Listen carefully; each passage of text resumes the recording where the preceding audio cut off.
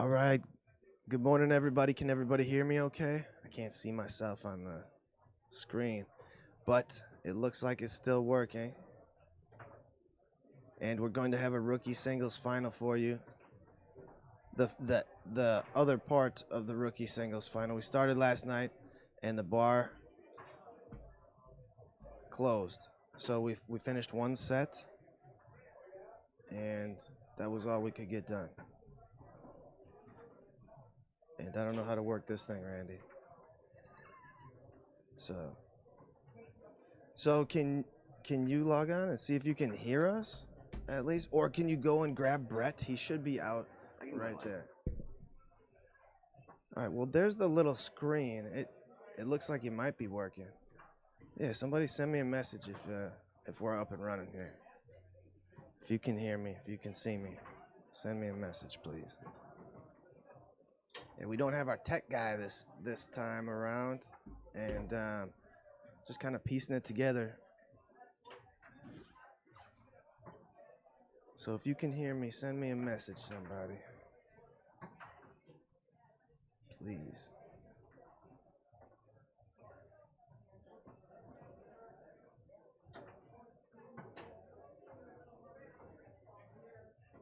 All right, we'll be back shortly with more. We'll be back with the end of the second set of the rookie singles final. I'm gonna go try and find Brett to see if he can fix his tech. I'll go find it. You going to find it? Yeah. All right, thanks, Randy. And you want him to see if he can see it? Yeah, there's a screen he needs to pop up here. Okay.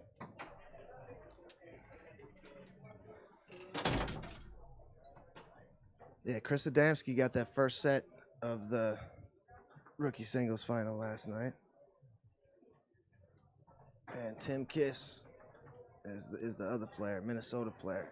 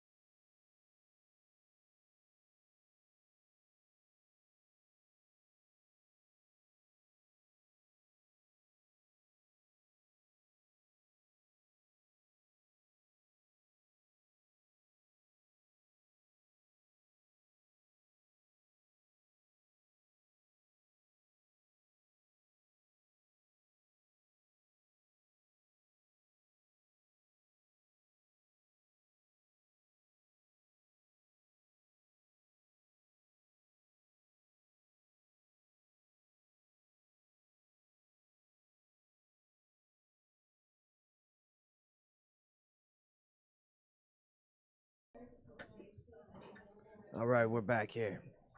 Got most of our technical things figured out.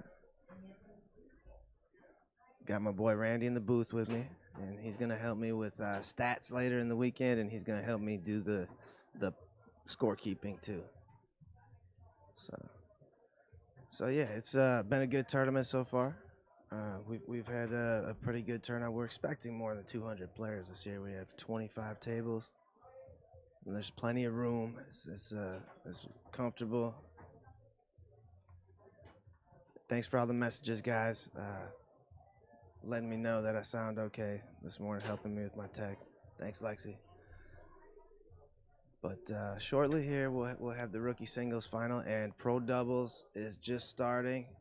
So the pros are showing up. This rookie singles event, we had 51 players in it.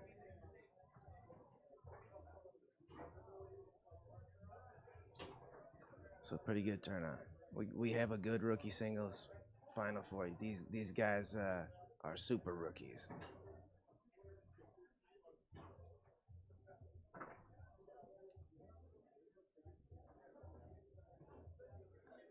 Yeah, last night was pretty late.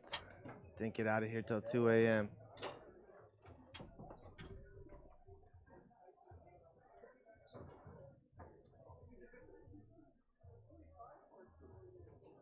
Tonight will be just as late. Every night will be like that probably until Sunday. I don't like the late night foosball. I would rather have it be during business hours, daylight hours, as much as possible. It shouldn't be a contest on who can stay up the latest. The last day, I understand if you have to finish things. But it'd be nice to have more reasonable hours. You know, you could start at 10 a.m. and maybe finish at midnight. I heard the Thunderdome was pretty sick like that. So it's all about how you schedule these things. So we're working on it here. We're gonna fine tune things, and that's an art of its own to try and put all the right events on the right days. We're just slowly learning and slowly figuring out what works best for everybody. But most importantly, when you come to Wisconsin, we want you comfortable. So we got plenty of seating, plenty of places to sit and eat. We're gonna try and make it so this tournament is in a warmer time of the year, because it's too cold this year.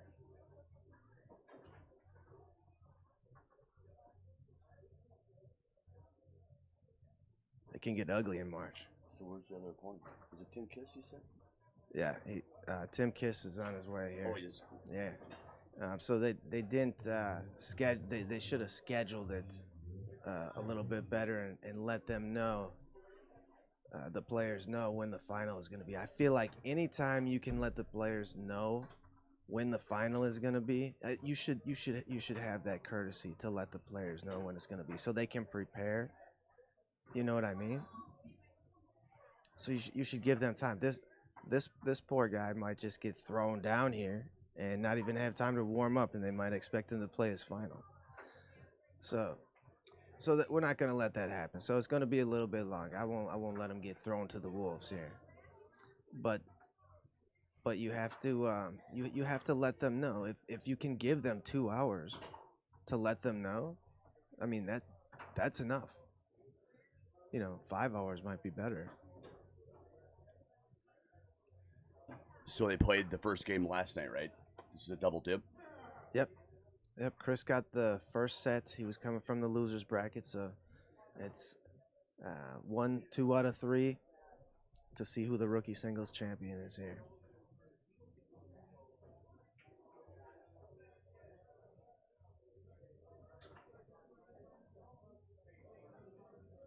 Did you watch? You covered that match right last night, right? Yeah. Yeah, pro doubles just got drawn up. I see 36 teams in pro doubles.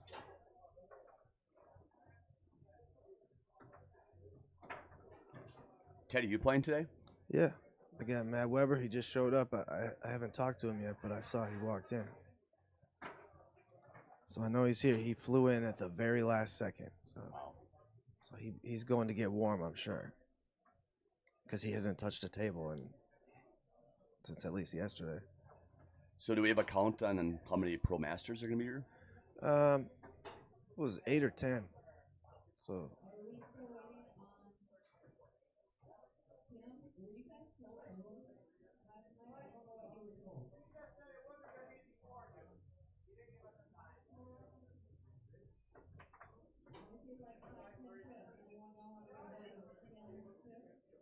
yeah, good turnout so far. It looks good.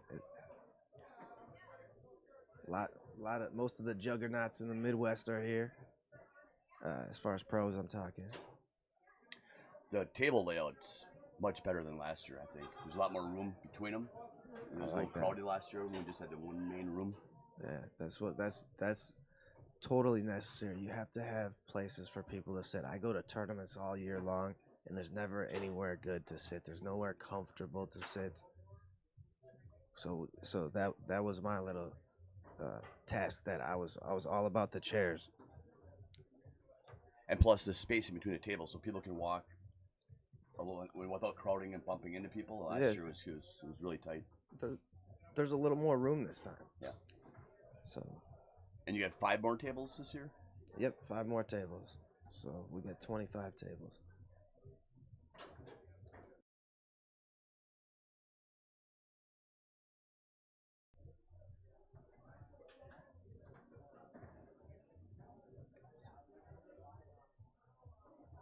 Yeah, the next event is pro singles, man.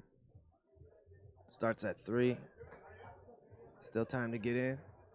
And then tonight at 5 p.m. we got the DYP. 9 p.m. open mixed.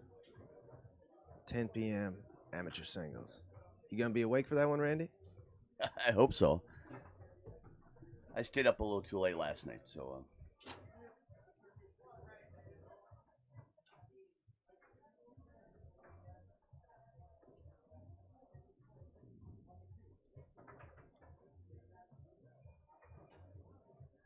So we're gonna try the stats today. Did you want me to? Yeah, whenever you have free time, we would love for you to channel your inner Clay Toomey. He's the stat guy on the pro tour. Stud, Clay Toomey.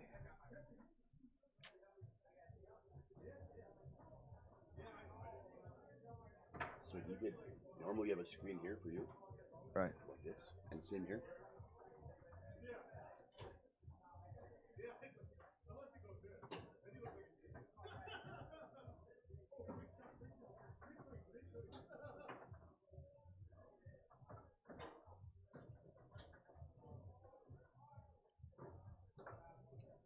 I guess if I could bring my lap.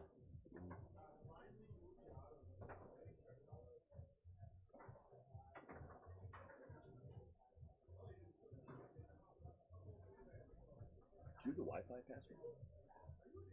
Mad skills. Wi-Fi password, mad skills. Capital M, capital S.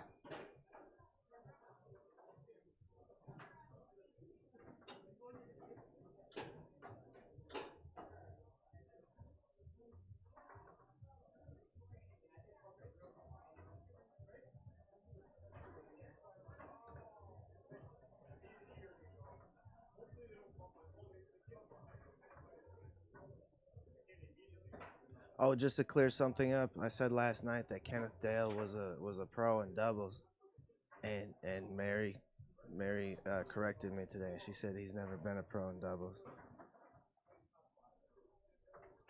I thought he was. My bad, Kenneth. Glad to have you in Wisconsin.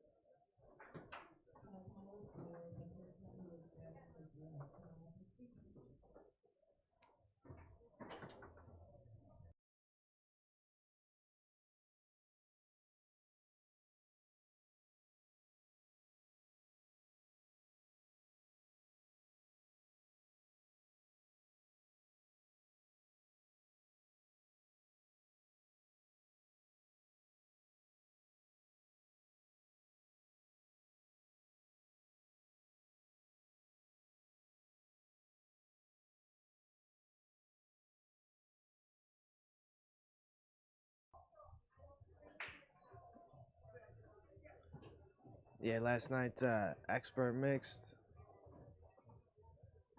Finished up. Jacob Belkos won his first event of the weekend. Him and Tanja O'Laughlin. They took down Eric Belkos and Maya Belkos. And then Amanda Krieger and Ben Groth took third. 13 teams in that event.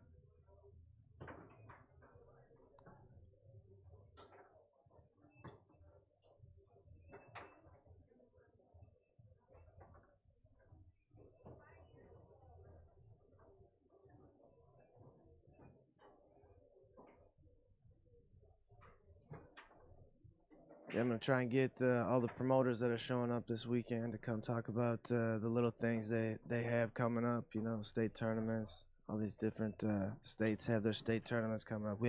We seemingly have more state tournaments than ever before. They're popping up left and right. So there's like a tournament every weekend, it seems now. I like that. That's awesome. A lot of grassroots movements. People just trying to figure out what works best and what people like best.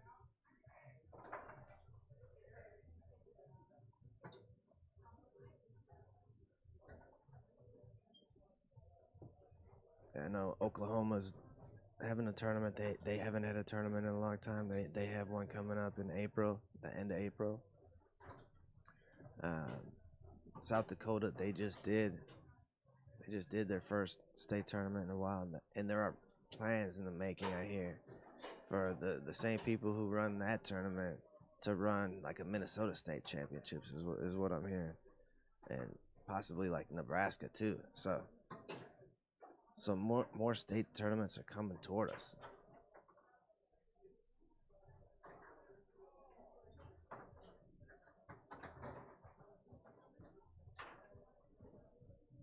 Battle in the Mountains coming up here, where Alan Reese has the nicest trophies in foosball. You could earn a Stanley Cup goalie war trophy. Oh, yeah. Is that the one you won last year? Right. The giant 4-foot. Yeah, it's those trophies are expensive too. I know how much trophies cost. It's like at least 100 to make a giant trophy like that. More than 100, I bet. Yeah, but that's a good one. Good tournament to go. Go check out. The hotel's really cool. Nice drive through the Smoky Mountains. That was probably the nicest drive I've taken to a foosball tournament. It kind of sucks driving to Denver until you get there. Then you get to see the mountains, but. What's your next event after Wisconsin State? North Carolina, the Battle in the Mountains. It's coming up in 2 weeks. Bringing the family? No, just Jay and I going. GTO? Yeah.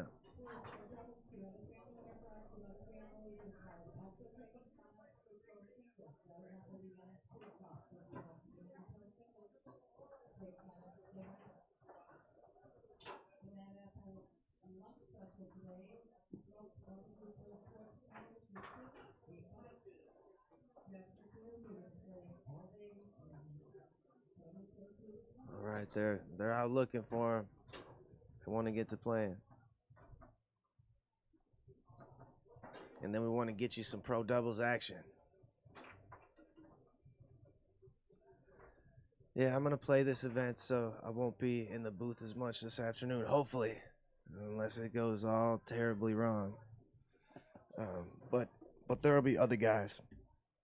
We have Stahl Jr. possibly. That'll be hopping in the booth. Maybe Greg Rushing. But we'll have some commentary for you for sure.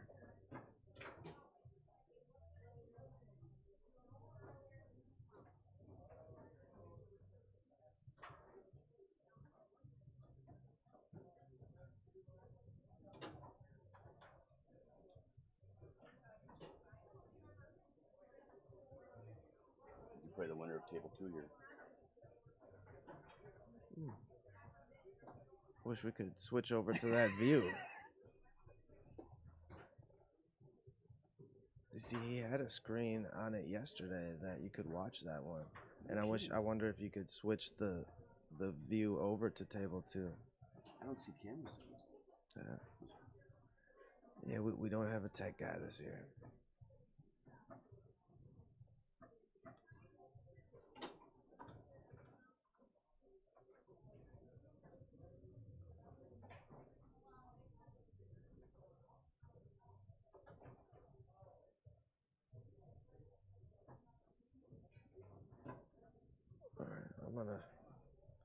go check and see if I can move things along. I'll be back soon.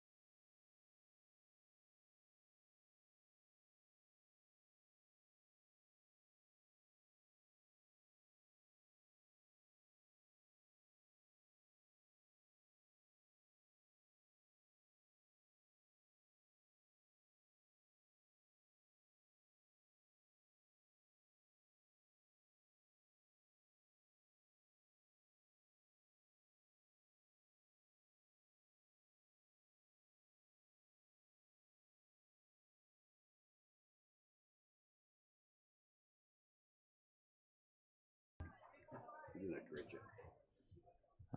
I love the view. It's so much easier than sitting in the stands.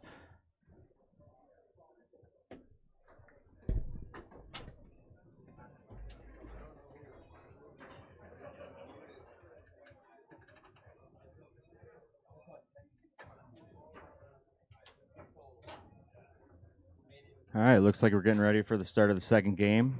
Rob and Greg won game one.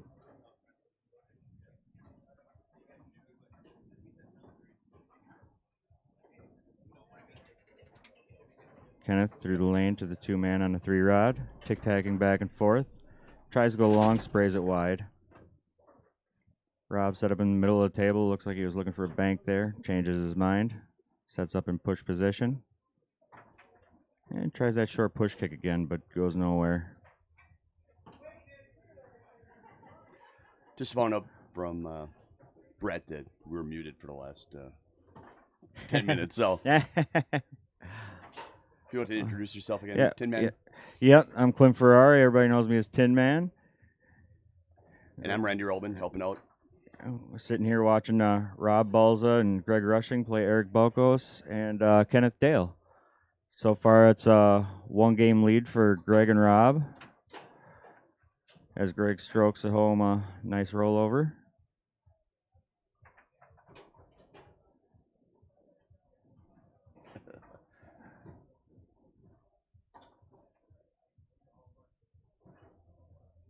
Greg taking his time on 5, goes through the lane nicely.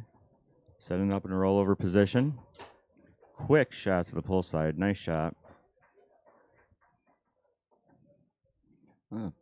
Nice pass through the lane. Goes for the quick long push kick and misses.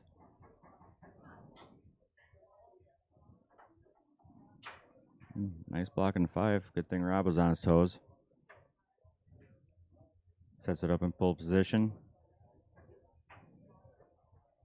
Tries to pass to the far wall. Gets it there. Greg tries for the straight. Blocked. Kind of setting up. Tic-tac. Goes back to that short side and scores. We're at 2-1. Greg down through the wall. Tries a quick front pin. Sprays it wide of the goal. You don't see that very often. No, not too much. Kenneth with the ball. Tries to go through the lane. Nicely along the wall. Setting it up a little different here. Is he going to go for a pull kick? Tries the short dink. Rob was ready for it. So they switched, right? You see it? Oh, sure. That is. I'm not sure when. Probably the start of this second game, I'm guessing. Greg with the ball. Strokes it home. 3-1 lead for Rob and Greg. Okay, switching back. Tries the lane pass. Misses to Rob too. Oh. Another beautiful wall pass. Greg just couldn't quite handle that one. But does steal it on the 5 and calls a timeout.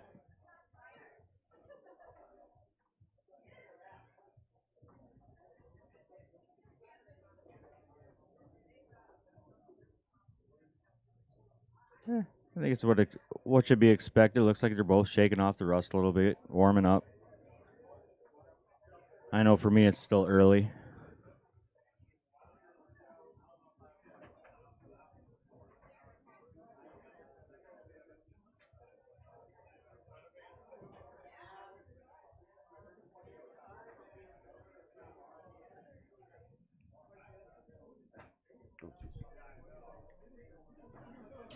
Greg tries a quick middle and gets blocked.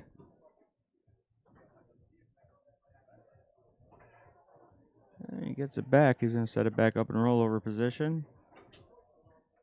And blocked again. Good defense. Sets it up in pull position. Gets blocked. Comes right back with a shot off. Gets blocked off the table, though.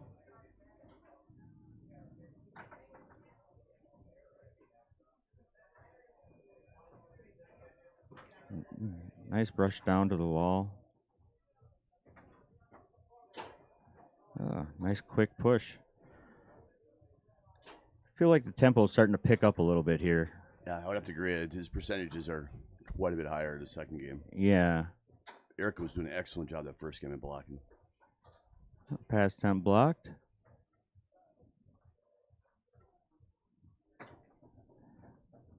Rob setting up on the near wall. Fakes once. Tries to go through the lane. I don't think it really went where he wanted it to there. I believe we got Eric here in the back now. Tries to push.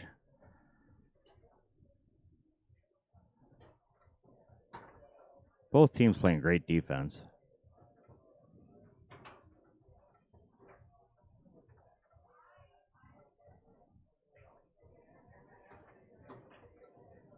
Rob with our pass attempt to the 5 of Kenneth, who squeezes it through. Tic-tacking back and forth. He looks for that long hole, and then Rob was ready for it.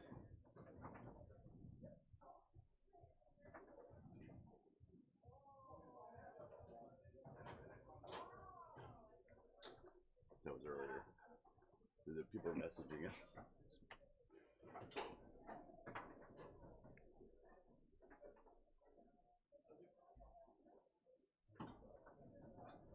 Shot down the middle blocked. Nice path by Kenneth through the lane. Nice long. No hesitation at all on that one. Just fired away. It was a beautiful shot. We got 4-2. Balls and rushing winning. Match point for balls and rushing.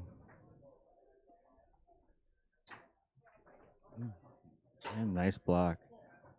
A lot of good blocks.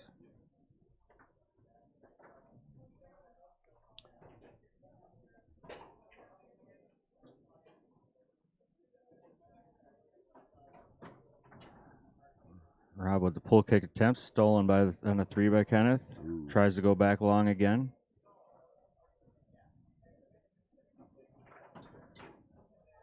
And back to the 3 rod of Kenneth. Let's see if he can get it this time. Nice block.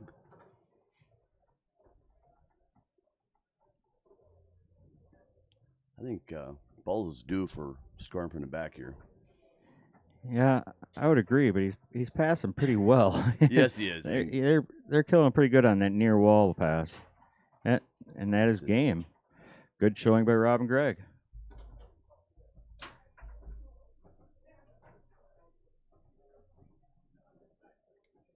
So this is 3 out of 5, correct?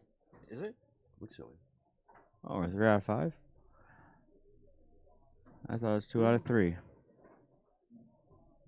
My first match, I only played 2 out of 3. So Okay, I think it's 2 out of 3. They're just they're removing the reps now. Okay. Because open doubles is 3 out of 5, right? Correct.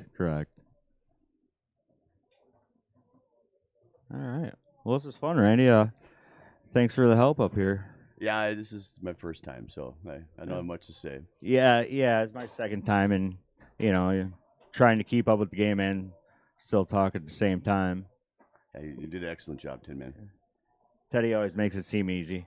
Yes, he's Tony Romo of foosball announcing, I believe. Yep. All right, I guess we're out.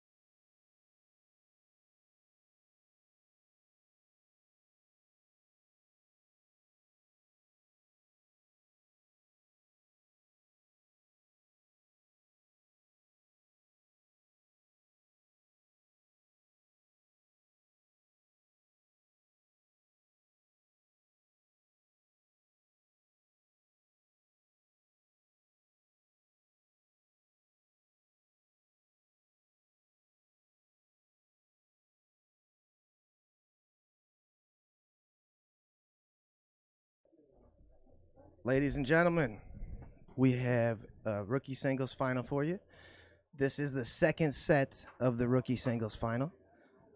And Chris Adamski was coming from the loser's bracket. He took the first set last night, and then the bar close was at 2 a.m. So we had to postpone the second set until today. On the other side of the table, we have Tim Kiss, and he's from Minnesota. So a border battle here for rookie singles. 1 2 out of 3 match to decide our champion. I have Greg in the booth here with me. And welcome, everybody. And we have Randy as our tech guy down here. And he's going to provide some stats. And he's going to keep score for us. So we are in game 1, coming to you from the Mad Apple, Appleton, Wisconsin. Wisconsin State Championships. Tim has it in pole position, being really patient. Yeah, he is like that. He's got a pretty good spray middle. Oh, from his 2-bar? Yeah. Zone breaker.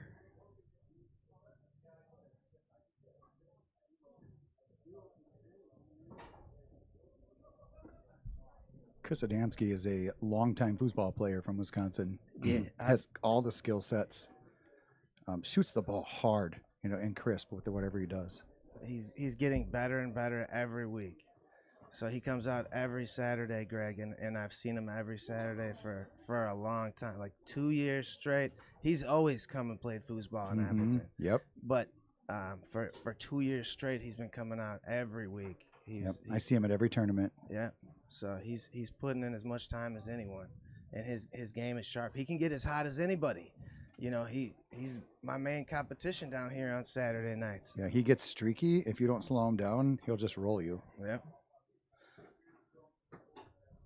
Ooh, kind of a pull kick shot from Tim there. He's up 2-0 in this first game of the second set. All right. Chris has a good 5-bar. Yeah, he passes along either wall. Tries to brush that one up, taken away by Tim. Tim looks really focused. He's got a great mustache. Yeah, he does. In the Army, nobody could take me seriously with a mustache. Right. And I couldn't take anyone seriously either. That's the battle I had with mustache. Yep. But his is awesome. Is that middle spray look open? Oh, he tried that pull kick again. Back to the well.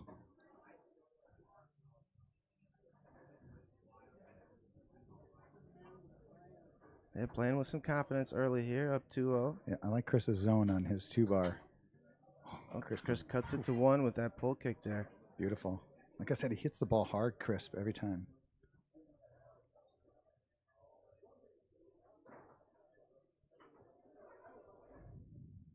Taken away along the wall by Chris.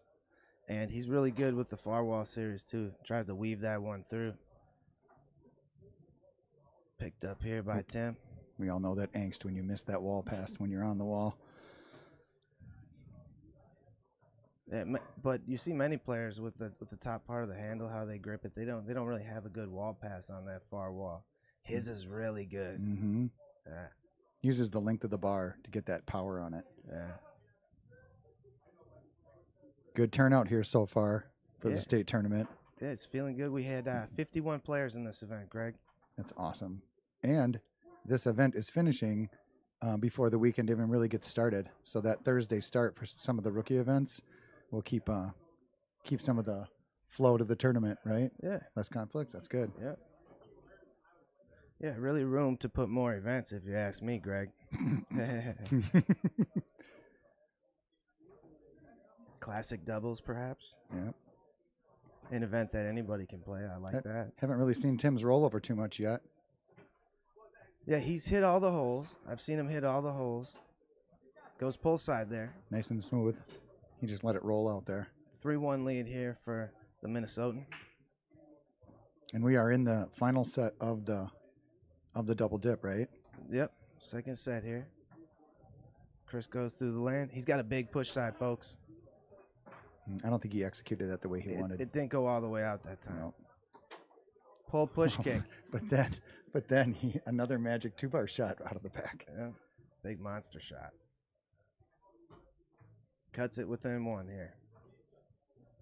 Tim taking his time on the 5. He knows it's important to get that 4th point. Really put the pressure on.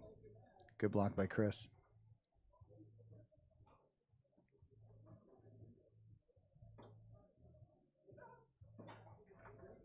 I feel like Tim's on Chris's timing. I think Chris just missed the wall pass, and he might have rushed the lane before. Mm-hmm. Yeah, you would know his game. You see it more than I do, but yeah. Maybe he could use some brushing to off balance, the hard power, some finesse, like a brush down to. Once people start following you in a straight line, then you hit them with some brushing, and make them defend you slower and longer. True. And that's how you become balanced. Ooh, filthy chip. Whew. That was a nice pass. With the well, he probably doesn't have as much pressure on him because he's up. Well, Chris just took that first set last night, and that was the first time that Tim had lost this weekend. So. Yep. So you never know how they're going to respond. Making adjustments still. They both are. Chris is shooting the ball well out of the back, but it looks like Tim's kind of controlling the 5 bar.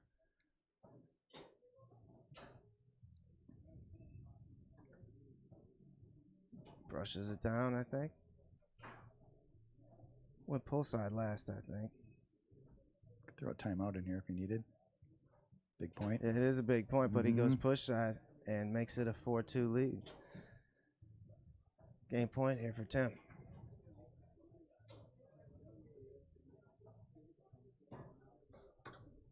Ooh, left hook. Yeah, Tempt. Chris, he's heavy on the left hooks.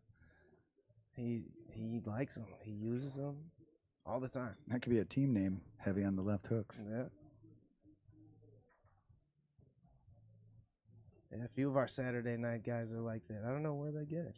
No, I've been shooting them since I was a kid. I've been shooting them on everybody. Right. Before I had any foosball skills, I learned left hooks. I learned all of them.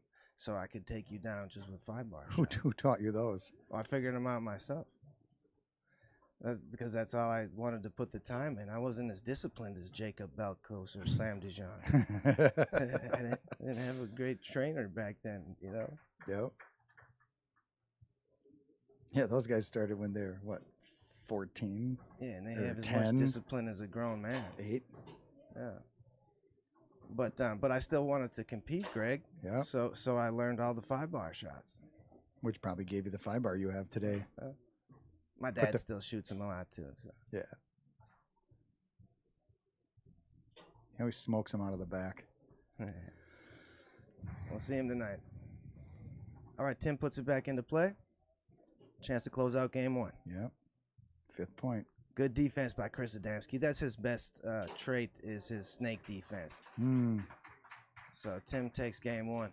Chris had a crowd cheering for him last night, Greg, but the crowd now is heavy on the Minnesota side. They have a 10-pack of players out here. Whoa. And there was a lot of cheering for Tim. Now they're going to switch sides.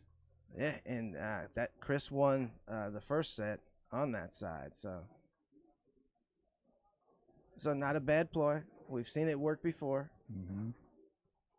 It's hard to get comfortable 2 games in a row. This is a very uncomfortable game. The handle is ridiculous, like the shape of it.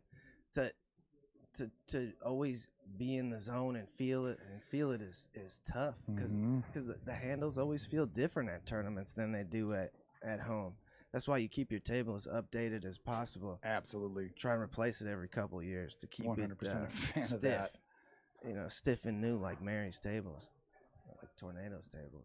Kevin Crozier, I was just talking to Kevin Crozier, and he's really putting a lot of work into his game, and he'll be out at tournaments coming soon. Awesome. He's getting polished up, but he had an old table, like an old brown-sided table, marble, and he finally sold it and got a new one. He finally listened to us, and he's like, oh, my God, I should have listened to you guys years ago. He's like, I wondered why my game at home didn't transfer to the bar, for leagues and stuff. And he's like, I'd always take a little time at the bar to get used to the newer table from my older. So you cannot do like slingshots and certain things on those older tables. Yeah, the off the wall up on the 5 bar, it just doesn't snap off that wall. It's not as reactive. The newer tables are fantastic.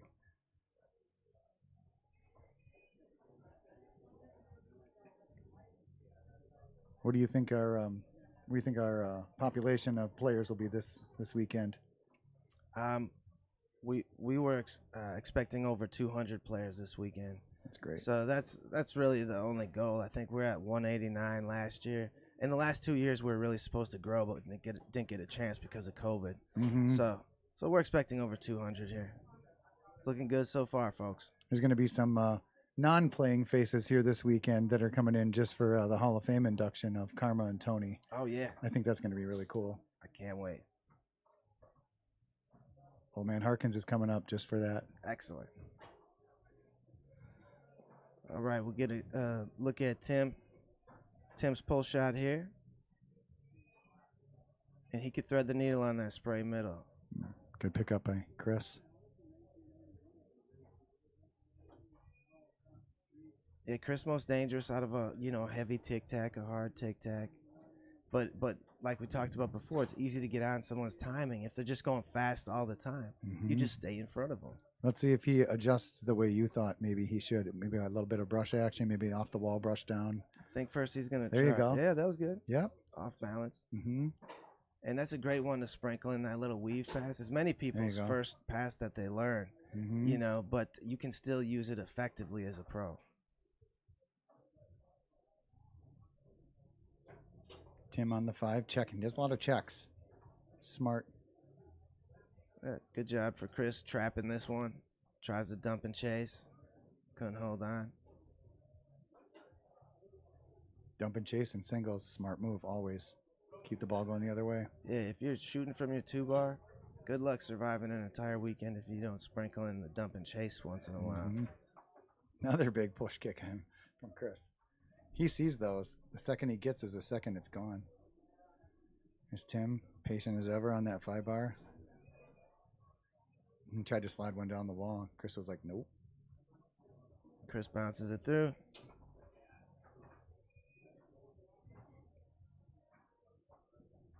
Taken away here by Tim.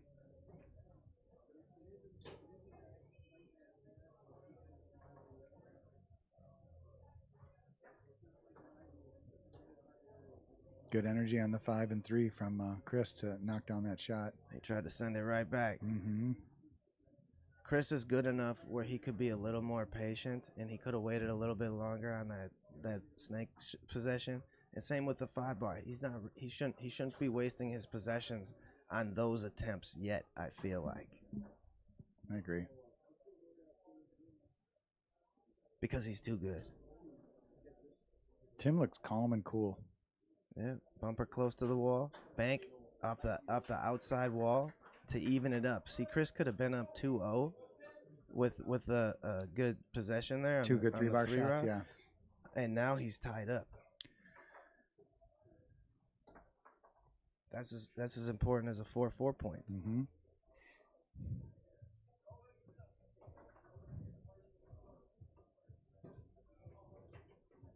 All right. Not sure if Tim tried to do that far wall, that outside bank.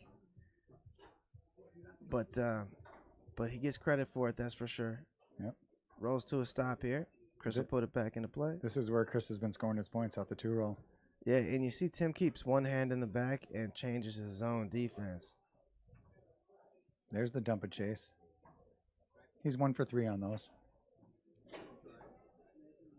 Chance to go up a point here.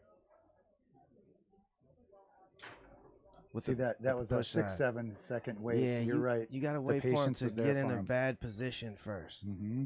You can't take a chance on what they might do. Ooh, Tim just missed with that a quick chip one. up. Just missed it.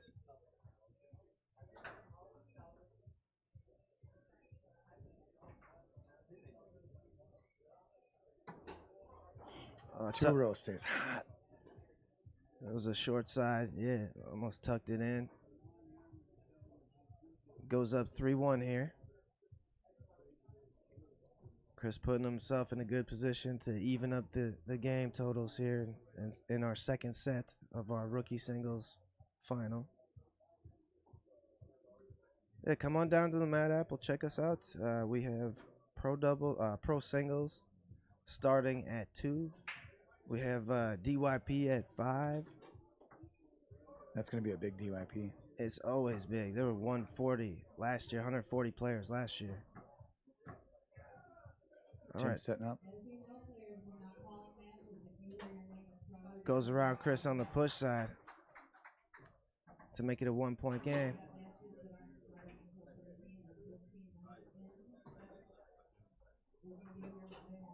Chris tries to go through the high lane and fortunately rags that in.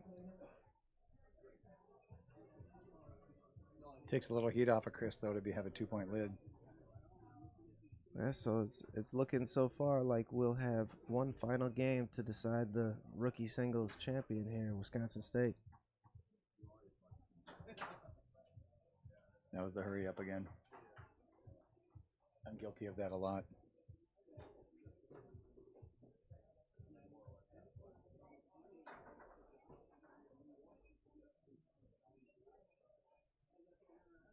Tim sets up a pull shot position. Ooh, a little nerves there. He's lucky to get it back. Yeah. Chris's zone looks tight. Yeah, it's pretty good. Oh, misexecuted a push out of the back. It's pretty close to my zone. I just moved the 2-bar a little bit over to the left. 1-point game here. This is game 2. Nice calm pass on the near side. Yep, he's got a good near side series. He's looking at a big push side here, or a short baby pull side. Ooh, game apiece. One more, buddy. All right, they're switching sides here again. So we have one final game. 5 points to decide our rookie singles champion. Yep. If you switch sides, you have to switch back on the next game. Yeah.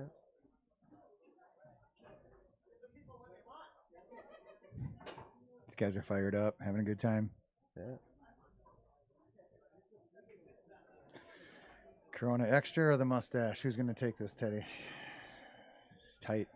Yeah, we have a good one.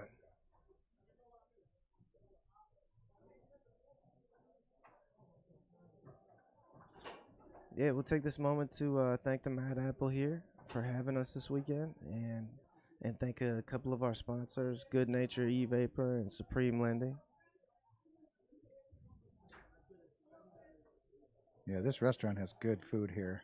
Yeah. Hotel's nice. There's a pool. You really don't even have to go outside because it's cold. Yeah, you don't want to go outside today. Next week looks better, though.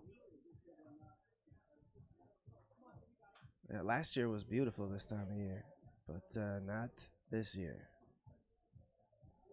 So here's the ultimate pressure. Finals match. You got all the skills. You made it all this way. It comes down to just one 5-point game. Yeah. Got to take a deep breath, calm yourself, shoot the butterflies out, and play foosball. And these guys really get to know each other after this, Greg, because this is the fourth time that the fourth match that they'll have played against each other. Oh, yeah. That seems like that's the way it is in tournaments, right? Yeah. The cream rises to the top, and you just keep running that same guy further up each bracket. Right. Three times. Yeah, and then you have to play these players in different events too. Mm-hmm. Yeah, facing people in singles and facing them in doubles, whole different dynamic. All right, it's very important to start fast in any game, but it's never more important than a final. You want that first point so bad. Yep. So you take everything you need, everything you've learned, and you put it into that first point. Consummate pro of Wisconsin, Jeff Kimberling, would say that every time. That first point is super important. Some people can't play with against the lead, you know. Can't play when they're down, you know. Some people have a hard time coming back. Mm-hmm.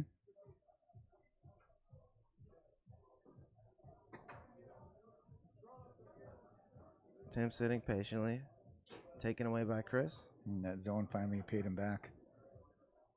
Yeah, now his zone looks a lot more like mine. He's giving a little more He went down the long. middle, huh? Did he go in the middle on that? Yeah. That was a good choice. Instead of trying to time that slam and push side. And that's a great time to take a middle too, Greg. Mhm. On the first possession, people are usually jumpy. They definitely don't want to give up a corner, right? Right. Yeah, so it's a great time to check for a middle. And then you might fluster that goalie for the rest of the match. Yep. You might break him down that way. Yeah, Tim on the 2-bar. He's been getting the ball kind of down the table, but nothing too scary out of the back with his 2-bar. Yeah, not yet. He scored a few before. Did he? Yeah, so we've seen him score some points before. Chris kept that one out. Almost rolled behind him, but he got a hand back there.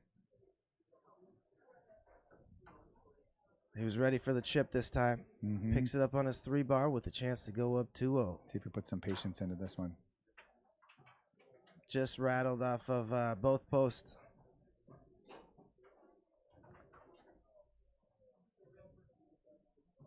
And he sends his opponent for a walk. Yeah. See you later. It's worse to have to chase it down after you miss it. Right. At least. All right, Tim puts it into play here. Maybe he's broken something down and he sees a spot, maybe a short tuck. Well, Chris hasn't seen him go to the long hole yet, I think, and that's what he's banking on, because he's giving him a juicy long. Yeah.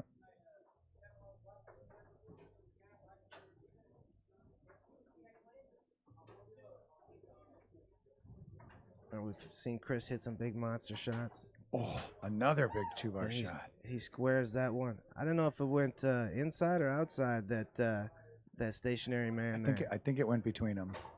Okay. I think it went right down the middle. Mm-hmm. Big dot. Good shot. All right, Tim's got to answer here. Yep, down 0-2. Not a bad time for a timeout to stop the bleeding. It seems to work more than it doesn't to take this timeout right now. Mm-hmm. You see Tom York do it all the time. That would be a Teddy Matt trait as well. Yep, we picked it up from him. Yep. Not a bad person to pick stuff up from.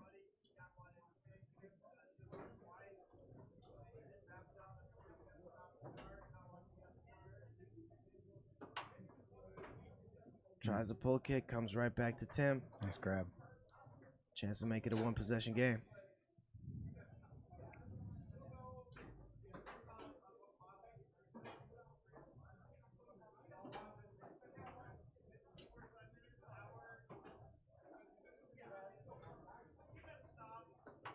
Oh, hit the corner. Yep, just missed it. Oh, nice pickup. All right, let's see if Tim's on his timing still. Oh, that was actually, I like that smooth wall pass. It was different looking than his other ones. Yeah, I guess you could call that a wall pass, couldn't you? Mm-hmm. All right, Chris fortunate with that one there. Takes a commanding 3-0 lead here in the pivotal third game of this second set. Fake the chip and then had the easy wall pass. Mm-hmm. Set that up. Tim Rocky. And hits a pull side to get on the board. 3-1.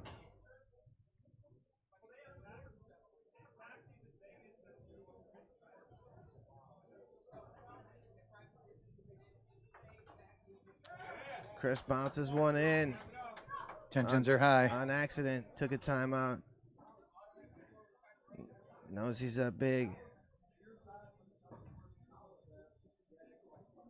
Just has to put one more in to be a rookie singles champion here today.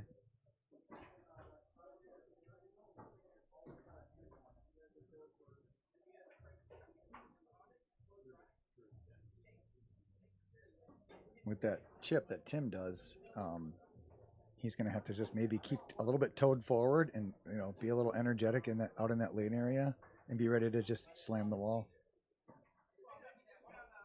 He's been doing a pretty good job on it, and now Tim is using what Chris knows against him and faking the chip and taking the easy wall. Maybe a timeout coming. Nope, he tried a quick one. Didn't want to burn it. A chance for Chris to close out the championship here. Wall check through the high lane. Look at that crispy pass. Setting up his snake. Looking at the push side, no doubt. No, he goes down the middle. Good block. Taken away by Tim. Good defense. Not a bad time for a middle, but maybe you want to put a rock on it first, a big rock, Mhm. go each way, and then go down the middle. Misexecutes it kind of into the corner. Chris gets another possession on his 2-bar, which has been on fire. Picked off by Tim, though.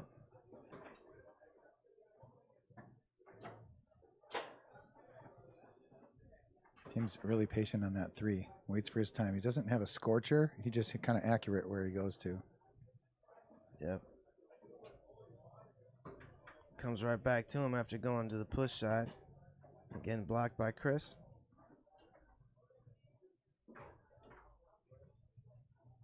Blocked and taken away by Chris. Good D.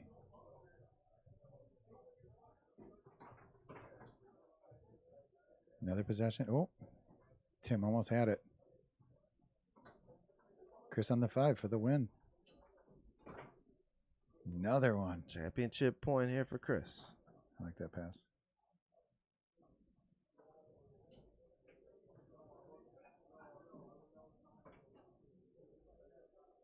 Good job. He'll use his second timeout.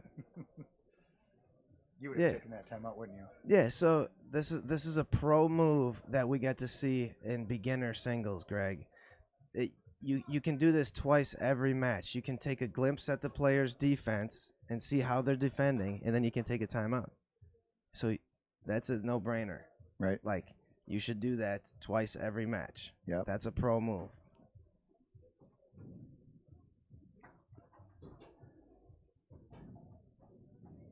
Here we go. Championship point again for Chris Adamski. He's got that big push side. He did it. Oh, Yeah. he did it. Good shot. Nice match. All right, Good match, guys. Chris Adamski is your Wisconsin State Rookie Singles Champion. And congrats to our runner-up, Tim Kiss. All right, thanks for listening, everybody. We'll be back with pro doubles shortly. Good job, Chris.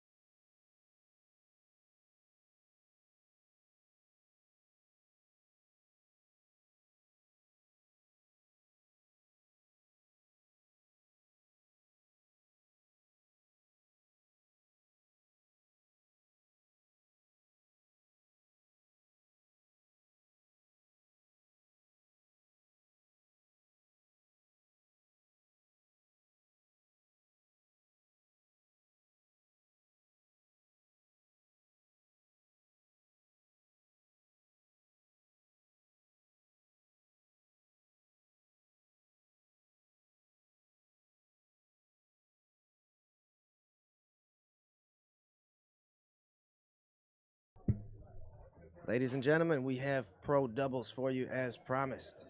We have Matt Weber in the booth too. How's it going, everybody? Going to be a great match here.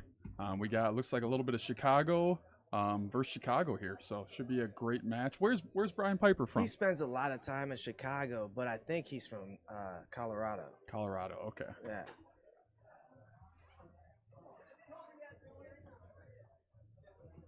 Yeah, Ellen pretty much mopped up in the expert division here last year, and she's putting in a lot of time, going to most of the stuff on tour. So she's everywhere at every tournament, getting better every time I see her. Yeah, her goalie game's really been improving. Really good snake D, good pull D, all around great defender. And Russell, we didn't have up here last year. Help.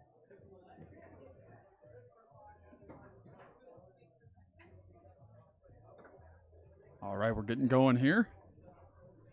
All right. 2 out of 3. Russell's going to start with the first possession.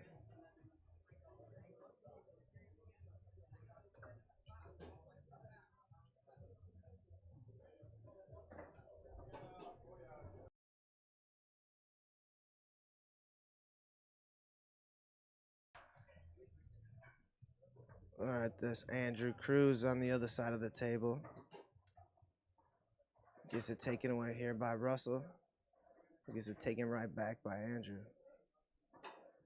Yeah, you'll see these guys playing each other every Saturday at McDermott's house. They have they have a ton of tables, like 8 tables, 7 tables, something like that. And that's the place to go in Illinois. They haven't been too conducive to running tournaments over the last 2 years in Illinois. But Piper has the ball here, and he's got a monster of a pull shot. Oh, nice pickup by Andrew there. Piper can hit a big long from back there. Andrew, I think I've only seen him shoot pull shots, and he starts out with a long against Ellen. Now, Andrew and Ellen won expert doubles here last year. Yeah, they took down Brett Noyen and I. They played pretty phenomenal last year. Yeah, they made good switches and stuff. Russell's a dual threat up here. He's got a good pull shot, just missed off the post there. And his snake shot's really good, so he can be really tough to stop, and he can get as hot as anyone. You know, he can get hot. And Ellen lost one into the goal there. 1-2 here in game 1. So what are you thinking of the setup so far, Matt? Oh, it's awesome here. You know, so much more space, so much more comfortable than in previous years. You know, we got both rooms this year, so everything's spread out, plenty of spectating room. It's a really awesome setup. I worked hard to get as many tables and chairs as I could just to make it comfy. Yeah, I love the bleachers too. Everybody loves the spot to sit down and kind of just relax.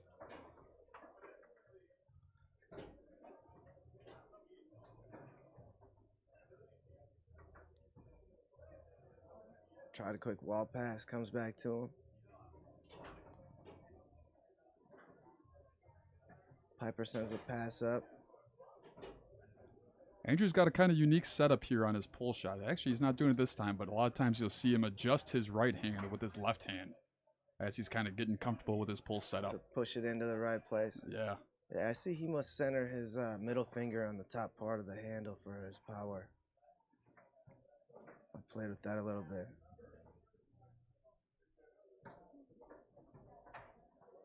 Andrew picks this one up. Chance to take a 4-1 lead here in game 1.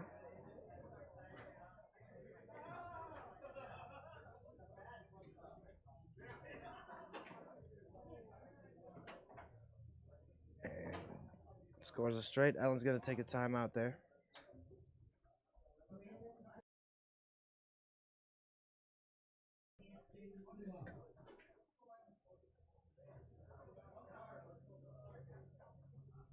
All right, we got 4-1 first game here.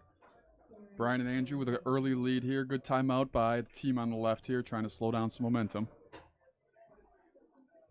Russell's one of those guys you just got to be careful for. You know, you really can never count him out. He can get red hot at any moment and just start firing at you. So let's see if Brian can kind of keep him out of the goal here. Yeah, it might not be a bad time for them to switch either, because you don't want to show off all the stuff you're going to use later in a position like this sometimes. Right, totally agree. And Ellen's no slouch up front either. Right, You know? and she switches like that, and she can score points quick too. You know, so I was looking for that there to see if they were going to do that, but Russell's a great option up front. He can score points quick too.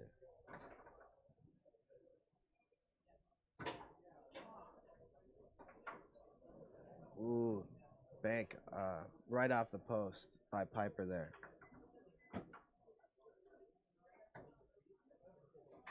Pull kick by Ellen, picked up by Piper. Looking at the banks.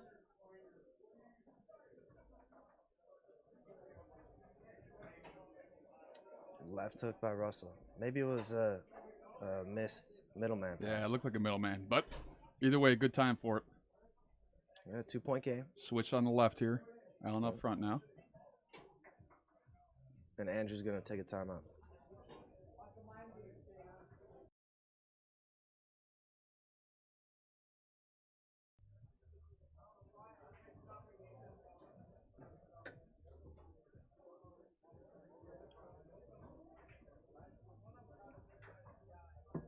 If you're in the Appleton area this weekend, make sure you come out and check out the Mad Apple. Got some phenomenal players here this weekend. Multiple top 10 in the world players coming out, so it's going to be a phenomenal weekend. Great food, great people, great drinks. Awesome place to be on a nice weekend here in Wisconsin. Yeah, come and see Karma Burfield and Tony Spritterman get put into the Hall of Fame Saturday. Yeah, that's going to be great. We're going to do that at 6 p.m. So we're going to stop everything for just a little bit and put our people in the Hall of Fame and get back to foosing. All right, Andrew Cruz puts the ball into play. Passing on Ellen. Tries to brush it down. Block comes back to him. And goes back down along the wall.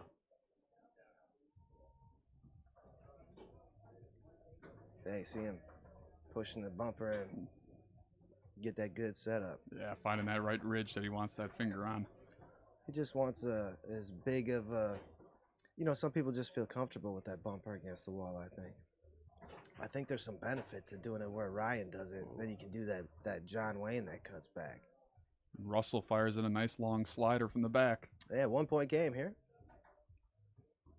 Ooh, nice smooth uphill brush by Andrew Cruz.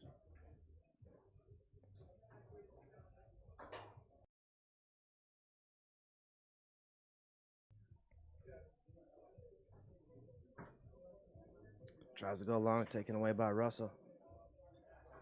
This is where Russell can be dangerous. Great 2-bar.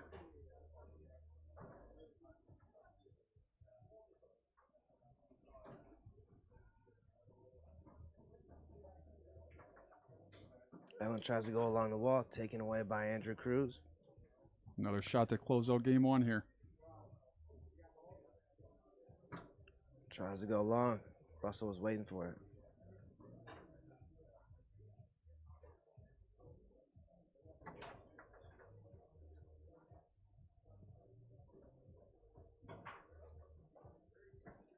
Piper's usually good for one back here. Yeah, he likes to stroke that dead bar long from that 2-rod. Oh, turned over here, though. And Andrew's going to use his second timeout, right, Matt? Yep. They are out for this game.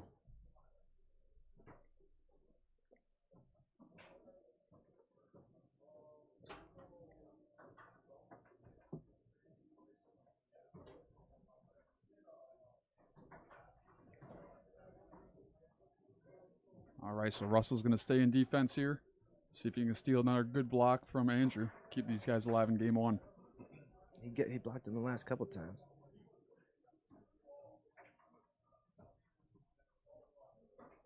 Waiting on that long.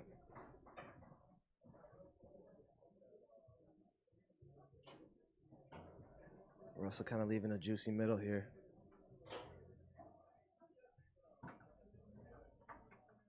Andrew tries to go 3-quarter, blocked, comes back to his 5 row.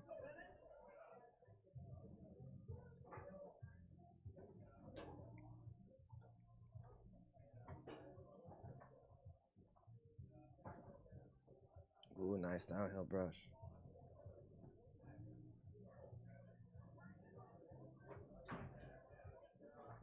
Tries to go down the middle, taken away by Russell.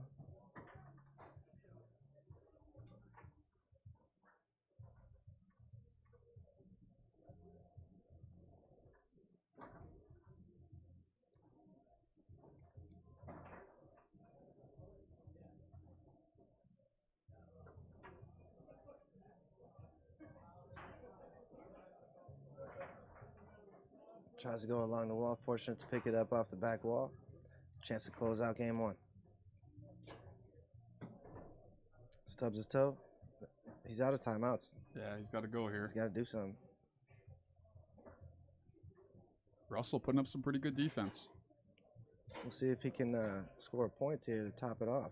I think Andrew just needs to vary up his timing a little bit on his 3-rod. You know, one thing I love about his game is he's so methodical and reads very hard. You know, sometimes you just got to take advantage of that goalie thinking you're going to take a while here and catch him off guard. Yeah, he just stubbed his toe and didn't have any timeouts that time. He had to do something. He was running short on time.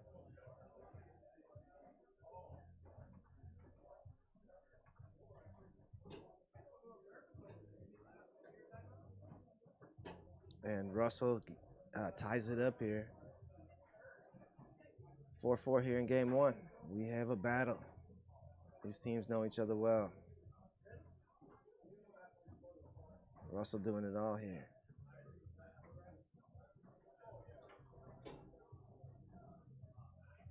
All right, chance to close out game one.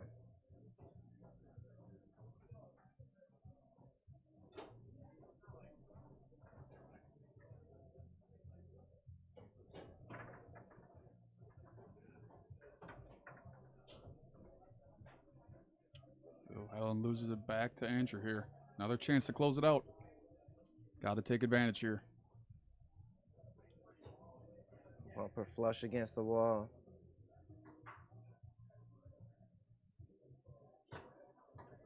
Tries to go middle, comes back to him. Russell's definitely baiting him with that middle.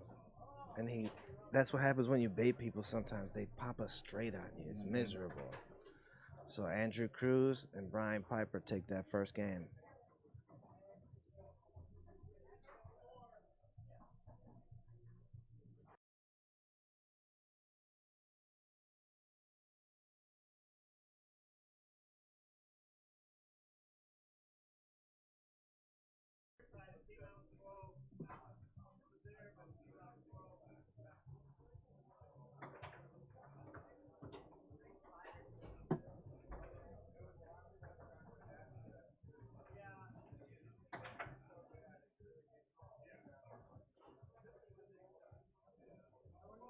Yeah, we have 36 teams in this event here.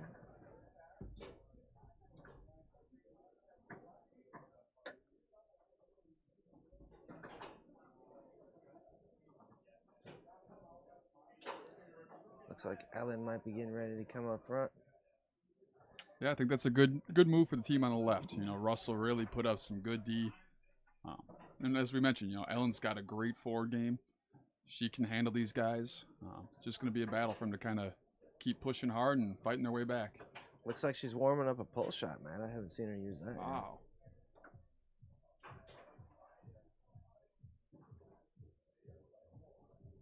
Are they switching sides now? Yeah, here they go. Or, oh, no, I think they're just changing switching the ramps. Yep.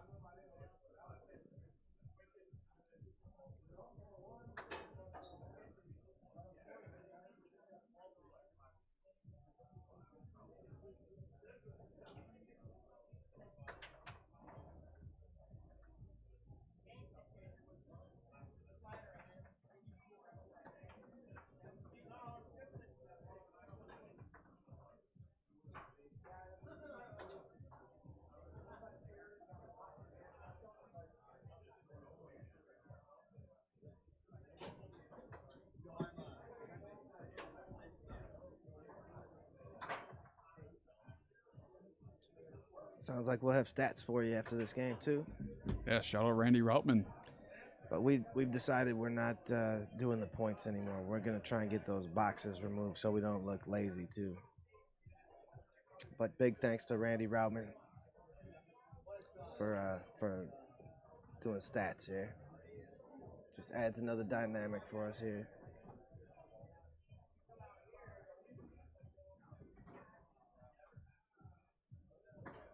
All right, they are ready to get game 2 underway.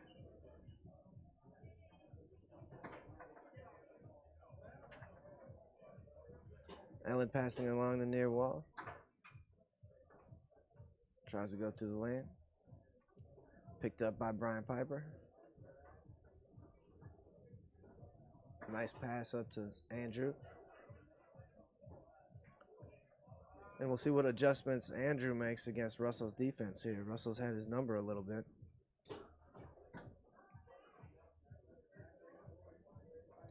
Blocked and taken away here. And Russell with a long spray. Yeah, it looked like a spray. Yeah, beautiful shot. He's got some power, that's for sure.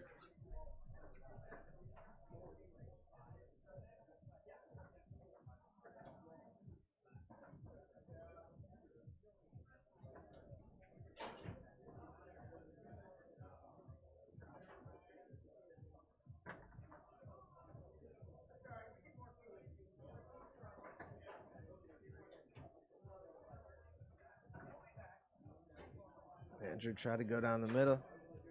Blocked by Russell to LS5. I'd like to see Andrew establish that long. You know, his last probably 6-7 shots, all middles and straights. Russell's kind of just camping out towards that 3/4 now. Yeah, you got to have ways to get there, whether it be a rolling pull or a pull kick. You know, you have to have different wrinkles to get yourself to that long hole. You can't look the same every time.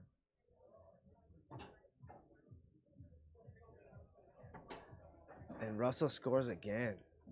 Well, they got to figure him out. He goes down the middle. Squares this one.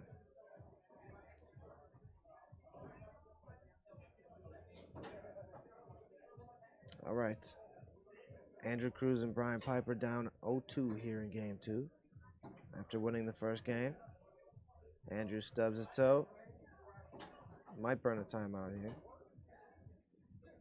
Kind of wasted a possession on that one. Maybe he just didn't get all of it, Matt. Yeah, it just looks like he's not super comfortable with that long. Seems to be pulling that ball backwards a little bit, getting a lot of that stub. Yeah, so he might be reaching for a better grip, and then the straight might be more difficult. And Russell is putting on a clinic. What a call to have Russell staying back for this match. Yeah. I was thinking he should stay up front. But now, that was the right call. Yeah. I was lucky enough to draw Russell for the Open DYP last year. Played goalie for me. The guy has an incredible 2-bar. He can get hot, and he just scores, 3-4 a game. I've lost to him in singles before. He's beat me with beer muscles. Oh, yeah. He was feeling good last year during the DYP, that's for sure. Nah, he's a very talented player. Very athletic. Can do a lot of things.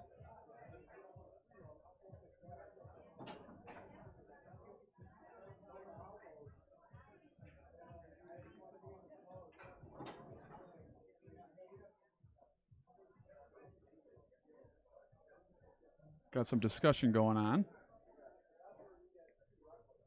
Do we have an official timeout there? Yeah, We did, okay. Ellen took it.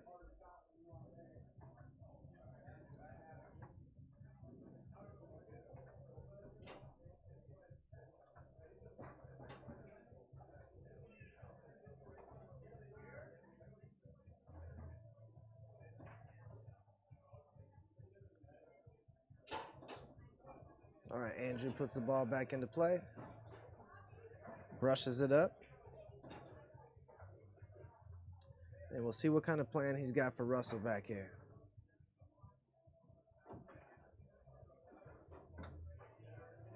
Tries to take it out to the long hole like Weber suggested. Block comes back to him.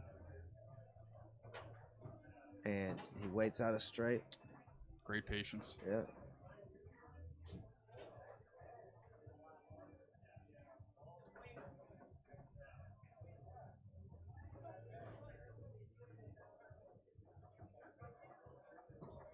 All right, Russell scored at least 4 back here. And Oh my make it goodness. What a showing from Russell from the 2. That's all 4, isn't it, Ted? Yeah. That's all 4 goals? Jeez Louise. 5. Turned over to Ellen Moon with a chance to close out game 2. And she's got a slinger, so you have to play her push shot a little differently, folks. You have to primarily play it in a reverse. And usually she's easy to pull the trigger on that slinger. She likes showing it off. But Piper gets credit for this one with a short push kick that angled through the zone and cuts it within 2 here.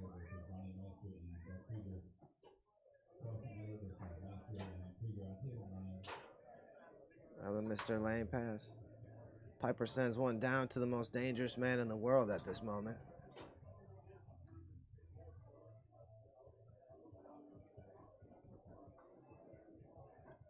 Yeah, as a team, Piper banks one off the inside wall. As a team, you have to have different contingency plans, zone ideas.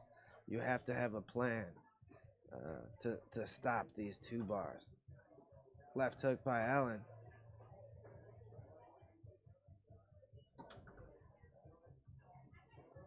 They're trying hard to close out this second game, but Piper and Andrew Cruz have they're giving him a difficult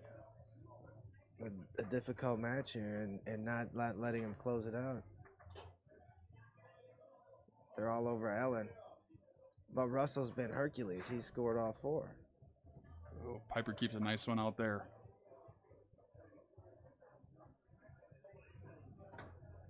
Bank off the inside wall last time for Brian Piper. And the middle was wide open at that moment. He peeked at it, aimed at it. Ellen takes this one away. Still game point for Ellen Moon. Blocked by Piper.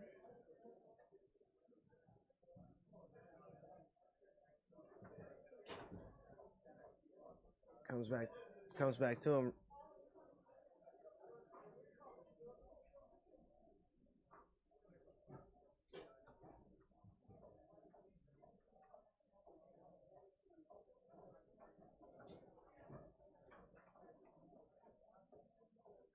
And back to Russell. And he'll finish it off himself, folks. That's 5. That's all 5 points. Unbelievable. Brian and Andrew got to come up with a plan here. Figure out a zone defense to slow Russell down. Oh, crap. Moving the table, you guys. All right, look out.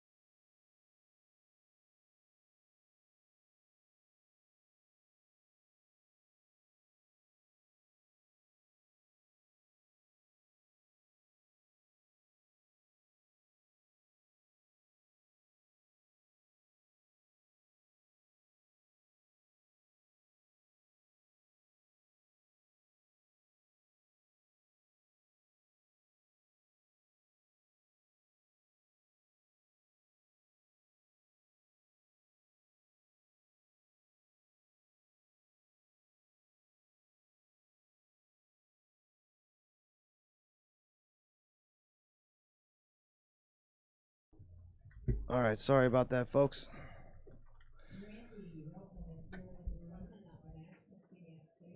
All right, game 3 underway.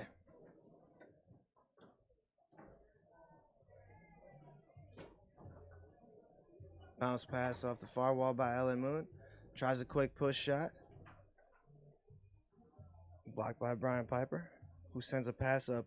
Andrew Cruz couldn't hold on. Back to Ellen's 3-row. And she likes to play fast. She can get a lot of points real fast that way if you don't know how to block her. Yeah, definitely. I feel like that slingshot's got to be coming soon here. Oh, she's coming with it. Yeah, believe me.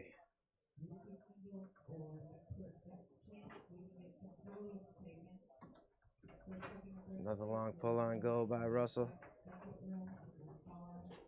And now as a forward on the other team, you don't even want this man to touch the ball. Right. Like, you're playing keep away. So you better play perfect foosball because you don't want him to get a possession anytime you miss.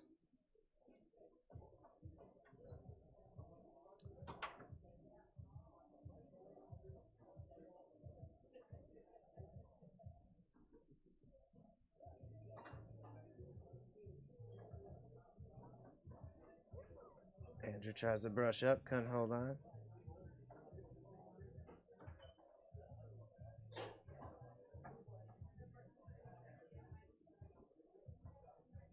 Piper, we've seen a couple of banks out of him so far. Andrew Cruz picks this one up. And Russell's been pretty good against his pull shot. He's doing a lot of what I do, kind of semi-racy and trying to get the jump on it. Yeah, he's got some quick hands back there. Yeah. But he's doing little baits too. But that's what happens when you bait sometimes. They pop us straight on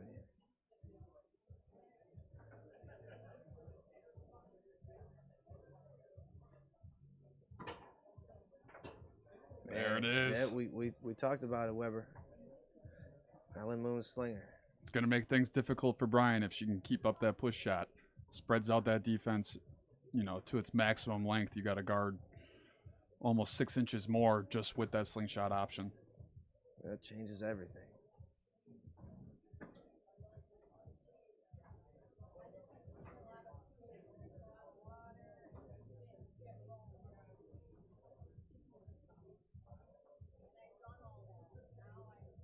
Can't believe he scored 5 points in one game. Incredible.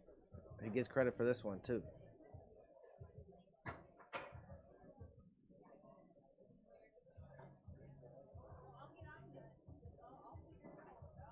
Uphill by Cruz.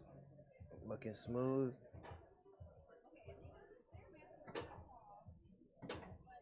And finally gets a middle to go on Russell. That might be the adjustment that he needed to make on Russell's defense. And now we have a switch on the left. Switch on both sides. Oh, yeah, switch on both sides.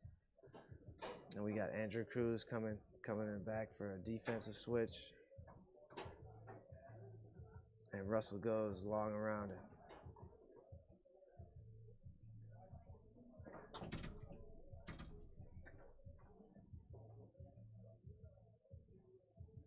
Picked up off the back wall by Andrew. Big point here. Yeah, chance to make it a 3-3 game.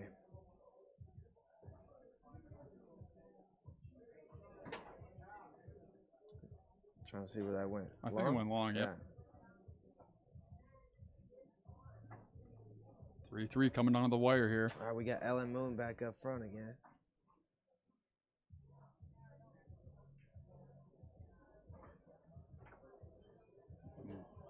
Goes for the slinger again. Yep, not a bad option. Just it's hard to be perfect all the time with that shot.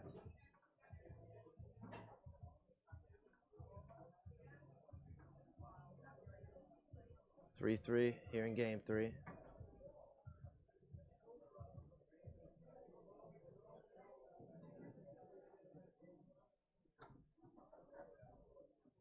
Oh, tough break there for Ellen. Squirts all the way back to Andrews 3 here. Chance to take the lead. And he does so with the straight. Match point for the team on the right. And Andrew Cruz takes the timeout. We'll see who's going to take this possession on the 5-bar now. Ellen or Russell? I would have to think Ellen. You know, Russell's been a dominating force back there. Although, you know, Andrew's starting to get on him a little bit. I could see him going either way. Yeah.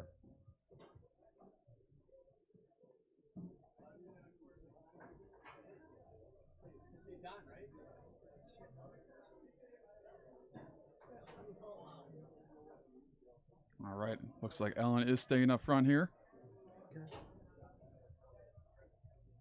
All right, passing along the far wall. Taken away by Andrew Cruz, who brushes it down. Shot to close it out. He's went straight the last couple of times. And tries it again here.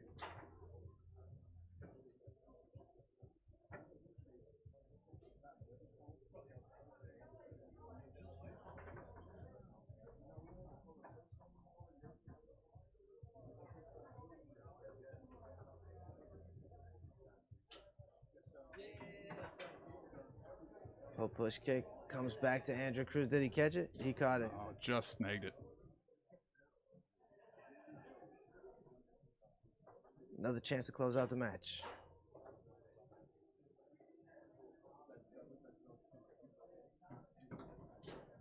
Tries to go long, taken away by Russell.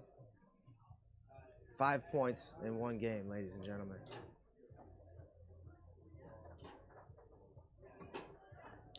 And he goes down the middle with that effort. Wow. Big dot. 4-4 game 3. Couldn't ask for anything better here, folks. If you're watching on YouTube, feel free to hit us up in the chat. Give you some shout outs. Piper's just shaking his head over here. Yeah, that's frustrating. You know, it's a frustrating feeling. Russell's just terrorizing their zone. All right, here we go. 4-4. Meat nut. Oh, try to brush it down, but Ellen's seen enough of it now. And Brian Piper closes it out with a long pull. Good time for Brian to show up there. Wow. Awesome battle. Shout out to Russell Ochana, MVP performance from the goal there. One of the best shooting 2-bar exhibitions we've seen in quite some time. All right, let's see what we have here for stats. Oh, maybe they're not ready yet. All right, we'll be back with more shortly, folks.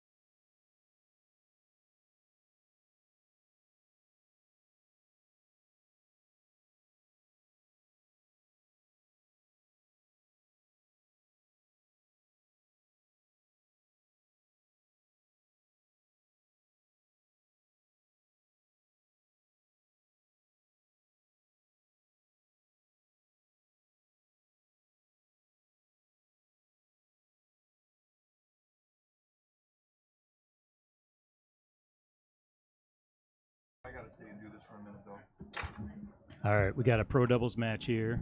This is Rob Balls and Greg Rushing commentating. And Zach Hofer got the ball, dropped the pass. So Zach Hofer, I believe he's from South Dakota. Right, and then Jason Binder, I believe, is from Iowa on that right side of the table.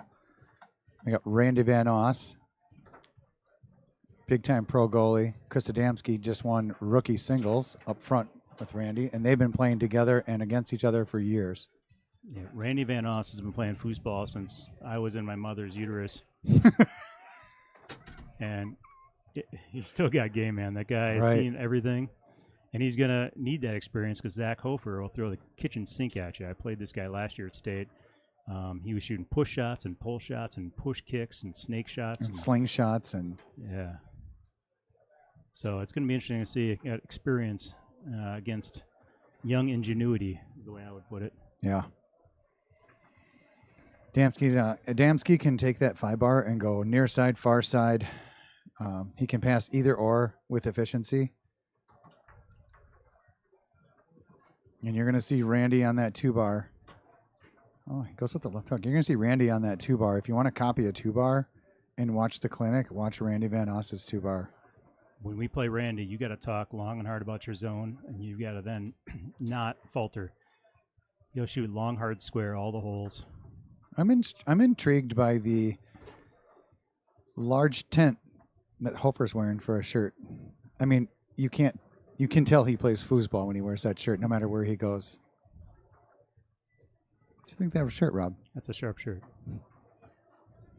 Got foosball from every angle on that shirt. And you could probably fit a whole nother person in there with him. I was scouting before the match. I believe that's a cherry sucker that he's sucking on. Now, as long as we know the flavor. Keeps the nerves calm. Yep. Fresh breath for Binder then. He's whispering in his ear. Early time out here at 1-1.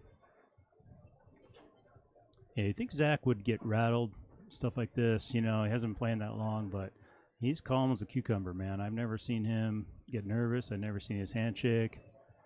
I don't know if he's involved in other sports or what, but you know, he keeps his cool. Yeah, he's a good competitor. He's a tough competitor. Doesn't let you see him sweat.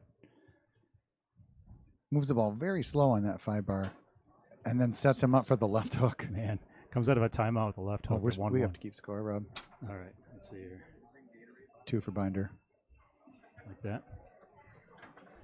We have a Bluetooth scorekeeper for it to show up on your monitor.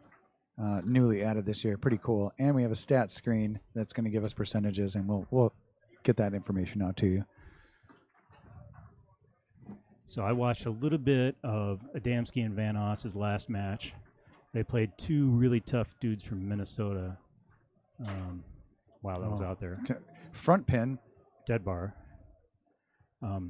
Yeah, so they played Tristan, who's a Winchester. Great player, yeah, and Winchester. I haven't seen Winchester ever play goalie before, but he's playing goalie for Tristan this weekend. Both really good players, so that was a big win for them. Nice defense by Van Oss on that.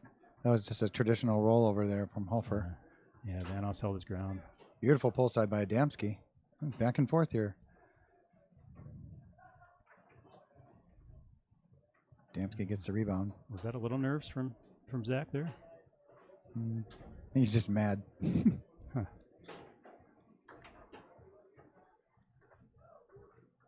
Tied at 3-3. Hofer, see if he brings another left hook back in. No.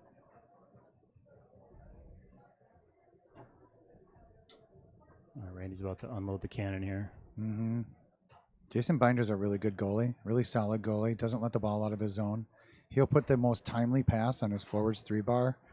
And then the second that you think he's going to pass again, here comes a great shot out of the back. Good D by Zach. Yep. Zach he made a recovery after he was a little mad about that one mishap. Loose ball. That's the risk you take, dropping bombs from the back like Randy does. Every once in a while, that forward can catch it with his middle guy in his 3 or his 5-bar. Monty Meister's in the house. Yeah. Renee's here. Kuchera, Britt's we got here. Britt Litsky, Dave DMFT from Milwaukee. We got Shannon and Fat Rod back in the house. Fat Rod. I haven't watching the seen match. Fat Rod in a long time. Got some good players here this weekend. Everybody shoot on up here. Going to have close to 200. Mr. Krieger thinks we're going to have a 200-person turnout this year, which is fantastic. And the draw tonight at 5 p.m. It's going to be a fun draw. Heard Spreedemans are on the way. Hall of Fame induction. I believe it's tomorrow for Karma Burfield and Tony Spredeman. We got Hall of Famer Don Shalfo warming up on table 10. Mm-hmm. So We got a 4-4 game on game 1 here. yeah, it's gonna be a good match. We got a bunch of players from Michigan here this weekend. Mike Stahl, Mike Borowski, and there's a few others. At least I heard Ron Olson's on his way. James Hart. We played James Hart this morning. He's from Michigan. Yep. I see Frank Gronkowski. I see Jamie Kuntz. Yeah, a lot of good players. It's going to be a great tournament. We got world champion Stacey Fowler here from the World Championships. She represents USA all the time.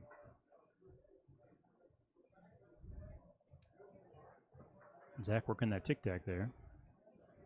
Gets it back. Oh. Tried a quick wall pass, got lucky and got it back off the wall. Let's see what he does in this pull shot here.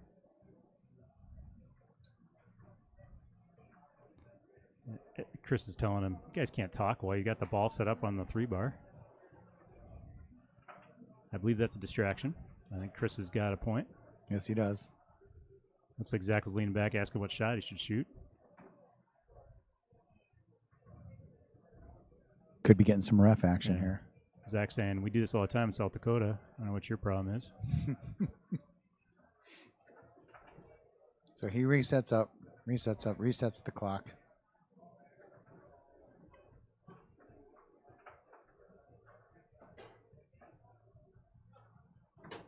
Wow, that was out there.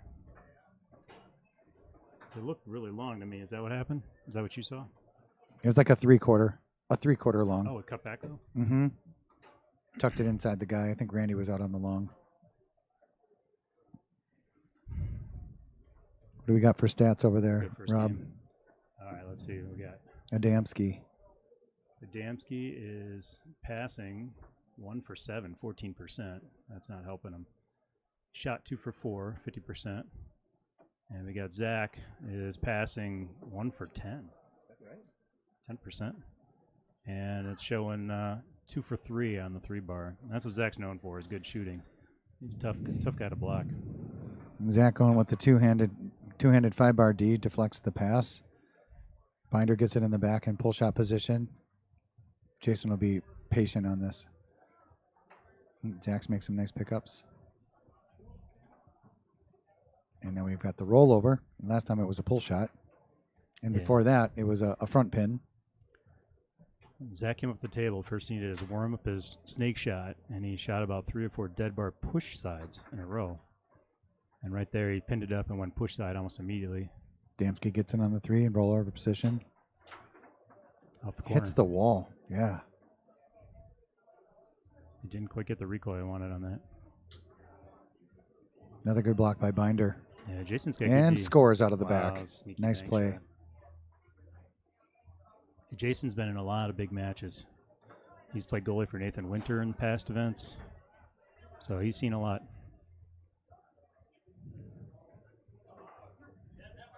What happened there? I blinked. Timeout. The slop? Yeah.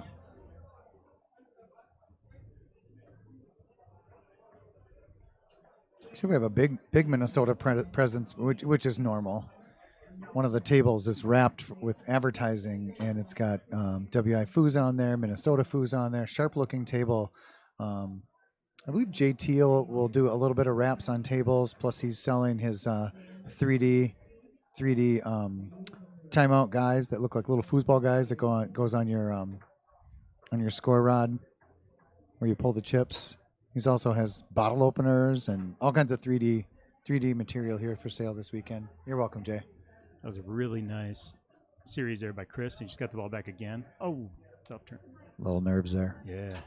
And a beautiful pull He side. just ripped a push side the ball before. Chris is he's looking good this weekend. Think a left hook's coming, Rob?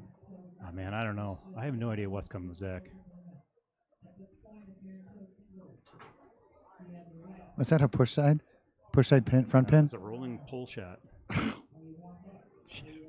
got. He has all the tools. He has the whole toolbox. He reminds me of Justin Shaw. He's a goalie's nightmare. Mm-hmm. Never know what's coming. We play the winner of this, Greg, so he's going to be my nightmare in a few minutes, unless Chris and Randy turn this around here.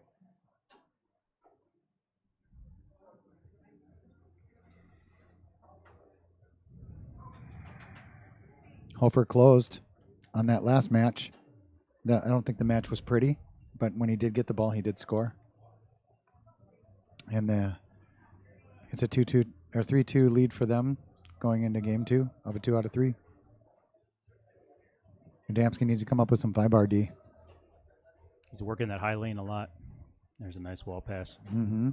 It blends perfect with that high lane. Same tic-tac, same speed.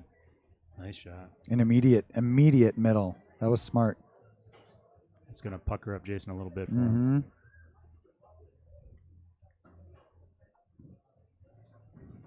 No more sucker. It's like Todd LaFredo taking off his jacket. Right. Zach spits out a sucker, and he's getting serious.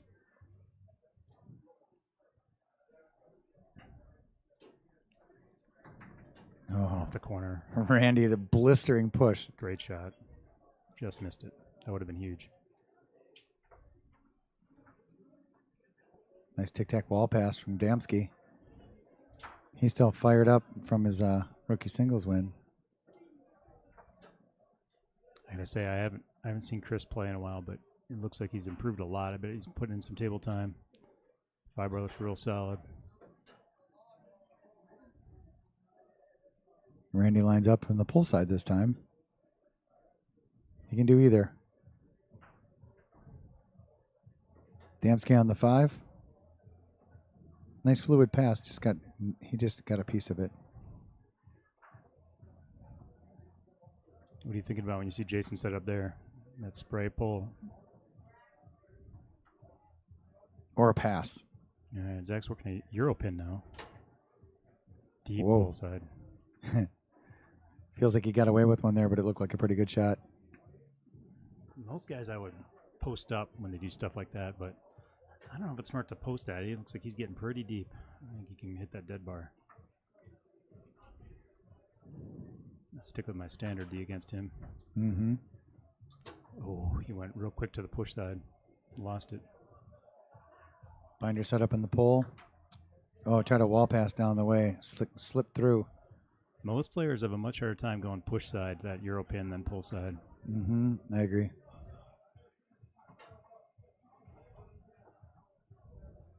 Damski on the 5. It's a big pass here. Back toe. Needs this ball. Really taking his time. That's good, though. Beautiful. That was a great series to get that ball Very on his patient. 3. Yep. He needs this. He might want to try a timeout here. Or Great rip a push shot. side. It's huge. 4-4 again. First game was 4-4-2, right? Mm-hmm. Yep. Hofer finished it off with a tuck pull shot. See what Adamski does here on defense. Yeah. Can be he's gonna see 5-bar some D is important energy. here.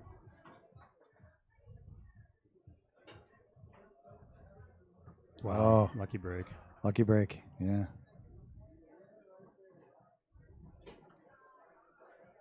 Pull shot position. Put the match away. I think John Wayne's coming. It's hard to sit on that. Smart timeout. It's hard to stay home when the John Wayne comes on 4-4. Mm-hmm. But it's also a risky move. It's kind of a guess, but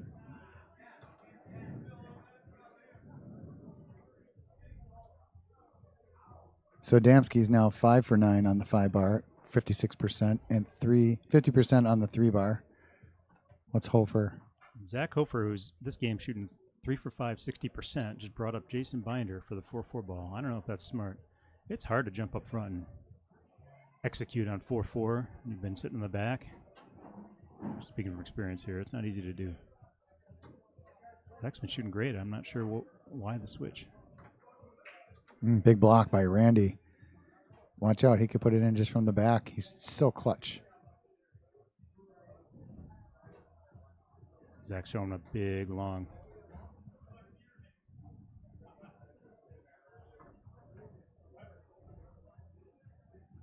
Binder gets it on the 5. Nice grab. I don't see Jason up in the front too often. Yeah, this isn't making any sense. Nice, to me. nice brush up. That worked out. I don't know if Zach just lost a little confidence or what happened there. That's rare. Another block by Randy. To Chris. Chris is very happy about that. It's a good time for one of those monster push shots now from Randy.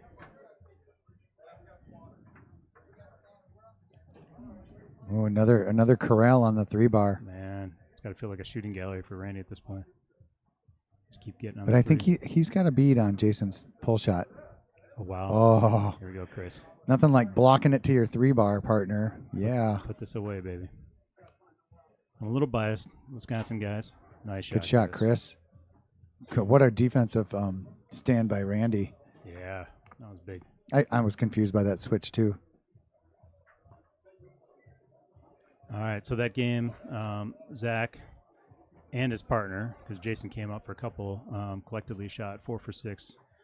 It looks like that's 67%. Looks like that's just Zach. I don't think they updated it for Jason's couple shots. I think Jason was 0 for 2. 0 for 3. Randy made 3 blocks on him, and the third block went all the way to the 3-bar, and Damsky put it away. That's right.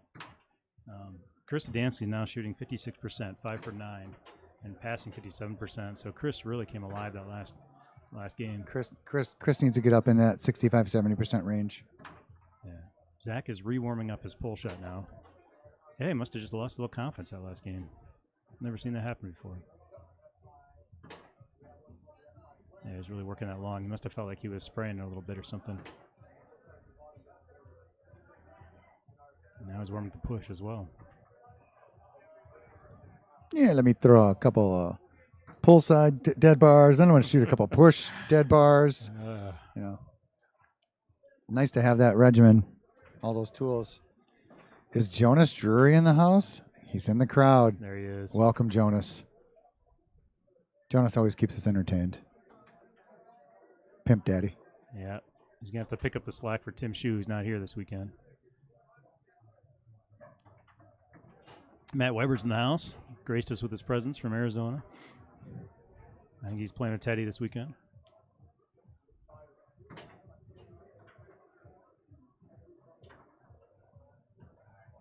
Shout out to all the Milwaukee boys back home. Jimmy B. Eric Weishar will be here. Tim Farine will be here. Yep. James Marshke is making an appearance.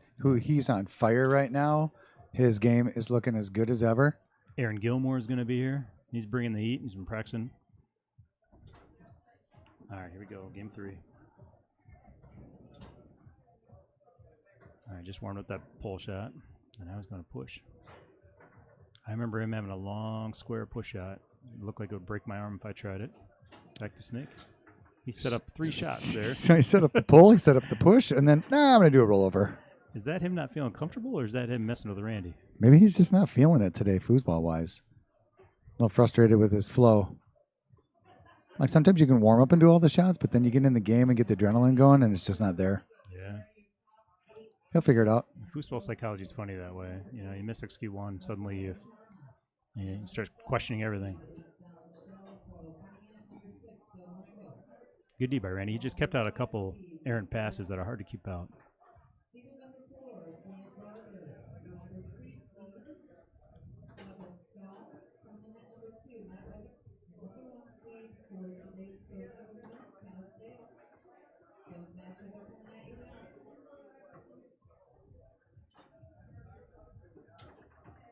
Loves that push shot. That was a good spacing on Randy's part. Great D. Randy, it looks like he's giving you kind of a random blur defense, but those guys have great spacing all the way through that. You know, he never pushes out too far and minimizes the amount of crossing over. He's always in position. And a back pin now. All right, I'm trying to think what shot he hasn't shot now. Hasn't shot a slingshot yet. Okay, all right. So we know what's coming later. Tazo the Greek is here this weekend. Speaking of back pins. There it is. Oh, Randy. there's Randy. Classic. He went out to that line and squared it perfect right down. Nice long. Tucked that in beautifully.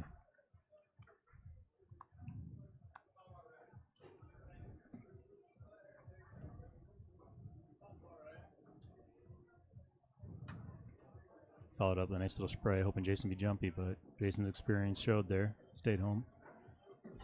Jason sets up in pull shot position.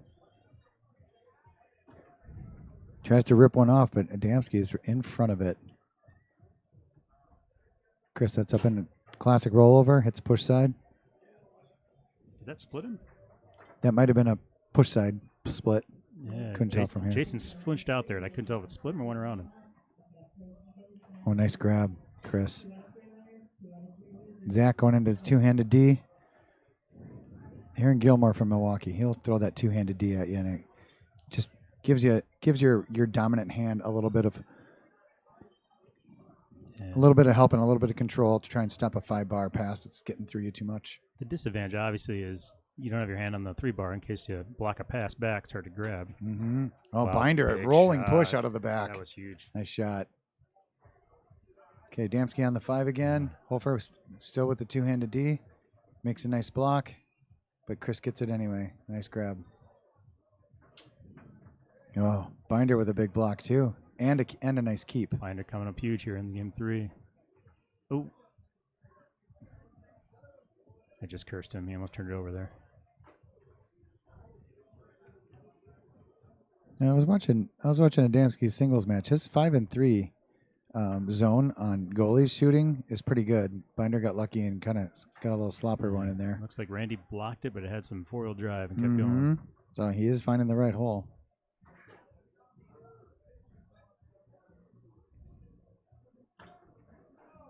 Oh, wow. Right back in Binder's goal. Yep. So he tried to bank, and it went off of Chris's 5. Back into the goal, banked on the other side. Live by the bank, die by the bank. Beautiful brush down by Hofer. We got a pull shot, maybe. But it's probably a pull push kick. Randy's showing him that split. He's spreading those guys out a lot. Zach sees that. Yep, he took it. Shot, Zach. Good job by Zach.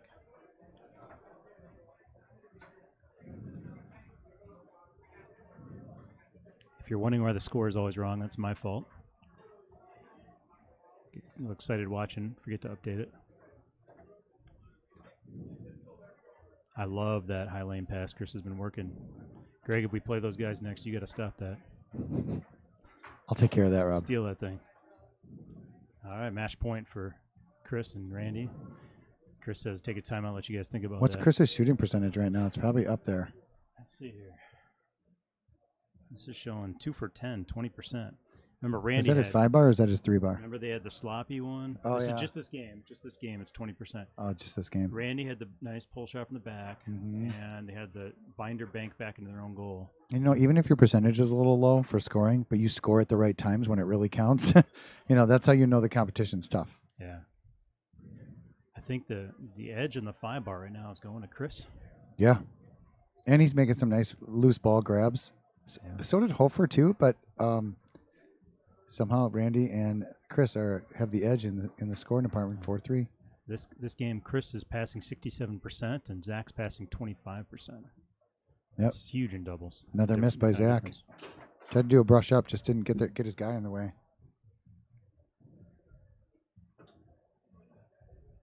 Randy's going back to that hole he hit earlier. Zach's giving a very slow, deliberate D. His Zach's Showing 3-bar is some just sitting there. Nice. Randy big scored it shot and by finished Randy. it off. Mr. Clutch. It took him to game 3 to get the old bones working, but once he did, man, he came Yeah, huge, 2 big ones in the third game. Always clutch. It was a big win All right. for them. Thank you, everybody. Come see us at the Mad Apple.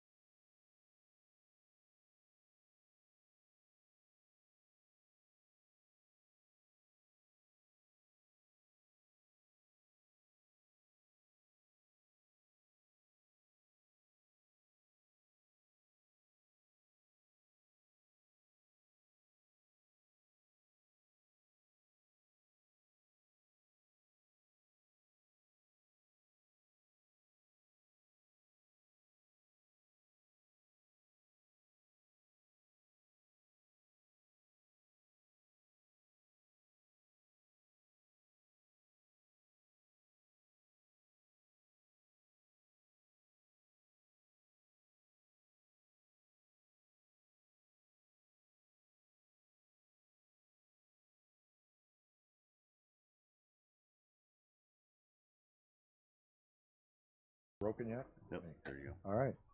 Does that work? Yep. Hey, everybody. How we doing? Oh, headsets. These are cool, too. Preparing for takeoff. Make sure you got your seatbelt on. All right, look at that pass. Man, oh, man. Got a lot of strength behind that one. Nothing. He tried. Looks like he plays like Kevin Romero, man, just on fire. Ready to go. Got it again. Jeez, he's got three opportunities here. Passes through. And he gets blocked again. Got to hand it to the goalie back there for staying in the ring of fire here. Gets it through. What do we got here? What's this? What's this thing? That's for scoring. That'll be updated in a graphic. Oh, really? Is that something we do? Yeah, I'll do that. Oh, as you they do start. that. Okay, look at that. Is that a goalie? Goalie made that point there.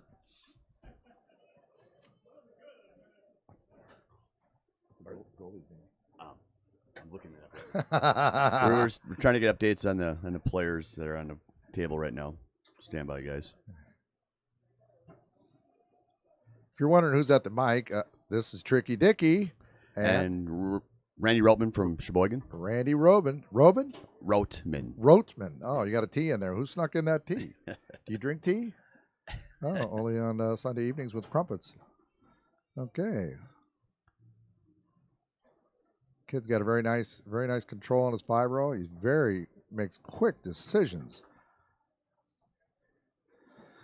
Yeah, we got Brett and Charlie on yellow rods, and then it's Jacob Belkos, up and coming player. Up and coming player. Yep, A little frustrated right now. Let's wait to see what happens if he can make it into his comfort zone.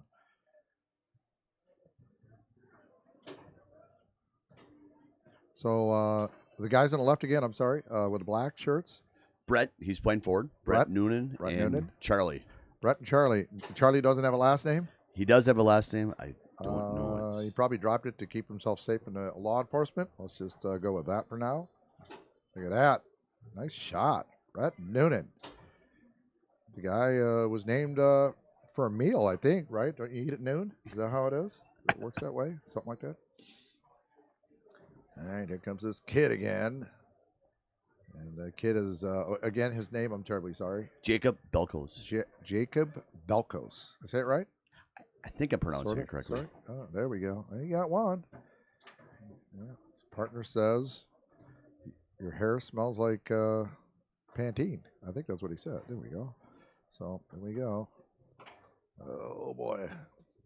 Boy, the ball bounces so quick. You know that? It goes from one end of the table to the other. Nothing flat. And if you're a goalie, you better be on your toes. Yeah, nice attempt for a pass there. Man, oh, wow! And he misses a pass and they get a point. A nice trade-off, right? Nice pass, nice and smooth. Made the kid commit. Made Jacob of the Technicolor coat commit. He's only wearing green today, though. Very fast-moving fibro. Makes quick decisions. Ooh, man, down the gut. Oh, man. Impressive shot. Quick decisions. It don't take long. I mean, a game goes quick. If a game lasts 5 minutes, it's a long time. There we go. Here comes the forward. And you guys need name tags because I'm forgetting names already. I know there's a Charlie in there. He's the goalie. Charlie's at goal, and Yeah. Brett's forward. Brett's the forward.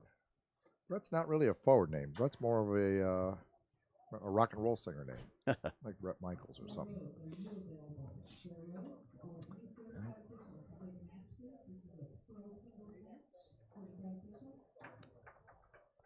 Moving the ball around. A good dig by the goalie. He's got to keep that hot forward from getting the ball because that kid is on fire. Good advance. Let's see what Brett does with it. Oh, God. Stolen. Oh, boy. Yeah, boy. Timeout. Timeout. I don't know. Can you see in the audience at all? Not really? Can't. No, just one angle on the camera. Right. Yeah, I don't have the capability of doing that. So I kind of new up here. So So we got Belkos and Kunst, Kunst, and Osman and Noonan. Did I say it right? Yep. Osman and Noonan. Sounds like a lawyer firm, doesn't it? Osman and Noonan, they'll protect you.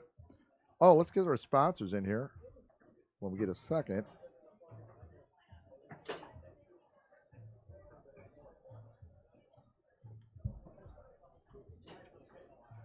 Event sponsors.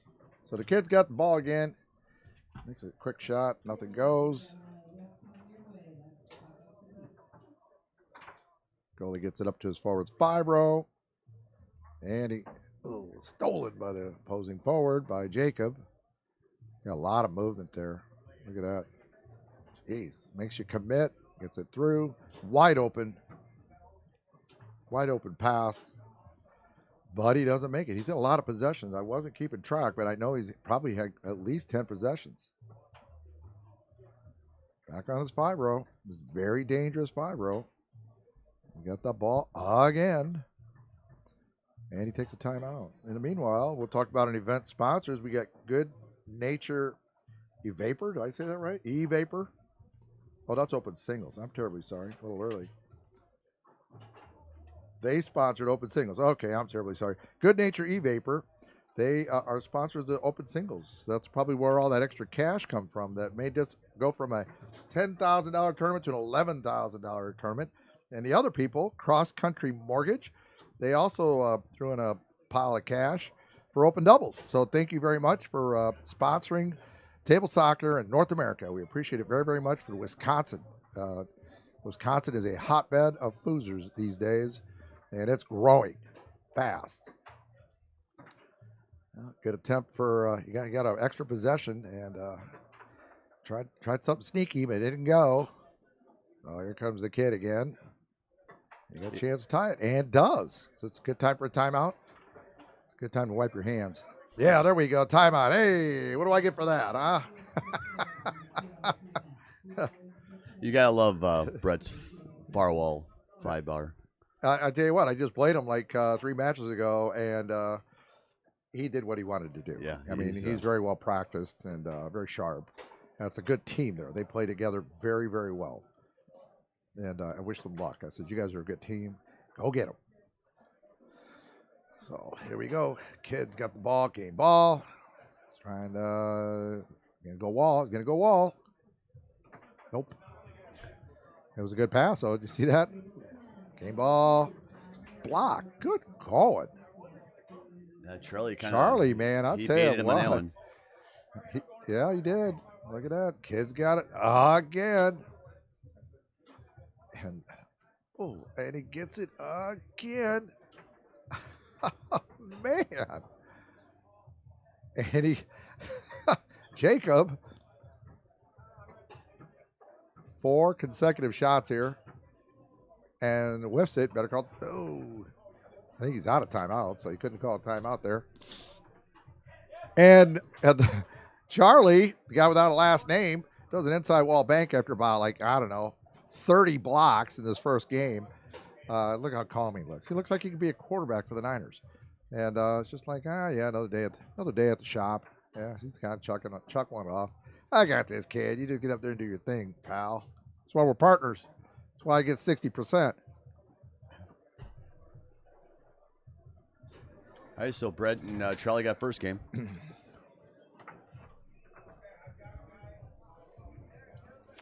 Game 2. Game 2. And goalie's got it again. He's not nervous. Very comfortable back there. They do that inside wall bank again. Nope. Tries for a pass. Jacob's on it. Nice pass. Yeesh. And rocking it back and forth. Yeah. Wow. I mean, Charlie's doing a fine job. Just got to make Brett feel very comfortable you know, doing all this extra work. That's huge. I have a great goalie. Yeah, it really is. It's all about the comfort zone. Well, all right. But it's never over. Got a free one. Got a lucky free one. They happen. Kid's got it again. Let's see what Jake does. Jake smokes one right down the gut. Ugh. He punched him in the stomach with that one. Yeah. Meanwhile, Brett's having trouble completing passes, but he's hanging in there. Got that Clark Kent kind of look about him, doesn't he? Yeah. Got another microphone for the guy? Huh? Okay, all right.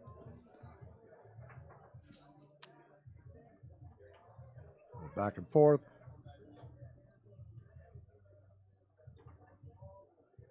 Yeesh. Kid steals the ball. Yep. Off the table. Goalie, guess who gets it again? Charlie does. Charlie. What can Charlie do? Gives him the stare down. See that look? Kind of like dad to son. Misses his pass. Brett does. I'm sorry, Jacob. Brett's got the ball. Ooh, what was that? Is that push kick? Push kick. Push kick. Very nice one. Very nice one. Ah, Jacob. Is this 2 out of 3? Yes. This is 2 out of 3. Okay.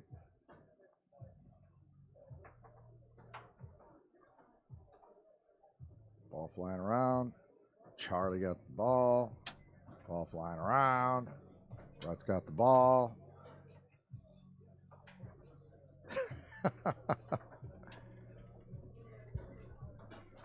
Jacob's got the ball. Jacob's rocking back and forth. Smokes. A nice inside tight tuck snake shot. Very nice. Just introduce yourself. Sit down. Bro, thank you very much. Yep. I'll update over here. Okay, cool. Thank you. We have a new lady in the booth. Her name is... Tanja O'Blocken. Oh, my God. That's a good Irish Video name. Game World, Foos Ninja. Yeah. Depends if you're digital or analog. This is the analog of video games, is the foosball. Tanja is the youth of Wisconsin Foosball. She's easy to spot out at the foosball tournaments. She's usually doing backflips as matches are being called. Backflips or front flips? I forget. That's outside. It's a little cold right now. Oh, I gotta okay. warm up though sometimes. Okay. You know, nice saltwater hot tub they got. They here, though. this place is amazing. We'll rattle off some sponsors here. We have what is that? Balance Studios. Balance Studios. Yeah, and then American National Bank. Fantastic. Are we American? The last time I checked, so Yeah. far. Yeah, you're not European, or I'm American. Oh, One of the two. I'm an American. Yes. Yeah. And then A&B Process Systems. Johnston's Bakery, best glazed donut on this side of the lake. I love their glazed donuts. Do not say anything else but that. And then, you know, if you're detective, it'd be like Holmes Automotive Recycling chipped in too at the end. A fine family business that they are. They've been around for a long, long time. And Mr. Holmes kept his family fed all these years. Look at this. Push kick. Another push kick. 3-2. Second game where they got a game advantage. So Brett and Charlie are up right now. They got the game advantage. Jacob has been getting all kinds of possessions. I mean, a lot. And Charlie's been just a stoic back there, not buckling at all, which is important for a goalie. Well, it's definitely an action-reaction game. Yeah. And You said it best. Yep, it really is. This isn't. We're not throwing darts here, folks. We're not throwing bags. We're not throwing darts. those are fun. Don't get me wrong. Yeah, they are fun. You know, it's fun and games. But then there's foosball. And then there's football. Handle-to-handle combat. And yes, Tony Spredeman is in the house. In case you guys didn't It's hear. not Spreedeman? Well, Spredeman when he's playing, Spredeman when he's working as a reporter for the Spider-Man in his dreams. Daily Planet reporter. Yes. Yeah. There we go. Yeah.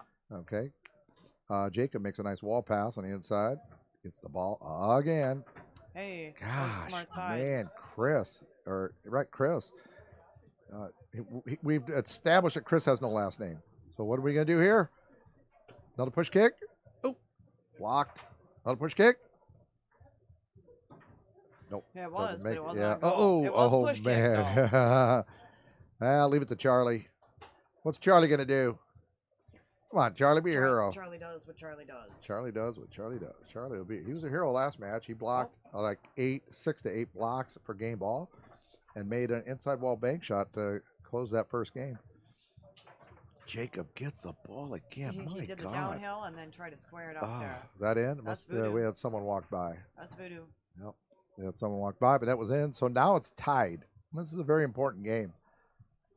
Oh, the ball even. Oh, look at that. Oh, good steal by Jacob. Very fast wall pass. Hard to see it coming. He's got the ball. As soon as he had the ball in his hand. Yeah. It was over. Big. That was a quick 2-point play. He said, "Bada bing, bada boom." Yeah. I'm in the Homo Houdini. You are.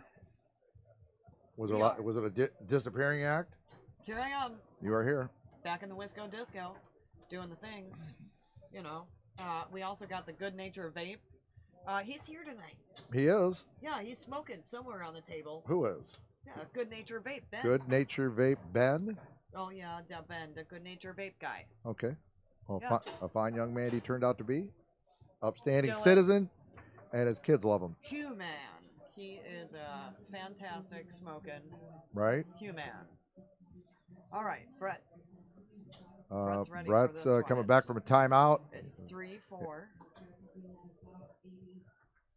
Yeah. Good pass. Yeah, He's got I a good seen him pass. at game day. He has good series. He's gonna do a push kick again.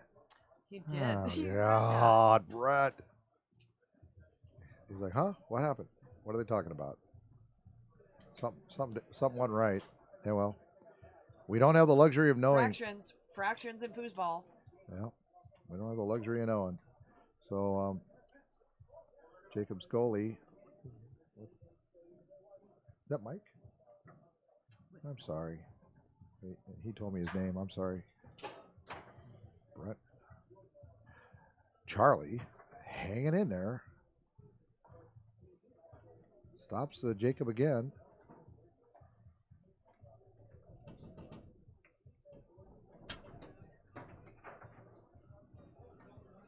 Where are we at now?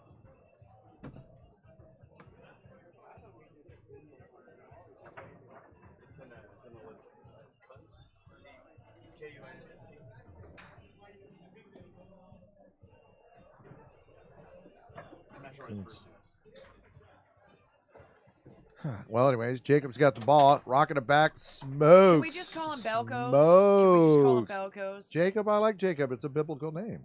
Guy with a technicolor. I'm sure his mother calls him Jacob. Jacob? I was just reflecting. Are you playing foosball again? You know, they called all of our names. I played Jacob Belkos, you know, all the Belkos. We're going to go back with our event sponsors again since we got Tanja here. These are the guys that threw in $500 each. Made it go from a $10,000 tournament to $11,000. That's a good chunk of change here. So the Good Nature Evapor. Especially with the prices of gas. Oh yeah, let's not get into that. They threw $500 into open singles. I bet Tony Spreadman's licking his lips on that one there. Oh, cross country mortgage. Yeah, and they threw $500 into open doubles. Good. And I'll bet Tony Spreadman's $500. Not paying for a plane ticket. and a tank of gas. $500 for a tank of gas. What kind of gas tank you got?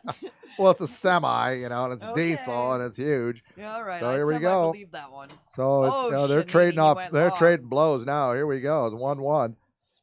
These guys, they know this is the part of the match where everything counts now. I'm gonna let you in on a secret. I see some weird things, Oh. and I say a Johnny Cash. That's when they walk the line. Oh, Look just at like that! he did. Wow, See that he walked the line right there?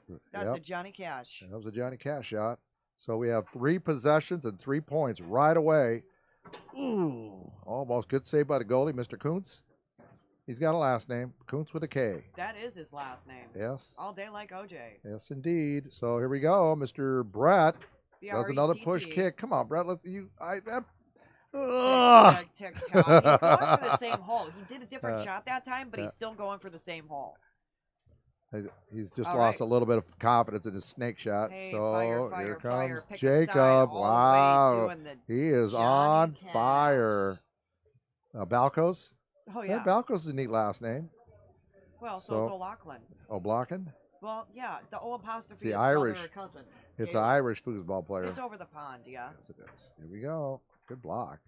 by Tick, Mo- tick, tick, bit-a-bit-up, and Oh, then yeah. off the, no, he Gosh, did that. He did that man, 3/4 of the blazing. pass. Not in the middle, it was 3/4 of Yeesh. the middle. And just stuck it, and then he's going to go to the, Good block. Chris Well, hangs in there. and he didn't go all the way to the Johnny Cash. Oh, he tried that Chris, time, you got but 12 blocks in you. I Chris think was you're going to there. need 12 blocks, Chris. Hang in there, buddy. Wow, he did, he did I'm the not rooting for 3/4 one and side or then the other. I he just like did to the see a good 3/4 match. and then the long he blocked. Uh-huh. Christopher, is that for long for Chris? Christopher? Christopher? Christopher. Well, I'm bad at Sneaks spelling. it through. Yeah, that was- It bounces off the back of the goalie and in. So makes it 4-1. Kuntz. Mr. Kuntz is a hero on that one there. So here comes That's how you pronounce it, right? Kuntz. That's how I'm going to pronounce it. Kuntz. That way I don't get in trouble. Kuntz. Okay, the ball gets through. There's an S, yeah? And it went from Brett to Chris to Jacob Balcos. Jacob Balcos with the ball. He takes the timeout. Smart kid. Kid's growing up fast. I think he was here last year, You wasn't he? get 2 timeouts every game. Every yeah? game. That's Jacob the was here last year, first For a tournament, like on tour, besides the local scene. right? Uh, Jacob? Is he a local kid? he brought me back on tour. This kid was so He- inspiring. I seen him at Karma. I don't know if anybody knows, but she's going to be inducted into something. That's Yeah, in this yeah. But she had a little shindig in the lacrosse, and he came over the pond from Here we Minnesota. go. Here we go. Hang on. Jacob Hey, smokes Johnny it Cash. through. Johnny cashes Done. it down. Over. I'll save Wow. that story for another day. Okay. That's it. Okay, you Well- win. You win. You get your way again. Hey, you know, Well, I'm really this was glad I Tricky won something. Dicky I can go and- home right now. And Tanja O'Blocken, the famous Irish Who's Ninja? Celtic, that's what right? gamer You're tag. Celtic Irish. I'm 13 ethnicities, but Morgan, born You gotta 20 talk minutes. into that. You know what? There you go. I just need to see the line. Can I keep it in the green? Can you keep it in the green? You can keep it in the green. Well, that was a good match. That had a lot of ups and downs in both directions. Momentum changed, and momentum changes fast. You know, a ball here and there, a block here and there, and you can go from looking like you're in charge to not. All right. Well, I'm gonna it's go a listen to lesson some break learned. beats. Okay. And thanks for putting up with me. Oh no, I enjoy it. It was my pleasure. They are yelling my name. You got to go. All That right. or you're being arrested. One or the other. Oh, All right, Tanja. not the first. Okay. Hopefully it's all right. All right, honey. See ya. All right. Waiting for the next match.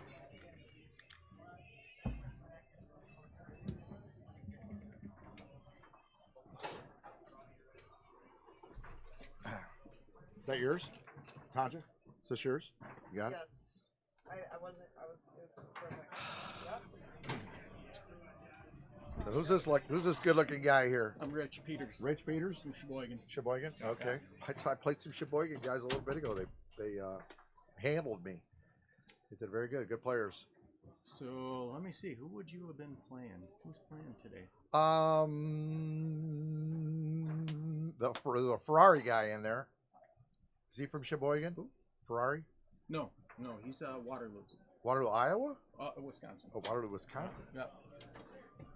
So Randy's a Sheboygan guy. So you can mute it here. Just use the mouse. With the mouse. With the mouse.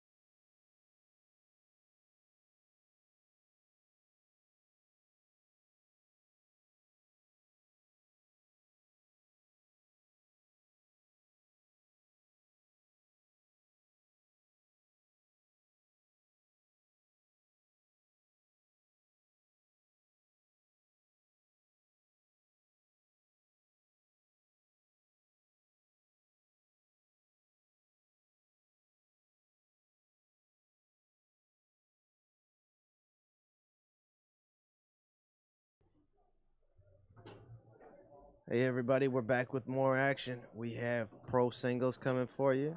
I have Rich in the booth with me again. Welcome, Rich. Glad to have you here. Thanks for all your help this weekend. Rich is a committee member of the Wisconsin Foosball Committee, so he helps us organize all this now. And he runs tournaments. He's a promoter out in Sheboygan. Hey. So Thanks, Ted. We're happy to have you on board, bro. Happy to be here and happy to be a part of it. The matchup we have here is Doug Ringel, wily old veteran on the right, Minnesota, and those are Matt's raps. Yep. And we have Jason Binder on the left, and he's from Iowa. Jason B. So I'm sure these guys have played each other before, just because they're both Midwest players, and they both go out and play a lot. So they were just in South Dakota together. Jason won open doubles with Kevin Romero, so he won the largest event, the most important event, arguably. Great title there.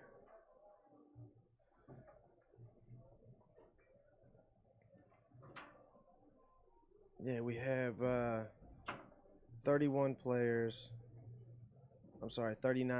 in pro singles this year.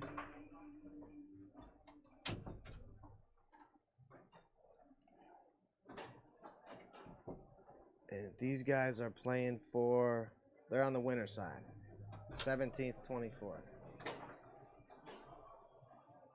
So this might be their first or second match. First.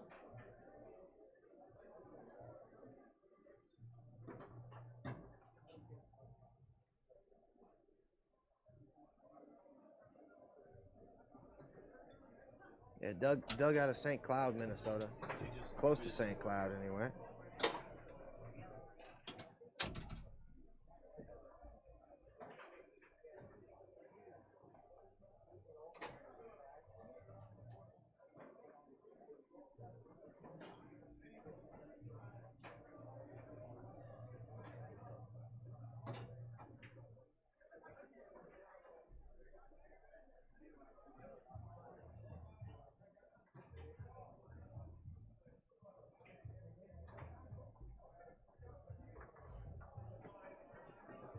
Yeah, we have a draw coming up at 5 p.m. tonight. That's our big draw. We had 70 teams last year, so it'll be a big one. What else we have on the docket, Ted?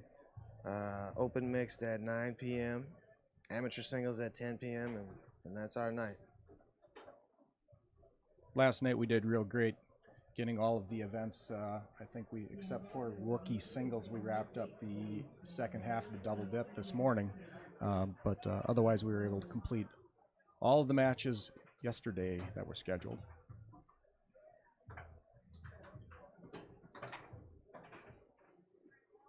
Yeah, I can tell you about a few champions so far.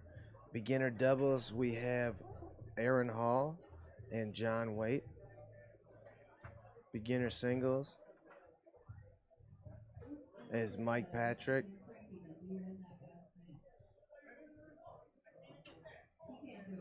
Rookie singles, Chris Adamski.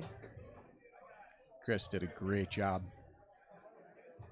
And expert mixed was Tanya and Jacob. They pulled that one off. All right, looks like we're getting ready to get underway here. Similar styles, both pole shooters. Jason starts with the serve first. Here we go. Goes through the lane.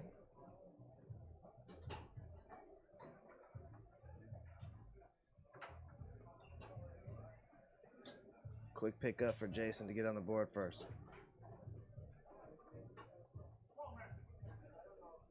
And that's Doug Ringel over there. He's been playing a long time. He's got a brother who plays, John Ringel. I've played against him when I was living up in Minnesota. I got to play those guys all the time. It was always a battle.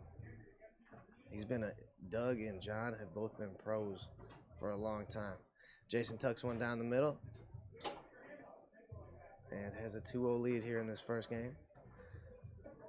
The matchup is 2 out of 3 on the winner side, 2 out of 3 on the loser side.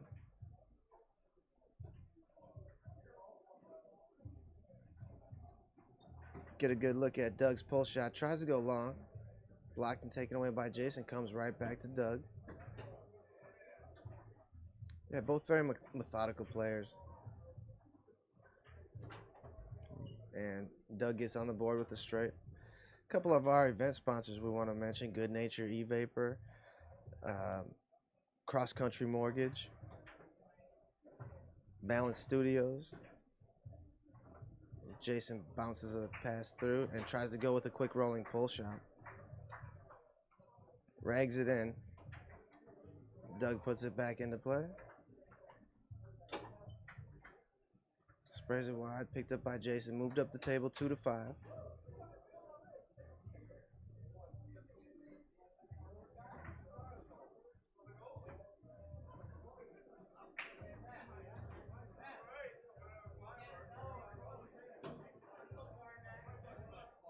Doug set up with his bumper on the wall here. Picked off by Jason.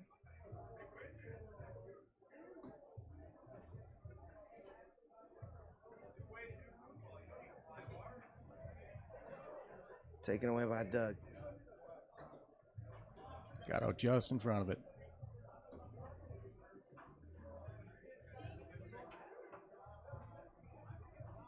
Oh, Doug let that one in. Bounced all around the table. Hit every wall, I think. All right, Doug puts it back into play. He's down 4-1 here in this first game. Goes through the lane.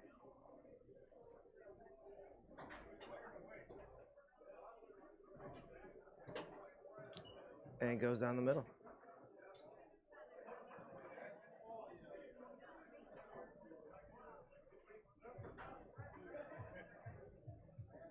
Jason goes along the wall here.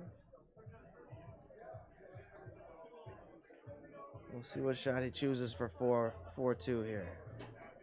And he goes down the middle. Yeah, another one of our sponsors, American National Bank. A&B Process Systems, Johnston's Bakery, and Holmes Automotive and Recycling. And a special thanks to the Mad Apple for hosting this event. All right, Doug puts it back into play.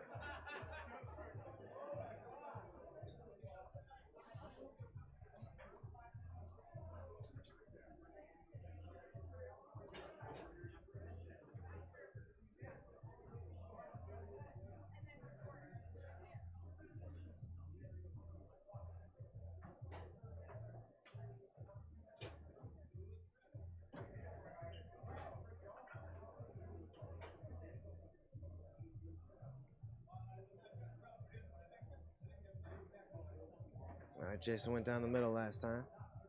Gonna clean off the ball here, it looks like.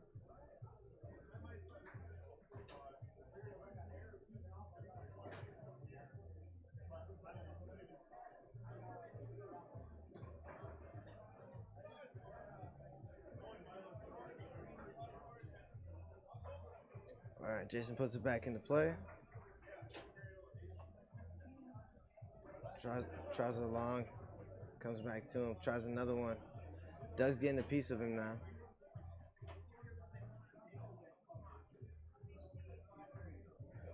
Almost blocked back into the goal.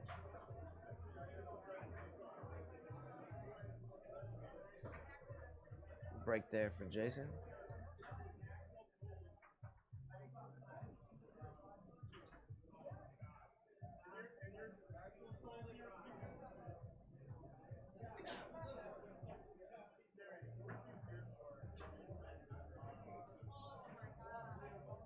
Seem to be having an issue getting fuzz or dust or something on the balls there. I don't know what's going on.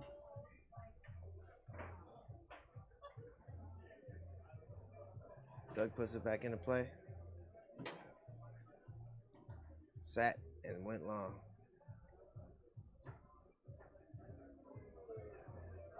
One here in game 2.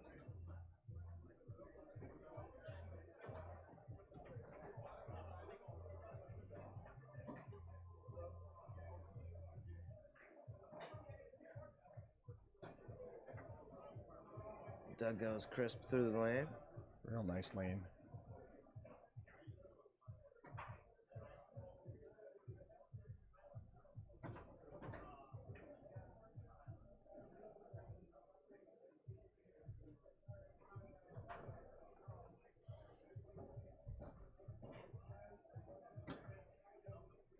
Great block.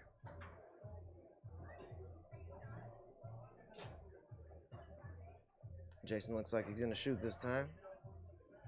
Sends a pull kick down range. Tracked down by Doug Rangel. Rango, they call him.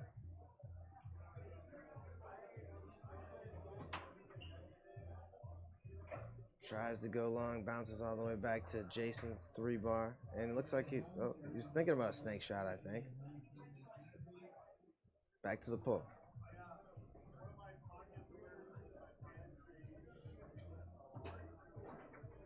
And goes down the middle.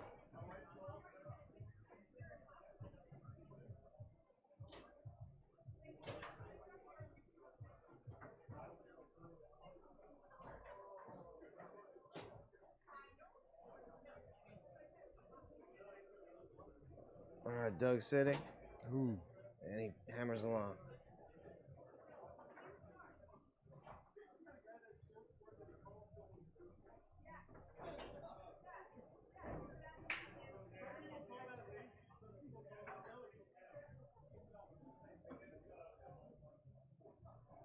Yeah, the new balls they're tacky.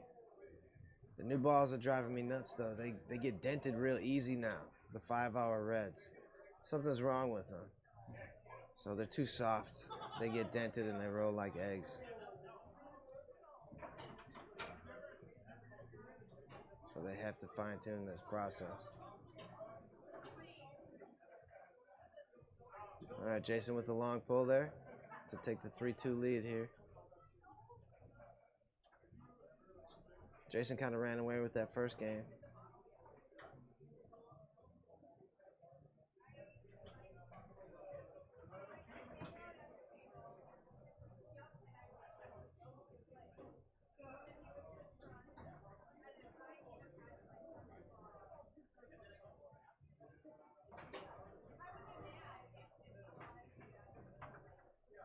Oh, nice shot on goal by Doug.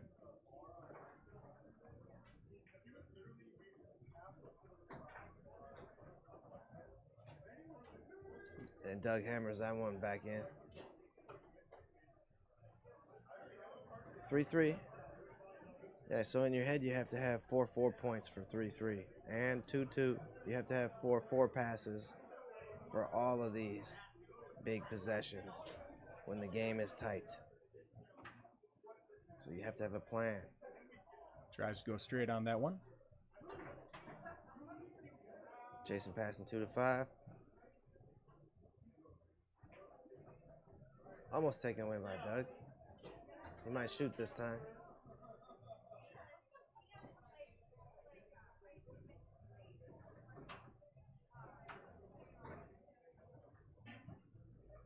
Picked up on his 5-row here.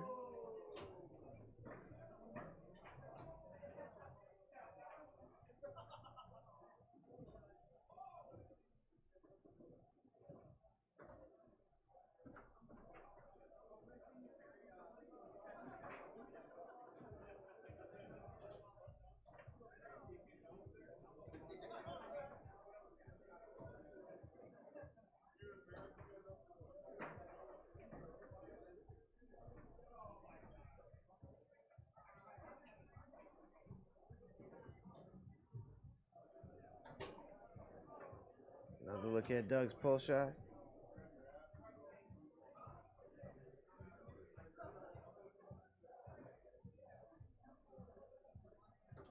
I like that spot to set up.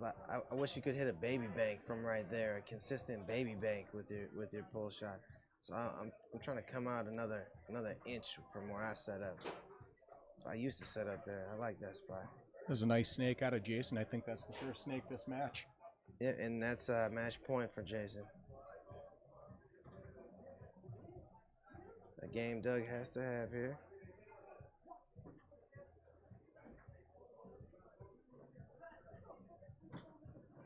He tries to go long. Jason blocked it, comes back to Doug, though. Another chance to tie things up, and he does with a long. Real long.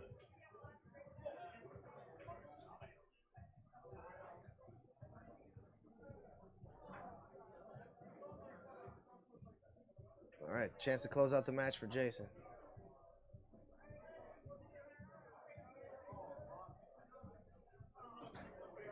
Tries to go straight, taken away by Doug. And Doug's going to take a timeout.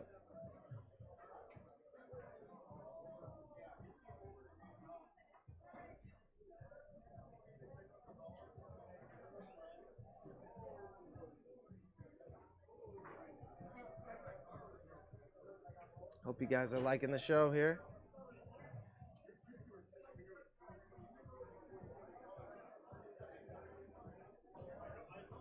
All right, 4-4 here in game 2.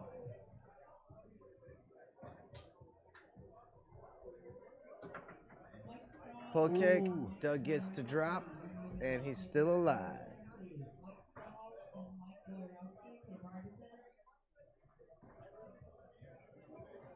Going to game 3.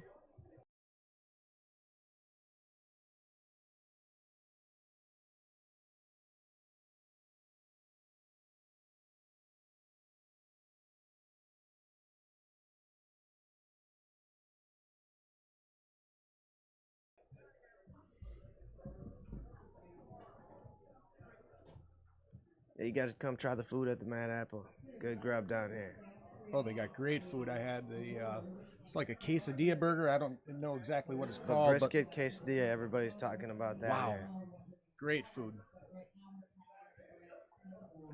The sweet potato planks, off the hook. Mm-hmm. And that Philly, that's my go-to here. My weakness whenever I come up here is the cheese curds. Oh yeah, Just they're good. unbelievable. They have good healthy food too. They have good healthy. They have Brussels sprouts that are really good, and they have asparagus. It's really good. You can get some vegetables in you, Rich. All right. Hey. Game 3, getting underway here.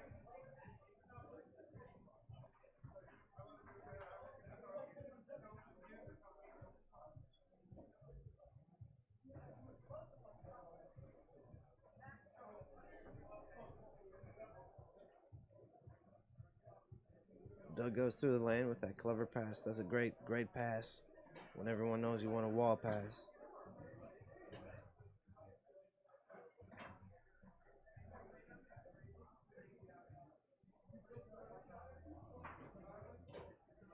We'll see if Doug holds on to some momentum after winning game 2 there.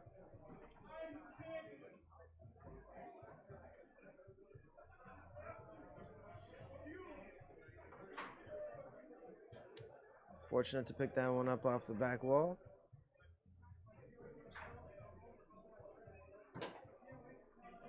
Nice middle. Yeah, he saw it right away and he took it right away.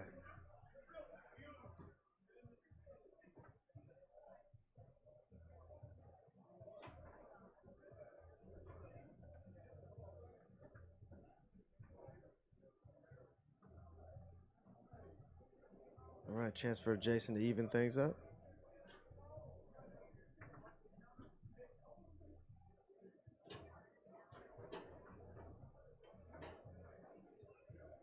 One game.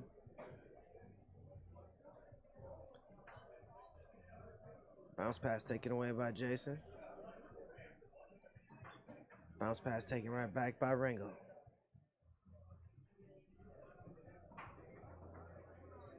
Sticks this one through the lane.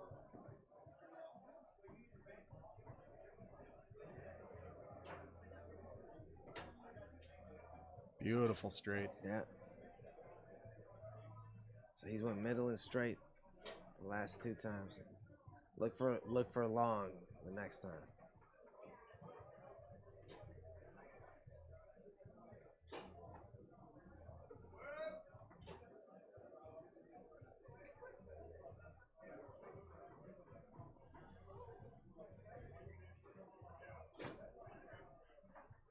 I think he tried to go out there, but Jason blocked it.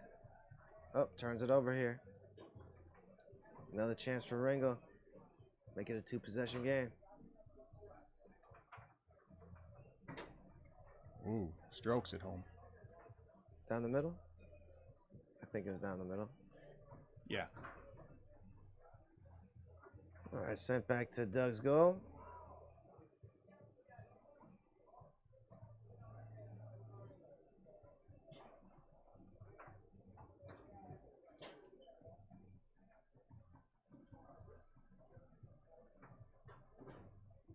Jason with his first snake shot, trying to come back here. He needed to change something.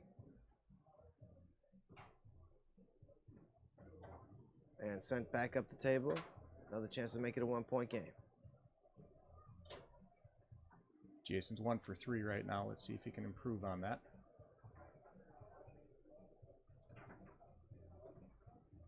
Not sure what that was. Like a fake slingshot push kick thing? Yeah. Or if he just missed a pole shot. I don't know. There he goes. 3/4 hole. 3-2 here in game 3. Bounce pass by Doug.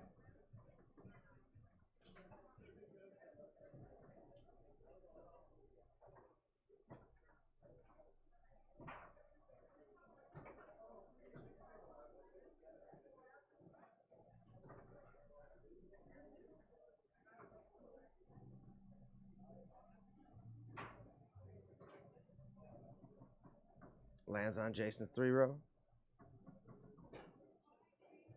Doug with minimum movement. And Jason goes around him on the push side.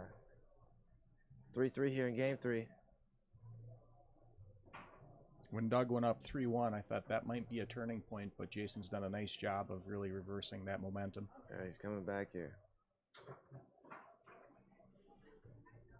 And goes 2-5 along the wall.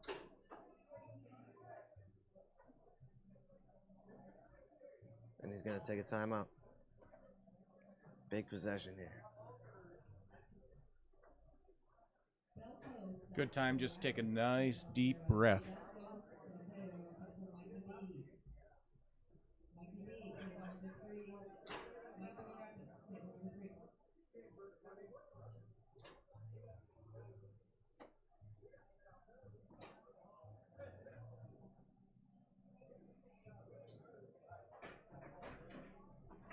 All right, Jason will put it back into play on his 5-row. Tries to go with an uphill brush right away, rattles it off a couple guys. A chance to take a 1-point lead. Looks like a ball came into the field here.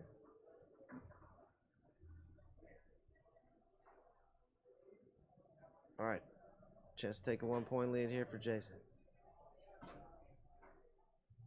Blocked and taken away by Doug.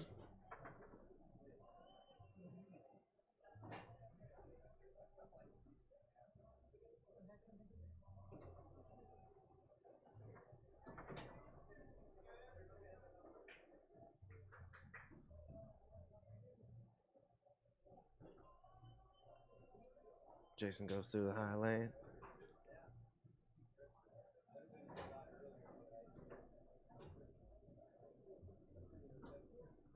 Tries to go out to that long hole, blocked and taken away by Doug.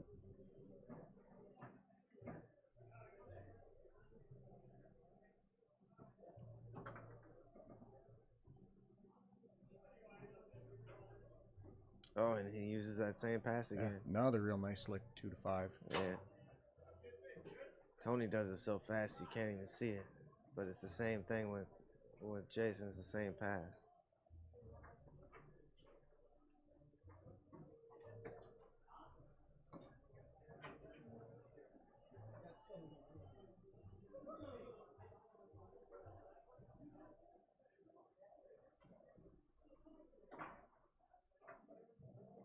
And he just gets to poke this one forward because Doug was thinking about the wall there.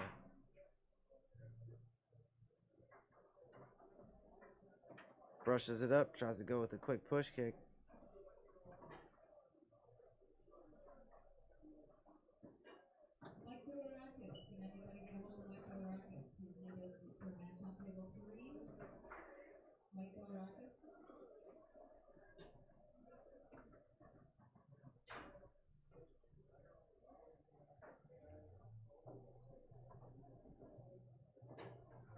3-3 here in game 3.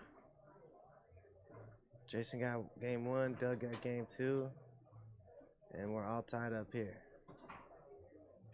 Jason's really trying to utilize that long hole and having a hard time getting there. Doug's not going to let him establish that at this point. Well, Doug's doing a great job of blocking him. He's only shooting 3 for 10 at this point. Ooh. Oh, he gets credit for that one, though, Rich. It counts. It does. They all do. Somebody's got to get credit for it.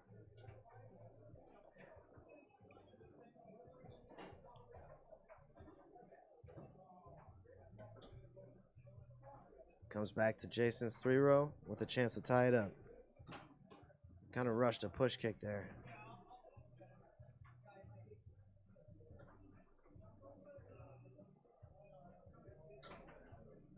And he's been pretty good with passes. That was a 2-3 pass, was it not? Yeah. Ooh. And he ties it up 4-4 to Meat Nut with that effort there.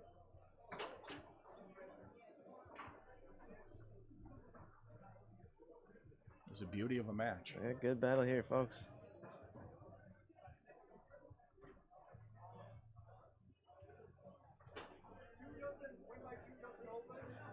Yeah. Just open. Only win by 2 and open.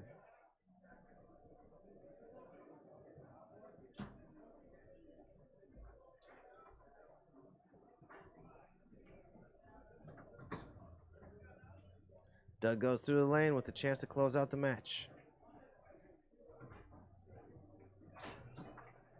And he scores a long. Didn't get all of it, kind of stubbed his toe a little bit. But he goes long around Jason to stay alive in the bracket. All right, we'll be back with more soon.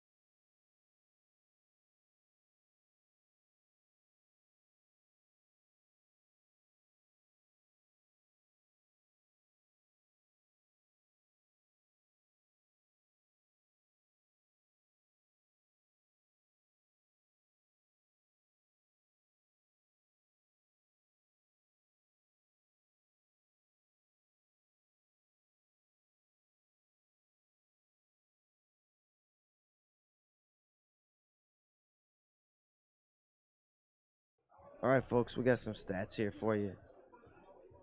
I wish we could just take a picture and show it to you. But game 1, Jason B was 3 out of 5 and shot 60%. His passing was 3 out of 5, 60%. Game 2, 33%. Passing, 3 of 7, 43%. Game 3. Jason shot 4 of 12 for 33%, and Doug shot 4 of 7 for 57%. So Doug really kind of turned it on that third game. Yeah. A big difference maker. Yeah, we'll try and get better about the stats, you guys. I want to try and get this so I can just show it to you, and I don't have to tell it to you. But we'll be back with more soon. Thanks, Rich.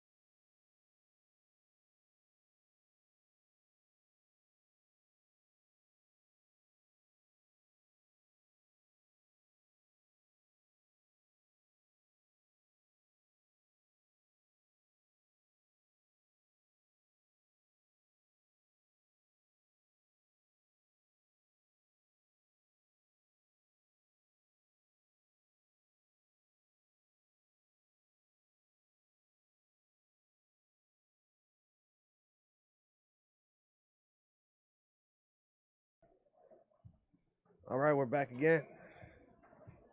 We have Doug Ringel and Tony Owens on the left. We just got to look at Doug. And this is our first look on the pit table of Tony Owens.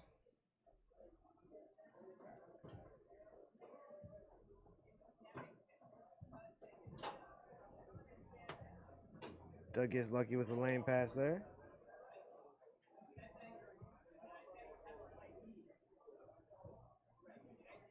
Tony has a really smooth 5-row.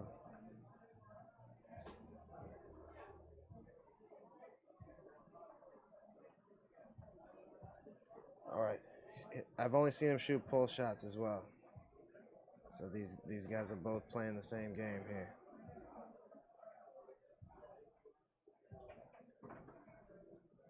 Yeah, this is game 1 of pro singles. Loser side action. Doug goes along the wall there.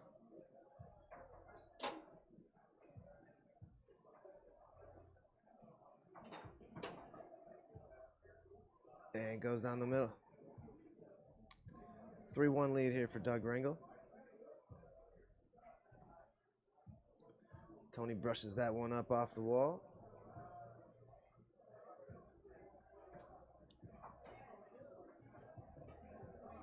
Tried to go around Doug there. Doug blocked to take it away.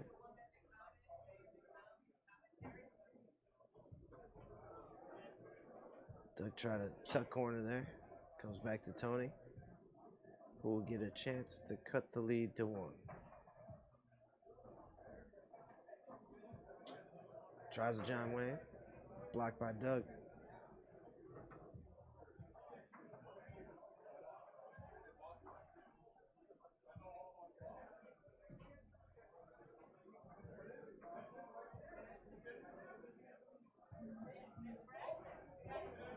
Tony goes back down along the wall.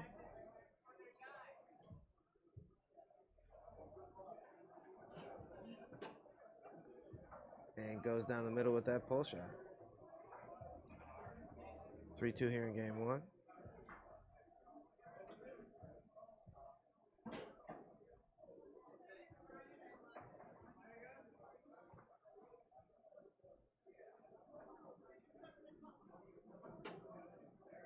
And Doug sprays that one to the long hole, I think. Tony looking like, how on earth did you get around me there?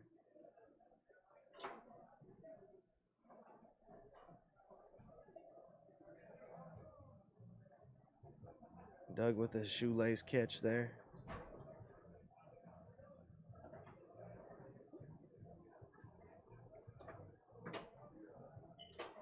All right, Doug Ringel is dealing. Goes down the middle there. Yeah, I'm sorry. Did I say this is loser's bracket?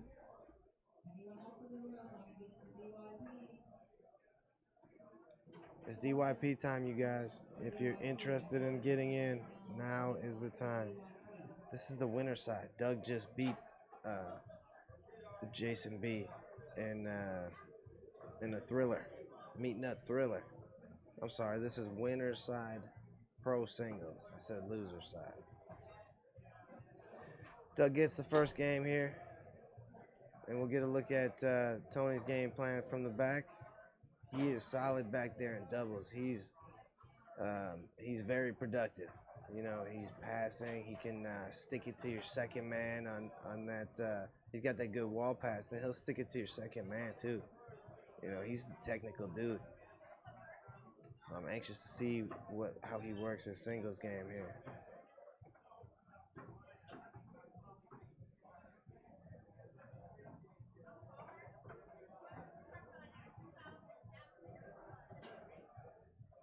Yeah, Tony Owens from Oklahoma, and he's really putting a lot of time and effort into promoting. So that's awesome job for him. He deserves some help, you know. So it's great to see people digging in and promoting and really trying to grow our sport as Tony gets on the board first here in game 2.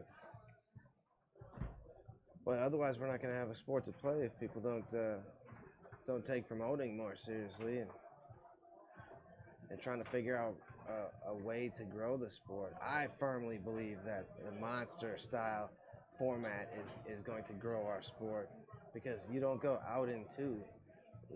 You'll still get a 3-hour workout, and it's just there's so many more positives to the monster format over the double elimination for sure. All right, Doug's setting up here, and he goes long. Right off the post. Perfect long.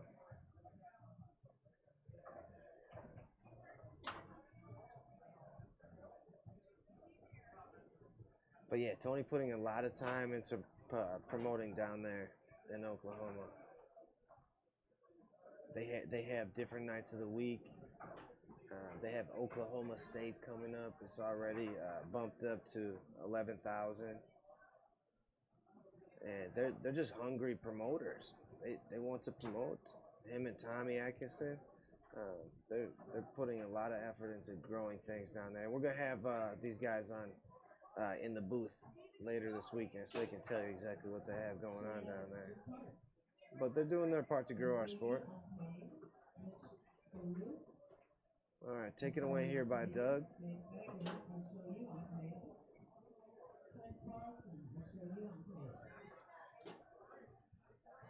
And he's been scoring well.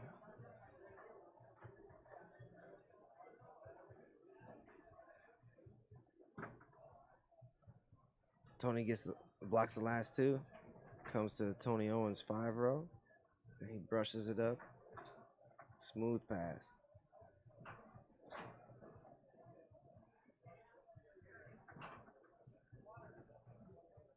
Tries to go down the middle. Comes back to his 5-row. Tried to brush it back down. Doug got a piece, comes back to Tony, and he bounces this one, brushes it through, brushes it up. Chance to take a 3-1 lead, and he does.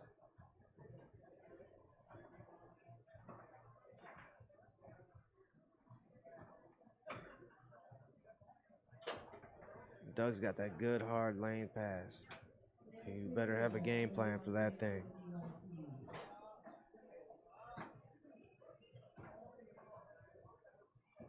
Blocked up off the table.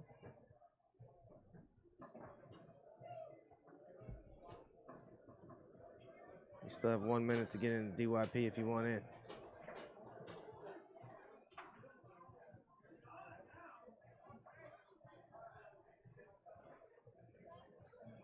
All right, Tony puts it into play and slices one down to take a 4-1 lead here in game 2.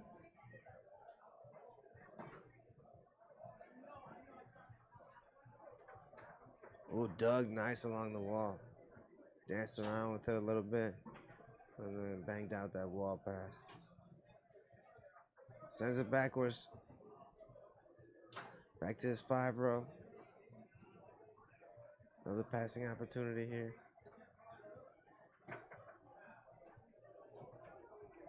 Tony scored the last time he had it here. And Doug's keeping a hand back there now.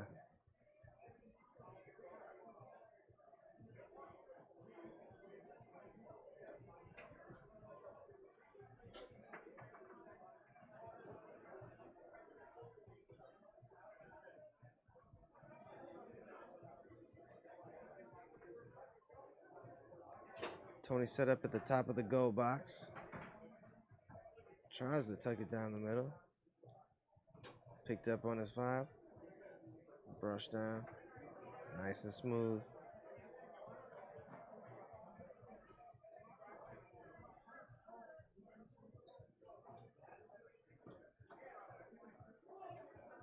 Taken away by Doug here.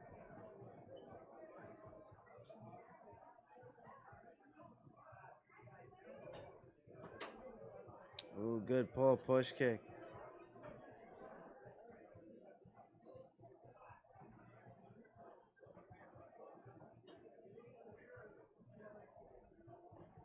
And that brush down again, that's dangerous. He's got that good uphill brush, and he can yank that thing down real hard and smooth too. Very nice.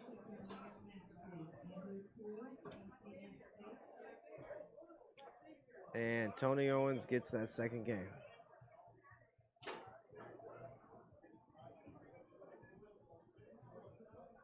Yeah, both of these guys top players in their respective states here. We got a good one for you. A game apiece here in pro singles. Winner's side action.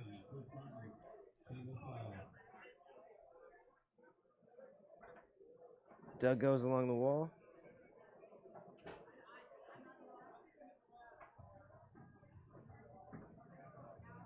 Tries to go long, taken away by Tony. And it looks like he mainly just shoots from the back. He's scored a couple. Looking at the banks here.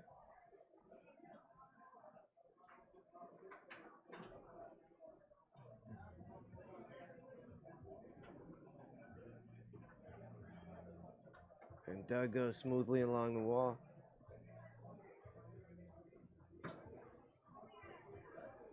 Came back to him, couldn't hold on.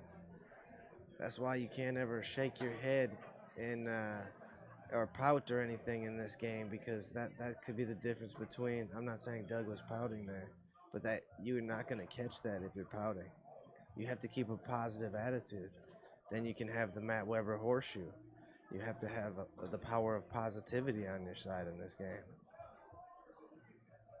All right, Tony set up here with his pull shot, and he can pound that long. So he scores well with that thing. He's got a good solid pull shot. Nobody on the board yet here in game 3.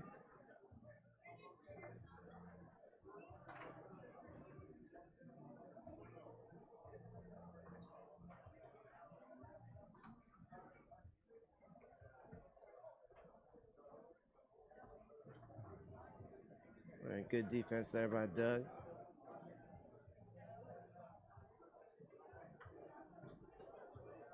Yeah, it's hard to defend a good brush pass. You can't be looking at their fakes, otherwise you'll fall for it. But if you're not looking, how are you paying attention? No, you have to look at your defense and then tell yourself what you're not going to fall for and where you're going to jump to. You know, so you just don't look at it, then you won't fall for it.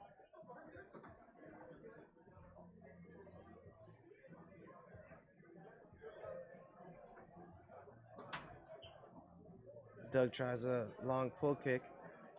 Comes right to Tony's 3-bar. Patiently waiting. Tries to take it out to that long hole. Block back to his 5-row.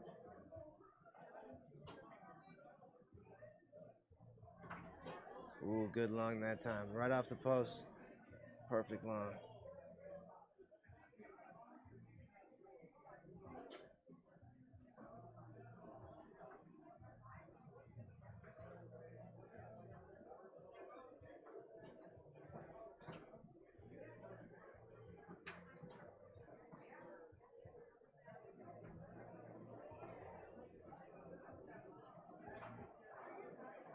All right, we'll see what Tony's looking at from here. I feel like there's not many shot selections, so you have to bank from there.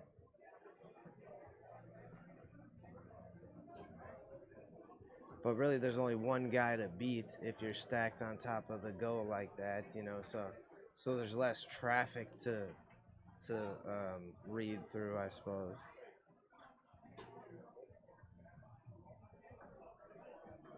Doug goes through the lane. Chance to take the lead here in game 3. And he does. With a long pull. Yeah, let me know how you're liking that instant replay screen. It helps me because you can't see where it goes sometimes, and then I can just look over. You have to train yourself to look at it quickly, but then you can see where it actually went. Well, that one went down the middle. All right, thanks for tuning in, spending this Friday with us here. As Doug bounces this one through, tries to go down the middle. Tony got a piece of it. but it was spinning, went right back into the goal.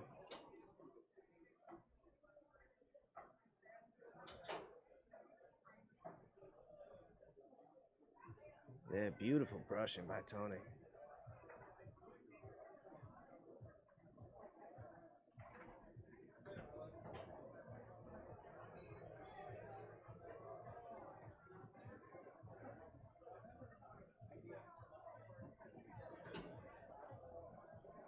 And he goes around Doug there. 3-3 here in game 3. Both players have both timeouts. Doug goes along the wall there.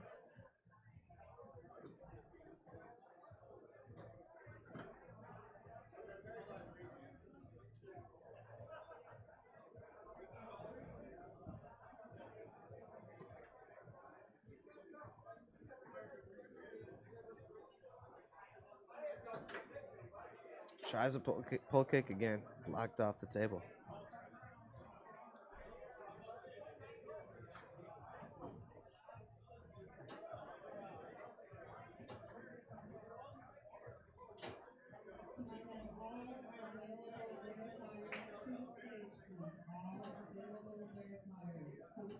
All right, Tony puts the ball back into play.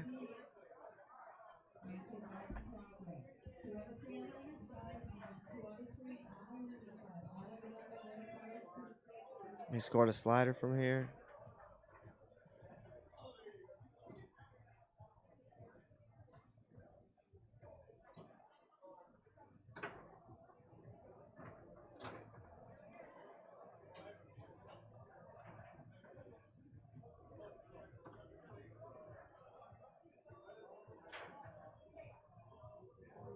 All right, little goalie war action for us here.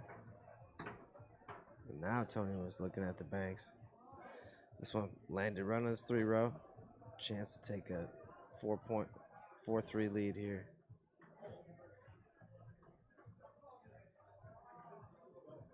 But first, a timeout.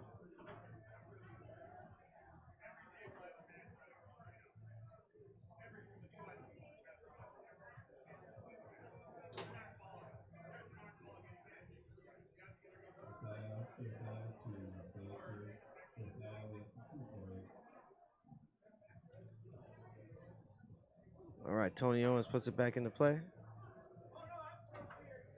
Tries to go out to that long hole.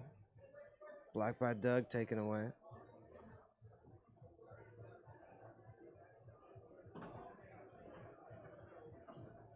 Kept out the goal by Tony there.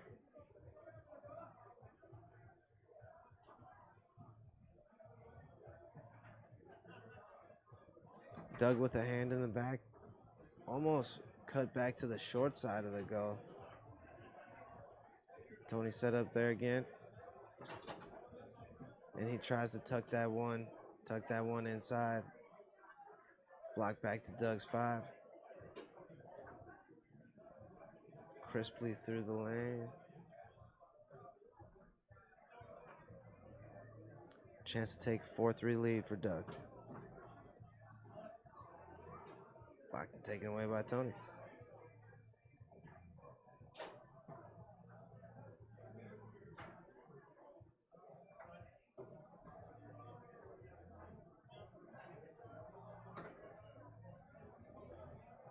Pull kick attempt taken away by Doug. Another chance. Take the lead. And another block by Tony Owens.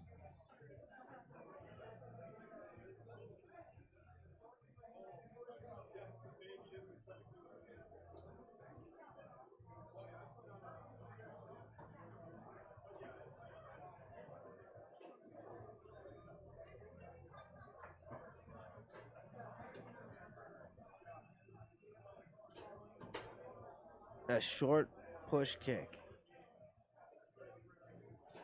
I think it was a short push kick. Match point, Doug Rengel. Tony goes along the wall there. Chance to tie it up. Meat nut, ladies and gentlemen.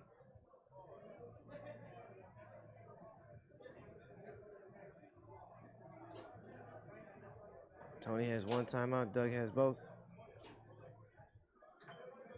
And Doug goes hard along the wall, but couldn't hold on.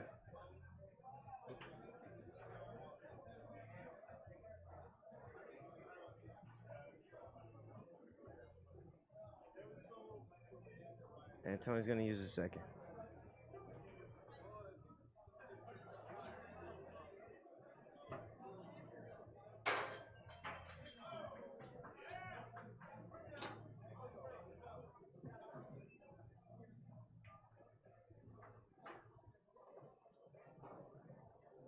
All right. Tony puts it into play. Brushes that one up off the wall. He's been deadly with that. A chance to close out the match. With a John Wayne. All right, Tony Owens moving on. Our event sponsors, Good Nature E-Vapor, Cross Country Mortgage, Balance Studios, American National Bank, A&B Process Systems, Johnson's Bakery, and Holmes Automotive Recycling. Special thanks to all our sponsors here. All right, we'll be back with more soon.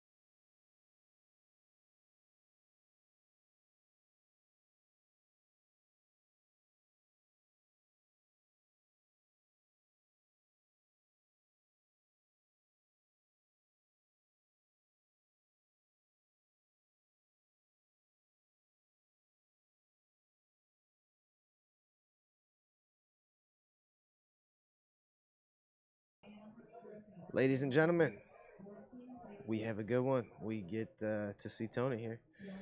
DYP action. We have 74 teams in this DYP. And David Bales is who hit the Tony Spreederman lottery this year. So Tony's won the last two DYPs here. Then Nathan Winter got a couple before that. But Tony's got the last two. With Casey Johnson and my dad. All right. Yeah, Tony and David Bales' opponents will be Jeff Miller, the crew chief on the setup crew, and Justin Duhlman. And Justin is from Fond du Lac, living in Fond du Lac.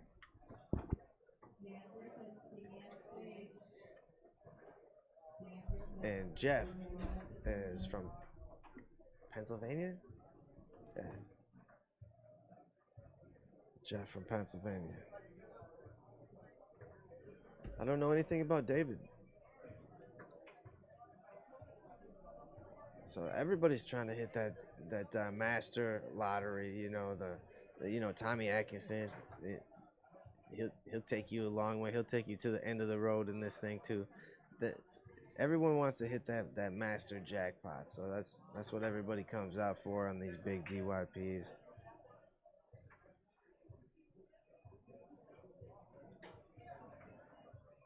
So much fun to see how it all shakes out.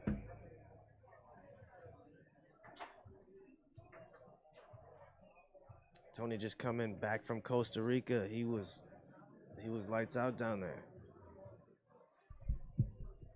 Well, he didn't play the whole time. He was also on a boat. I saw a couple of pictures ago, enjoying it down there as well. Yeah, it looked hot down there. Yeah, they were. No AC. It's open air, and it was 80 degrees in the winter. But I still want to make it sometime. Oh, absolutely on the list. I want to see a sloth. And that's a good place, family vacation place. Go see the beach, mountains and stuff. I'm sold. Try and get there next year. All right, looks like we're ready to get underway.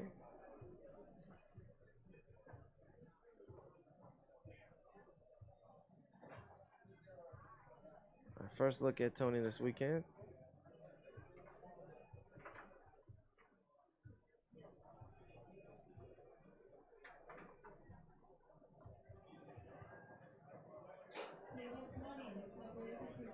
I always study everything this guy does, just to see if I can learn anything watching him. David Bales, his partner, is out of Iowa. He's an amateur ranked. Okay.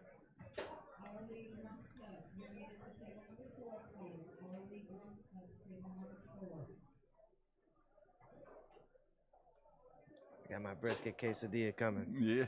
All right. You're not going to be able to focus. Tony starts out hard along the wall. Get our first look at Jeff Miller's defense here.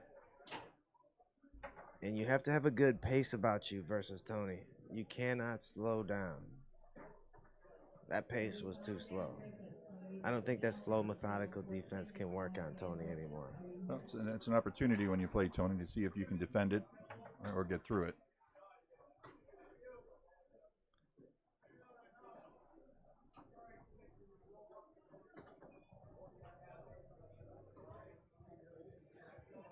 Yeah, Tony is just a juggernaut in these things. We've seen him win with little kids roaming, old people, 100-year-old people. We've seen him win with every kind of person you could imagine. He can win with anybody. There you go. Justin got one in his hat on the wall. That was a good one. Any pass you can complete against Tony on that near wall, wow, that's a good one.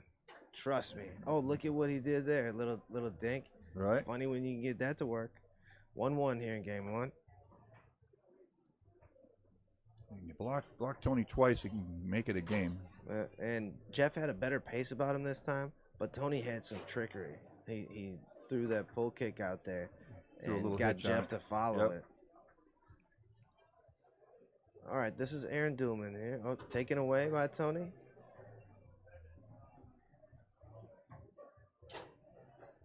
Walked him out there. Yeah, he was looking at that push the whole time. Just pulled him off of it for just a second, and that's what he does, folks. Justin tried for the wall again, but good. Yeah, Tony for the first time in a while, not the #1 player on the Pro Tour right now due to a reset.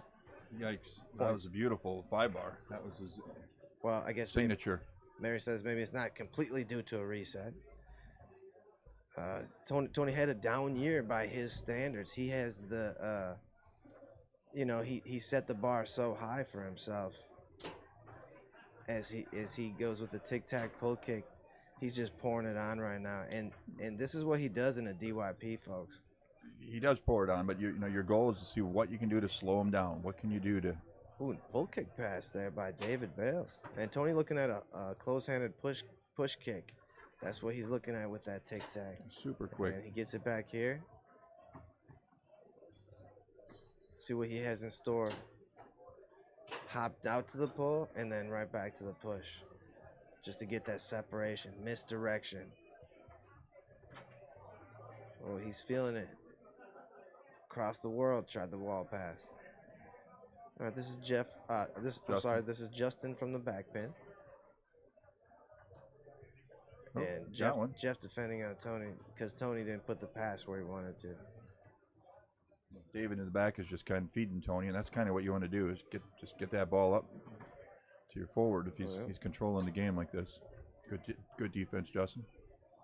All right, chance to see what Jeff's gonna shoot here. Snake shot and pull side. 1-2 here in game 2. Got to get a piece of that. So Justin get a stop here. Yeah, slow him down a little bit. So Tony not the #1 player in the world, maybe technically right now, but he's still the #1 target in the world. And we're gonna put him in the Hall of Fame this weekend. Come see us put this man in the Hall of Fame. Well deserved. He's done everything there is to do in this game, pretty much. 6 world titles, 6 in a row, singles, unbelievable. Wow. Okay. You need a calculator to add up all his wins. Right, you need a whiteboard to know all his history. Yeah. All right, Jeff going to work. He's brought them within 1. He's got to slow down Tony here. But it's bump it, take it away somehow. We have match point here for Tony Sprideman. Yeah. And David Bales tries a lazy pull kick there. Yeah, he's experimenting. Right, he's got points to play with. Always, but not anymore. He doesn't, right, Roman. Right. It's all tied up. Not sweating though. Tony goes along the wall. Chance to close out the match. Oh. And goes pull side on Justin. 5-4. Good all right. game. We'll be back with more soon.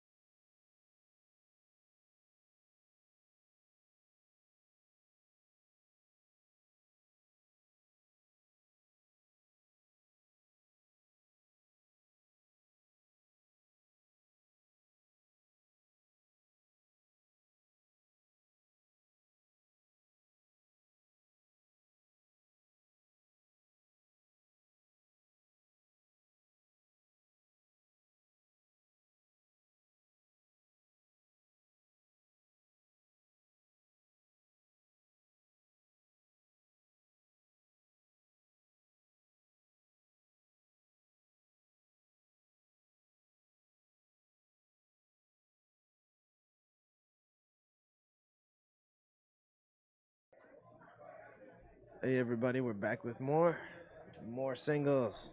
We have Greg Rushing and Tazo. Tazo from Chicago, he shoots a back pin. And last year when he was here, he was turning tables upside down with this thing. But I've watched him warm up here, and he's more practiced and understands his grip better at this point. And that table's not rocking like it was last year. And we have Greg Rushing across the table, and he was one of the top finishers down at the Thunderdome just recently. Everybody's talking about the Thunderdome. So this should be a good match.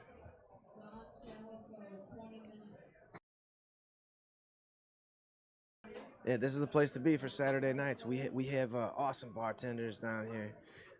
Isaiah is really cool in the corner. He's got the corner. He's got the corner on lockdown. He will serve your drinks out of the corner bar here. So come check out Isaiah. He's got great drink specials back there, and yeah, check him out in our corner bar if you're listening from the hotel here. But glad to have you guys in Appleton. This is one of my favorite cities. This is where the nicest people in the world live, you guys. And this is why I can never leave this city. It's my favorite place because people are just so nice here. It's cold though. It's cold today too. But we have a good tournament for you.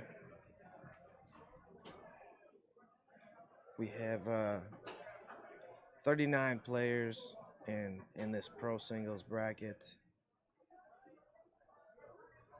And we have over 200 registered this weekend, so it's going to be a good sized tournament. It should run smooth. We have 25 tables, so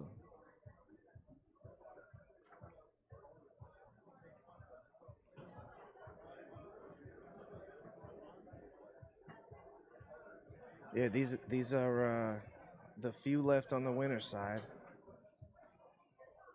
This is for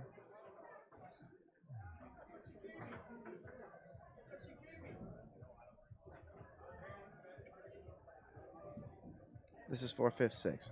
All right, Rushing puts it into play, goes back down along the wall, and starts out with a deep pull side. Rolls over on it and takes it. Yeah, Tazo from Chicago. We see him on McDermott's live feed, and we get our first look at his back pin, and that thing was pretty deep, and it looked effortless. And like I said, he didn't budge the table that time, so he's fine tuning his mechanics.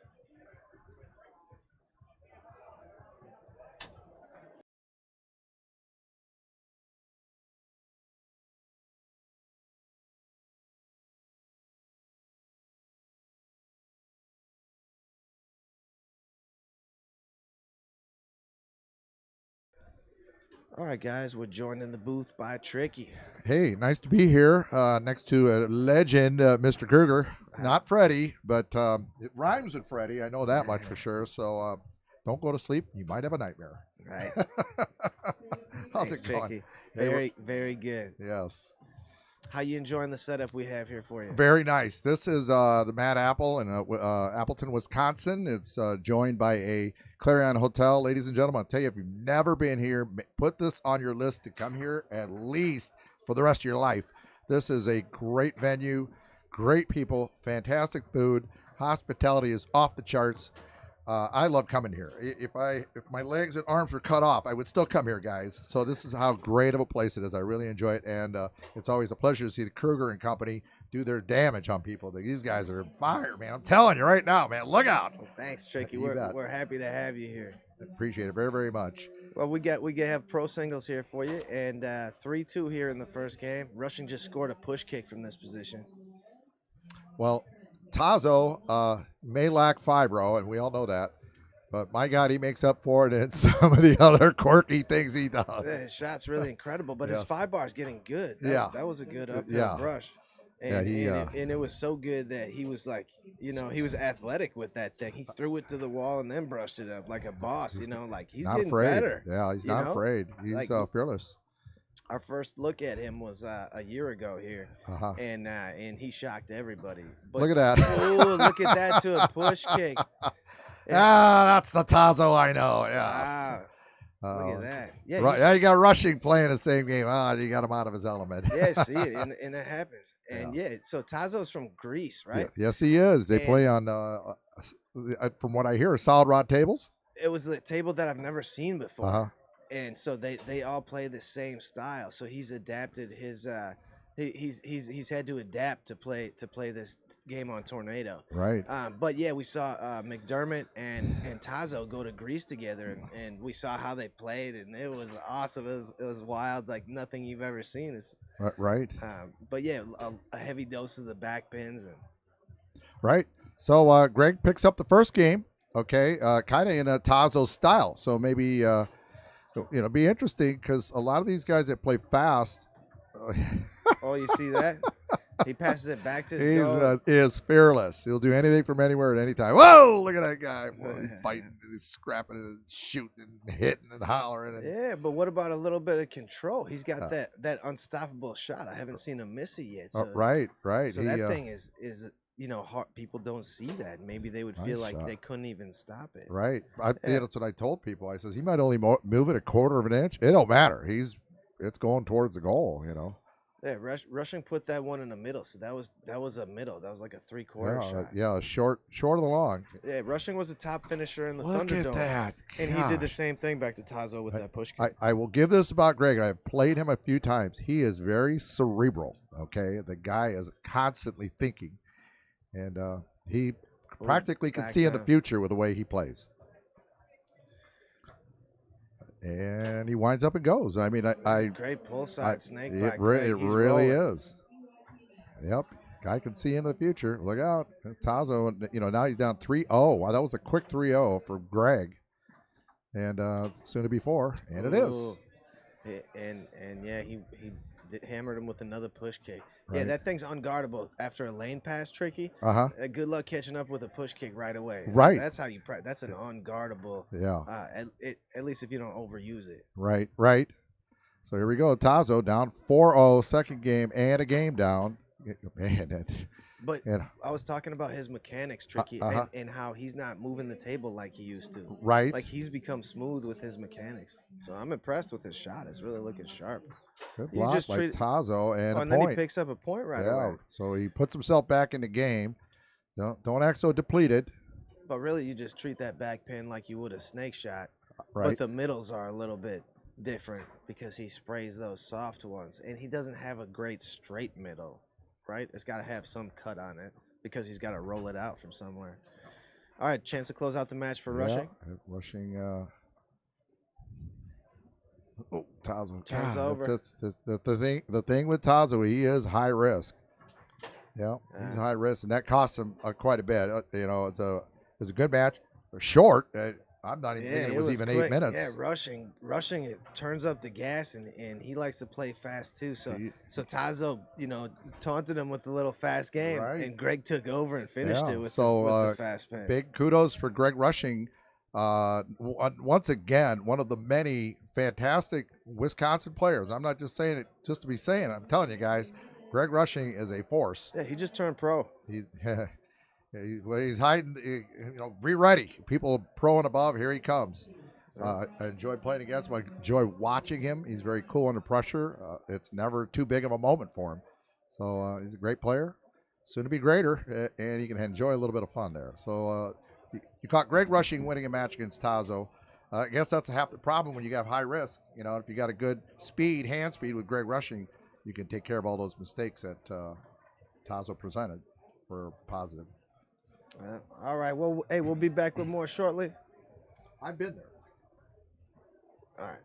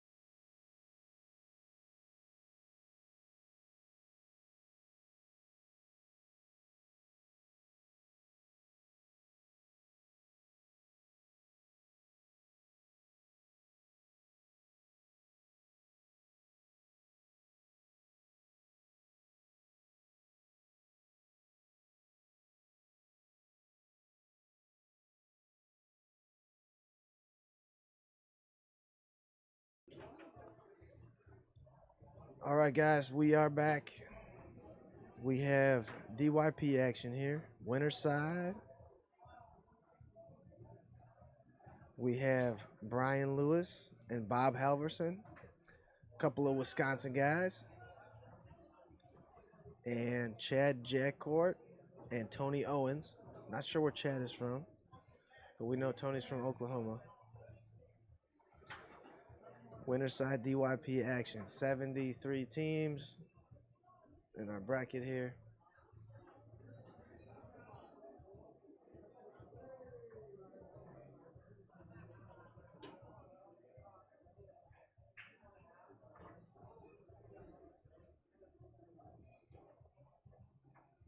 Yeah, we are in full swing here on Friday night.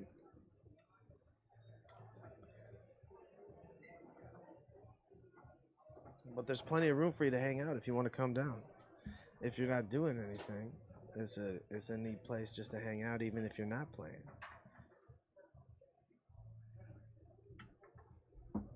And if you've ever been a player, it's cool to come and see your old friends. So come hang out with us. Like I said, we got good bartenders dealing drinks. We've got good sponsors for our events here. We have Good Nature, E-Vapor, Cross Country Mortgage, Balance Studios, American National Bank, A&B Process Systems, Johnston's Bakery, and Holmes Automotive Recycling.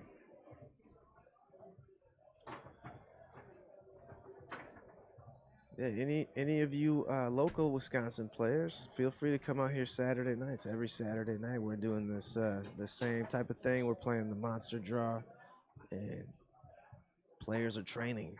They're training for this. They're training for our tournament here, Wisconsin State, and they're training to go on tour. They're trying to go to the different state tournaments now, and it's a great place to be.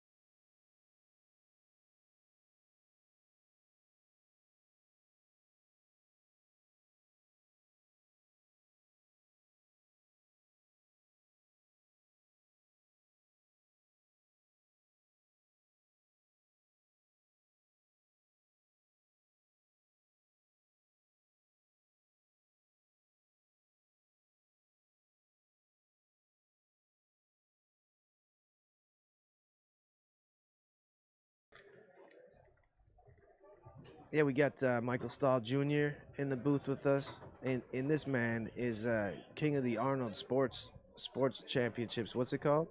The Arnold Sports Festival, Arnold Columbus, Sports Ohio. Festival. Yeah. Shout out to Captain Mark Benetti, Steve Biney, and the whole gang. Yeah, and you came down with maybe the best piece of hardware in the place, winning open singles again. Look at you, bro. That was tight. Yeah, I won open doubles there in 2019, and then the second year I went, I didn't do much anything in either event. But yeah, this year I did win open singles, and I was actually I was pretty sick, man. I had like a gnarly cold. I was oozing from the nose. Oh no. And it's always nice to be given what you have and then work with it and then it work out, So I was stoked about it, man. Well, that's a good win for you. Yeah, thanks, man. You took down Fuad in the finals. He's tough as nails. He was like my nemesis for a while. I couldn't get over Fuad. Fuad's a great player, man. A lot of people underestimate Fuad. He actually has placed 5th in open doubles at Worlds playing goalie like 2 or 3 times, Teddy. Who, playing with Asano? He played with Asano once, or twice he's done with Asano, I believe. And then the other time was with Kevin Westcott. The dude's got a silky 5-bar. Kevin Westcott playing front. They took Fuad in the back. Oh, yeah. I can see that. Yeah, it was good, man. But yeah, Fuad's a great player. I think the first set for King Seat, I got him 3-1 in games. But everything was like 4-4, and then I swept him in the final. But it was 4-4 almost every game, so I think I just got fortunate. But it was good, man. I'm very happy about So it. only 64 players allowed at the event. What do you think about that? I don't love it. It's only because, and all credit to the guys out there, it's only because they can only use NetFoos charts, offline charts, because the Wi-Fi there is like $4,000. So they have to pay $4,000 to get Wi-Fi in that ballroom there at the Columbus Convention Center. Unbelievable. Yeah, they really nickel and dime you. But that's why it's capped out. And I was actually talking to them about maybe doing like a Swiss tournament. That way it's more, it's better competitively for spectators. It's really good to watch Swiss because it's one game race to 10, I think, or whatever the promoter wants to do. And I think those short races are better for spectation. So I'm trying to get them talked into it, but we'll see what happens next year. You know, that's what the Thunderdome was too, right? Yeah. 64. Thunderdome was pretty sweet, man. And that's what I was saying. If they're going to cap it off like that, they need to do some kind of Swiss tournament. We got the table moved. I got to get down there. I'll be back. Hold on. Sure, no problem.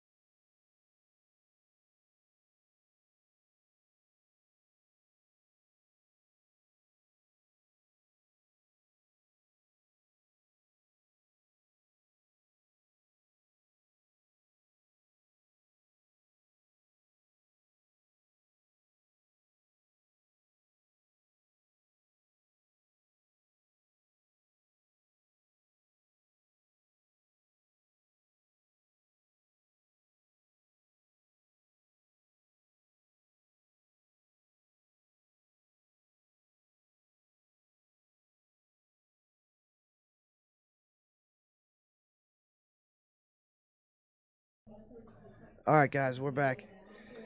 We have open draw action. Oh, it looks terrible. Well, it's still crooked a little bit. The important part is I think you can see the bearings at least. Anyway, our open draw here, we have Tony Owens on the right with partner Chad Jacquart. And I just met Chad for the first time Saturday night. He came out to our Monster. So he's from Wisconsin here. Nice, man. Yeah. And on the left, we have Brian Lewis and Bob Halverson. Bob Halverson's been a pro in Wisconsin for for like at least 15 years. So he's been Oh wow. a consistent pro, and he's a technical player, and he's a boss when he comes up front too. So he can ball. All right, this is game 1, you guys, and this is for 17th, 24th. Nice turnout today with the DYP, man. Yeah, we had 73 teams here. It's crazy. So last year was 70, so it grew a little bit, but that's a big old draw, bro. Yeah, that is, man. It's awesome. I love what you guys are doing out here. You've got all sorts of sponsors, man. Balance Studios, American National Bank. That's a big sponsor. That's a big deal. Yeah. A&B Process Systems, Johnson's.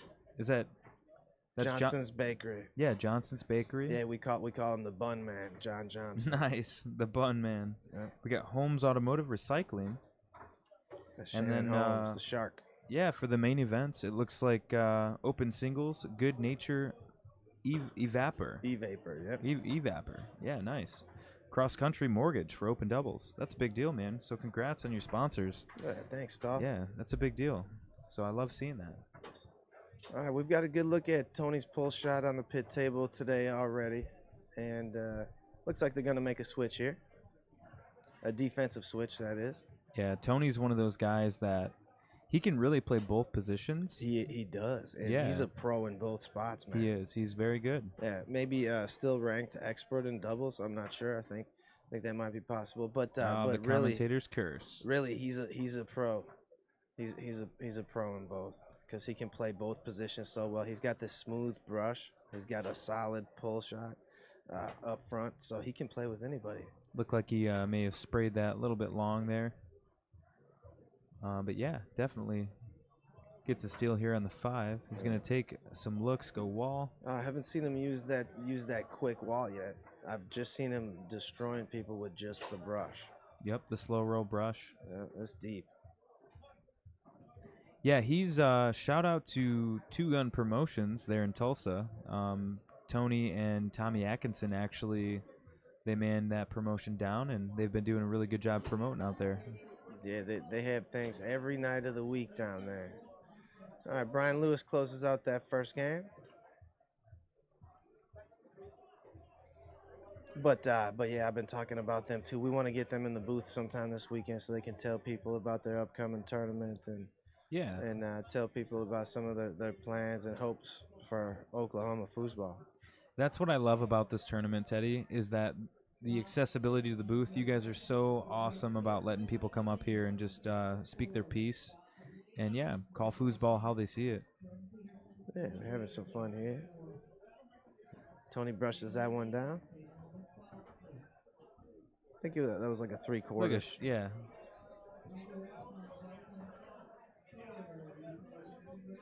Yeah, I like the instant replay where you can look after to make sure you know what you saw. As we see a hammer of a pull kick by Bob Halverson back there. I like how it's a third of the screen that you guys have for the replay, and then how you have it. It's nice. Yeah, it's working. I like it. But yeah, guys, let us know what you guys are thinking. Jump on that comments box. Are we streaming from Twitch and YouTube? We have 2 YouTube channels. Right on. Somehow, Wisconsin Foosball and the Mad Apple. Yeah, I streaming. saw that. Yeah, that's awesome. It's gonna get a steal on the 5 here. Yeah, Try a little poke through. We only get to see Brian Lewis once or twice a year. He's a musician, so so he's as busy as can be. He's got girls chasing him all the time. This guy.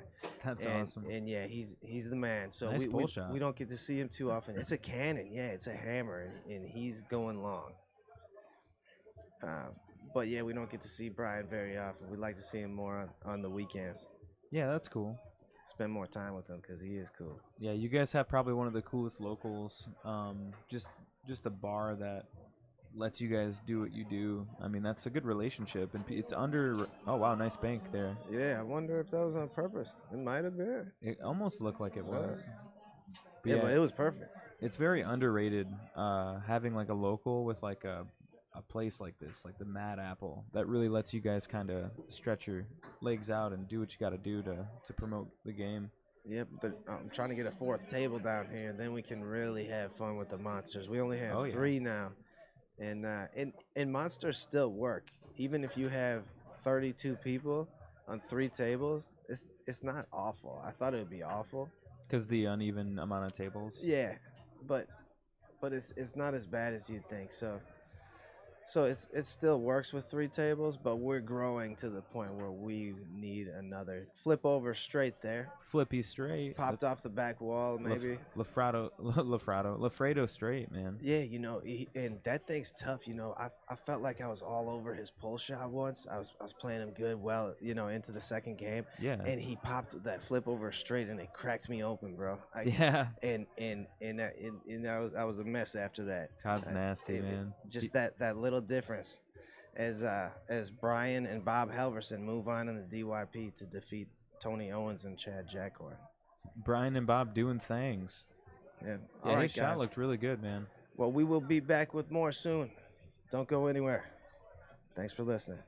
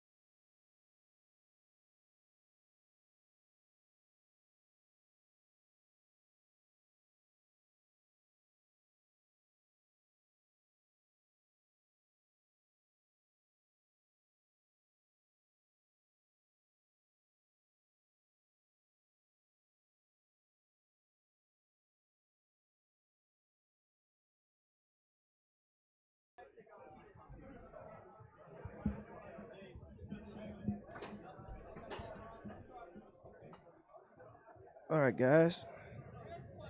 Here with more DYP.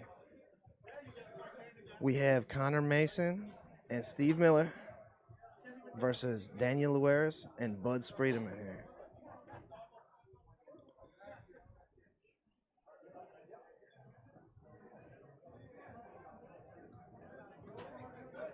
Daniel's first time here in Wisconsin, I think. Yeah, it definitely is. First time seeing him here. Just turned master in doubles. All right. They are ready.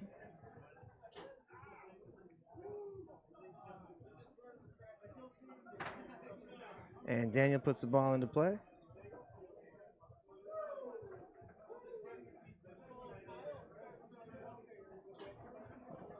Steve Miller playing goal for the team on the right.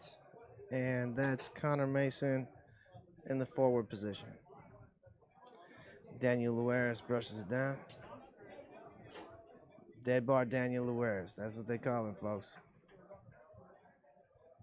That big dead bar push shot on a snake. He throws it out there deep, and you're going to get a chance to see it. We'll get a look at Steve Miller's defense here. Steve Miller, a member of the top money earning team in 1977. Him and Joe Dan or Etherly, top money earners, 1977. Glad to have him at our tournament again. And I've only seen Steve play up front. Connor, former rookie doubles champion here at Wisconsin. And Daniel Lueris comes with pull kick. Connor goes through the lane, couldn't hold on. Daniel goes hard along the wall. Chance to go up 3-1. Tried to go back down the middle. Steve would have none of it. Puts the ball back into play.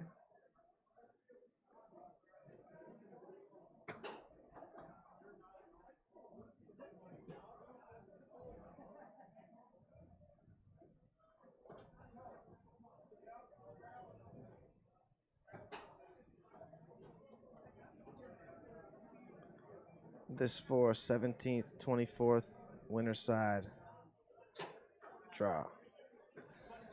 Daniel Lueris goes up 3-1 with that pull side effort. Connor goes through the lane there. Get another look at Connor's snake shot here. Rocking on Bud. Bud's got some good snake defense. A very underrated player back there. Ooh, and Daniel Lueris hops out a little bit to the push side and then goes all the way out. Deadly. All right, Connor goes hard along the wall. Connor from Iowa, I think. 90% Iowa, I think.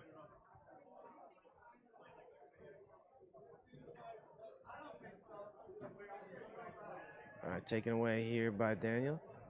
Bounce pass. Chance to close out game one.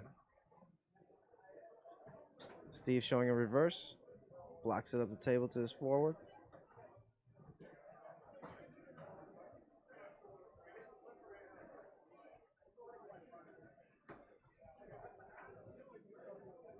Yeah, not sure who Bud's playing with this weekend, if he's playing with Tony. Usually he plays with Tony up here. Oh, yeah, he must be playing with Tony because Paul Smith and Eric Hilton are playing together. So it must be Bud and Tony. 2-4 here in game one. Bud and Tony runners up last year. State champions the year before.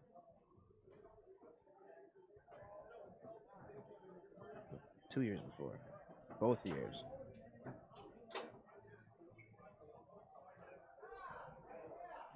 And then Kevin and Carlos won last year.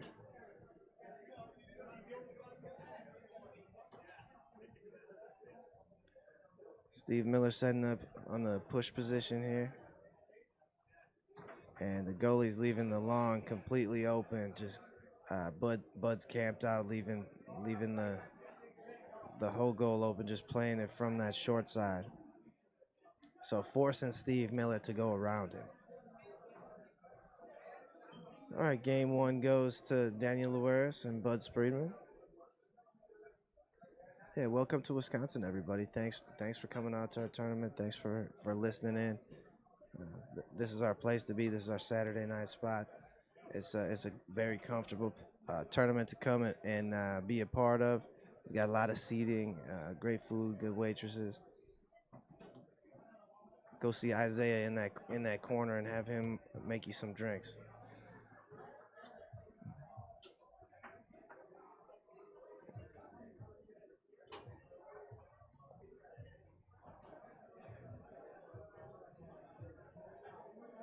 Yeah, Steve Miller, living in Wisconsin in the summertime as he dishes up that beautiful pass to Connor.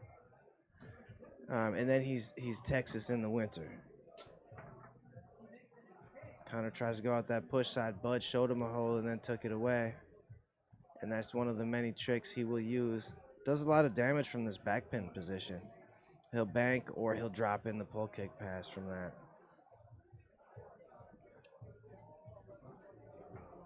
Timeout.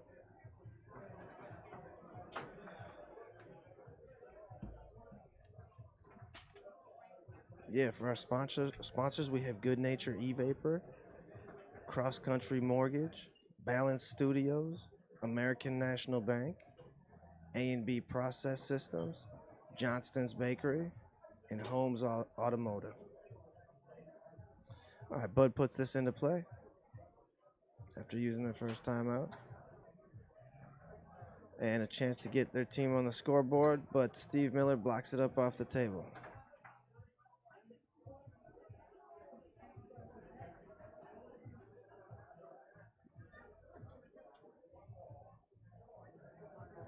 Daniel Luaris, third place finisher at Nationals this last year, Louisiana.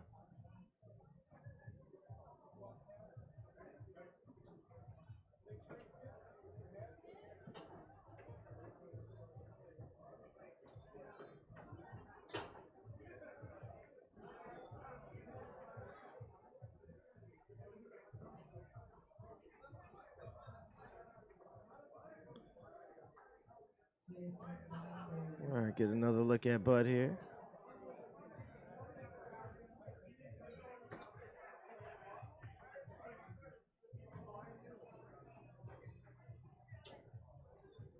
Turns this one over to Connor.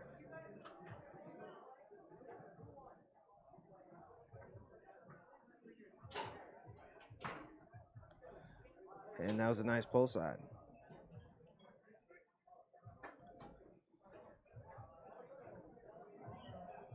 Daniel Luaris brushes this one down.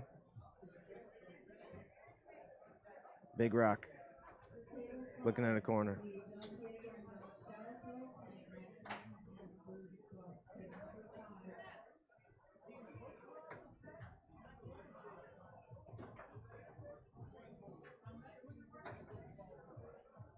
Yeah, Bud's got Banks back here. You always have to think about that. Sent the pull kick pass up that time. Both goalies trying to get their forwards possessions here.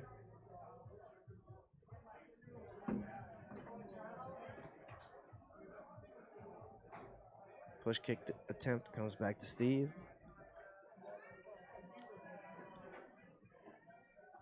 And off a man and in. Steve gets credit for that one. Yeah, we'll have more stats for you tomorrow and more points. We don't have a tech person, so I can't do the tech job and this job, so I can't do the points. I wish that was just gone, so it wasn't an empty block. Luaris shows us his push side.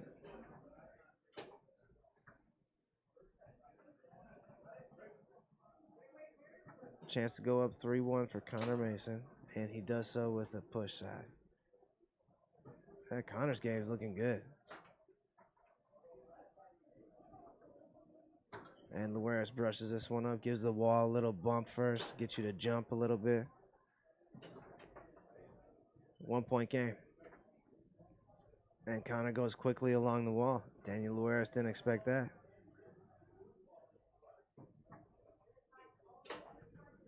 And a deep push shot. Wow, look at Connor Mason.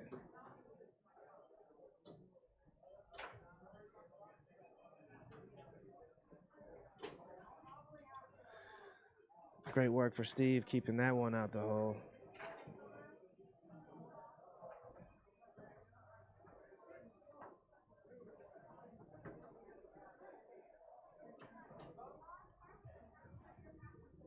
Ooh, Connor has that finesse too. I didn't know he had that.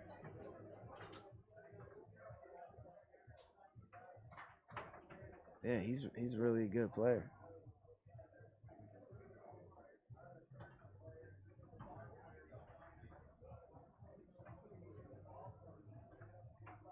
Daniel Luares hard along the wall. Chance to make it a 1-point game and does. With that push shot.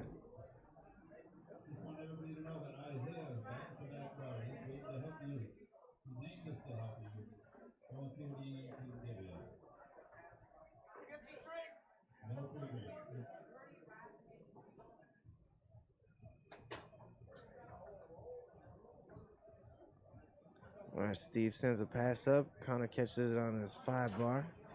After the block, and then Steve couldn't keep this one out. This is a match point for Daniel and Bud. And Connor's going to take a timeout.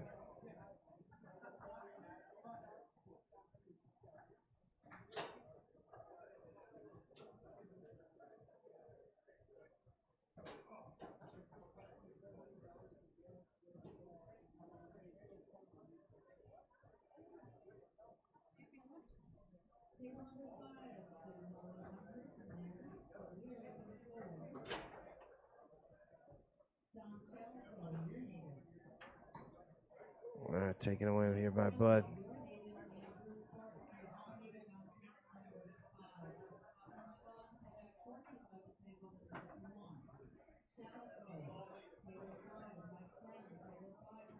Connor might have lost his window to extend this match here. Nope, he has another chance. Tries to go through the lane. Block back to Steve Miller. A game the team on the right has to have, and they do. Steve Miller bails him out and ties up the match.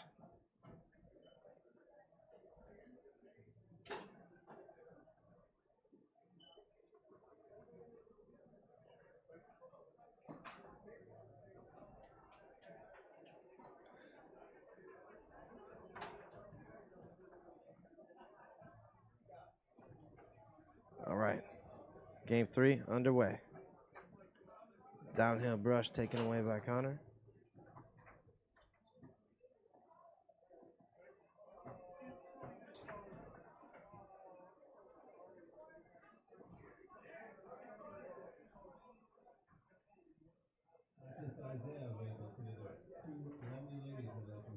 All right, taken away here by Connor. Chance to put his team on the board first.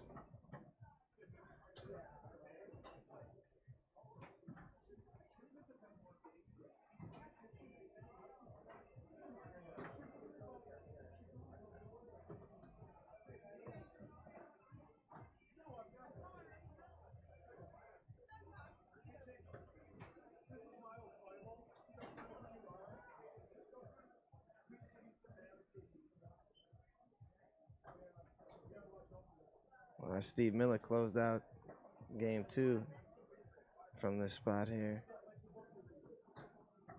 Tries a push kick there, comes back to him.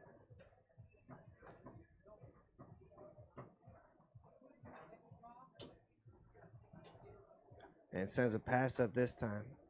He occupied Luares with those shot attempts. And then sends up the easiest pass in the world. And Connor Mason capitalizes. Luares tries to brush up. Got a piece of it. Rolls to a stop for Steve Miller, who is being productive back here.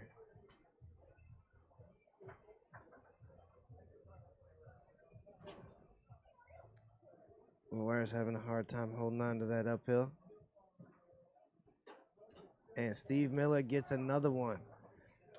And that puts his team up 2-0 here. Master Luaris finds himself down a couple points here. Bud keeps that one up.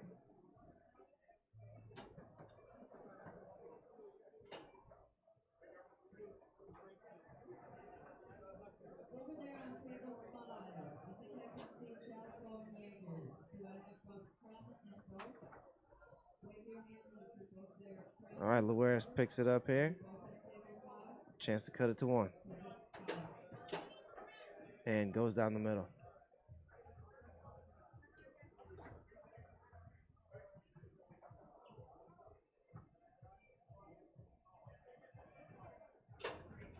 Get a good look at Bud's defense, and he has some great defense. And Connor Mason, I don't even know if he realizes how good these guys are that are all on the table with him. But he's playing right up there with him. You know, he's playing out of his mind, I feel like. And maybe it's better he doesn't know that Daniel Luaris is a master, and he probably doesn't know Bud has won this tournament a couple times. Cuts that one back there, but he's not looking back. It's a match point for the team on the right. Daniel brushes this one up. Chance to cut it to 1. Rocking. Ooh, and finds a real tight pull side.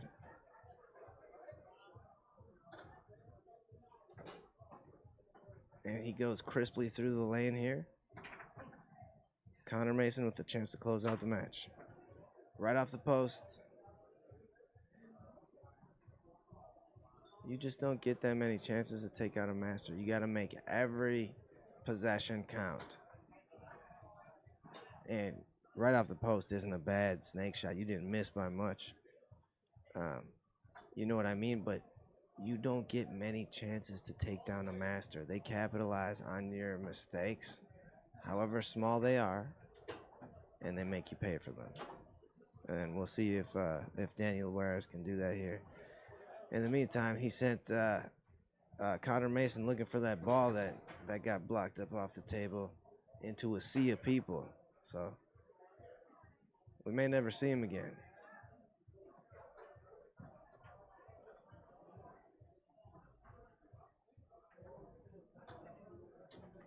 Yeah, we're up over 200 players so far this weekend. We had 73 teams in this event. Connor tracks down that loose ball.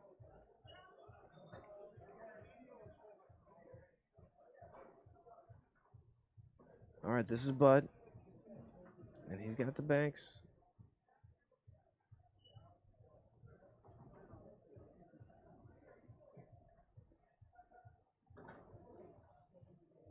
Picked up by Luaris on the 5. Tries to go through the high lane. Connor gets a piece of it. Daniel picks it up. Looking to tie it. Big block by Steve Miller, who's had a couple of big shots. Match point for the team on the right.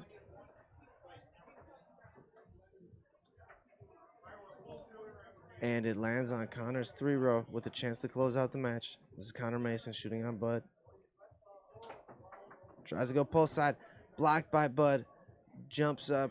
Goes in. Connor Mason and Steve Miller are moving on. All right, we'll be back with more soon.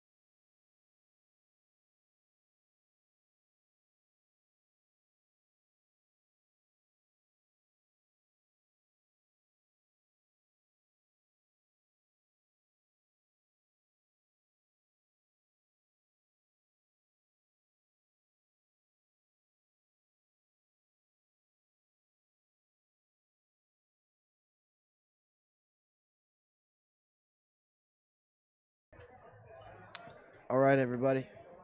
More DYP. More of the DYP here. We have Tristan and Corey on the right. Tristan is from Minnesota, and Corey's from real close, Freedom, Wisconsin here. And on the left, we have John Johnson, and he's also a local guy, one of our Saturday night guys, both him and Corey, and John Winter from Minnesota. So they each have an even amount of cheeseheads on each team, and also Minnesota players. So this is quite evenly matched up. And this match is on the loser side, 25th, 32nd.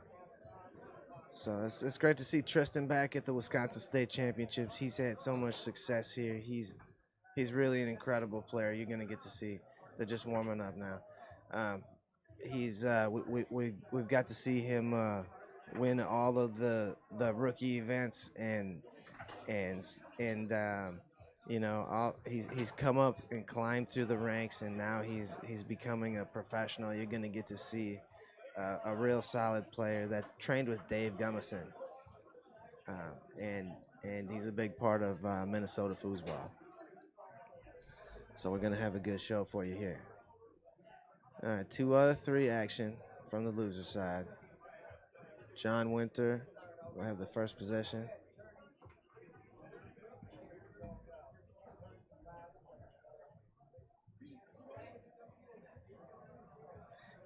And John and Tristan know each other very well, trust me. John goes along the wall here.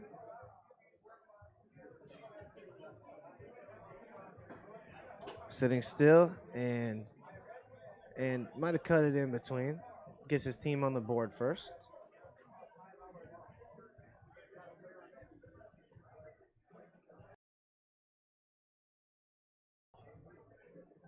All right, Tristan's got a great wall, great lane. Commentators curse, folks.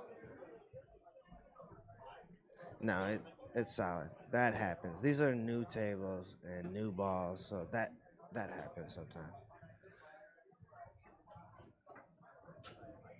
Taken away by John, who goes along the wall.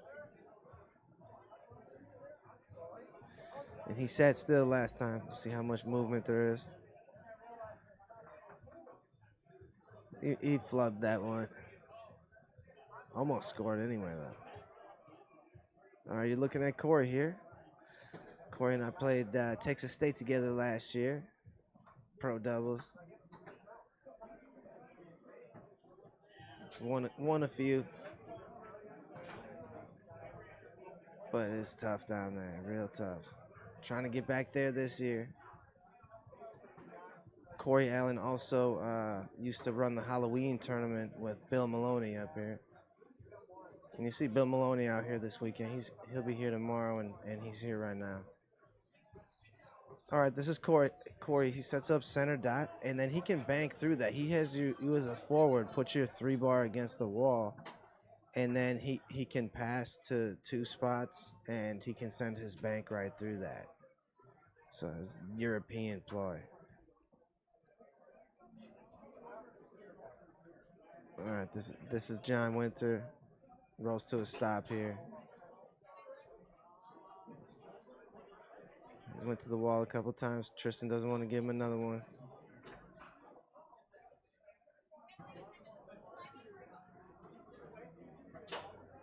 And he'll just sit right here, and he'll pass to either one of those 2 far guys. And he'll bank right through here. And as a forward, you just park it right there and wait for your passes to come. It's very cool. And then there's a few holes you could spray it to, looking for the straight.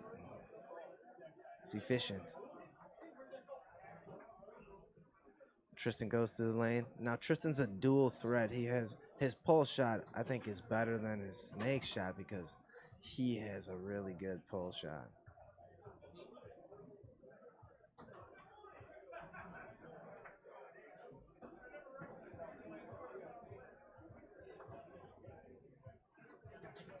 Turned over here. Yeah, John Johnson in the back has pretty good defense now, and he has a couple of really good shots. One of them, he's got a good pull shot, and he's got a good bank. He's got good banks. He's also got a good back pin shot that will surprise you. Tristan goes straight, and 3-1 lead for the team on the right.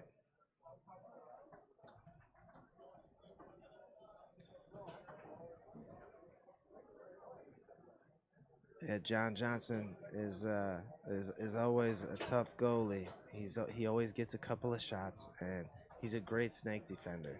Maybe his pull defense isn't as good as his snake defense, but he's a solid defender, and he'll get you a couple points. You will see him score one. As Corey gets stuffed there.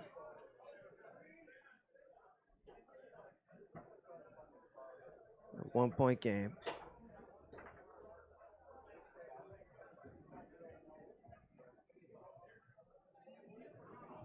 And when John hits that bank from there, he hits it really deep. Like it's too deep to hold up for. I can't hold up for it. He drags it so far over, and it's too deep. I never hold up for it, so he gets me with it every Saturday. I think he got. I don't know if that was on accident. I couldn't tell. Usually they look better than that, but he gets credit for that one. All right, Tristan goes hard along the wall. And that's generally how he's the most dangerous, just with that hard tic-tac, Tristan. He's just going wall, he's just going lane, but he's a phenomenal reader as he strokes that one down the middle. Game point for the team on the right.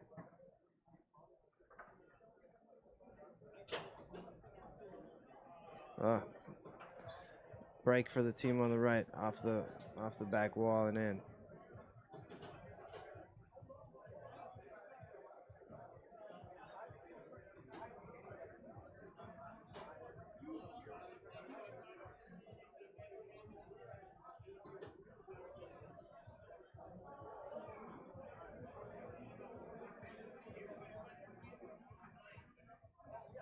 All right, John puts it into play, trying to pass along the near wall. Sent up the table right away by Corey Allen.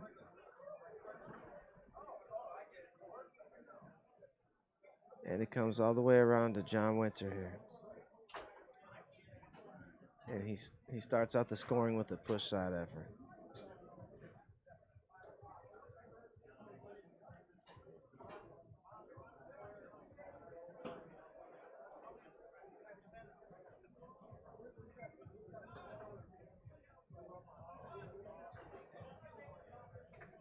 All right, that's John Johnson back there. Vietnam veteran John Johnson.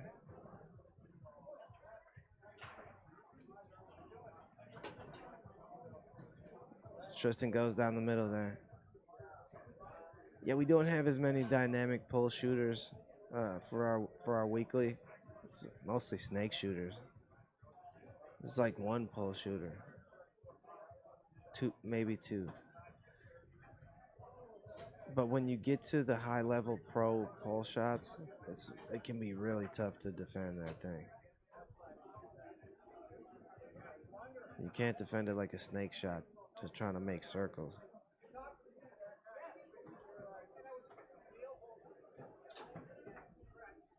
All right, Tristan goes through the high lane.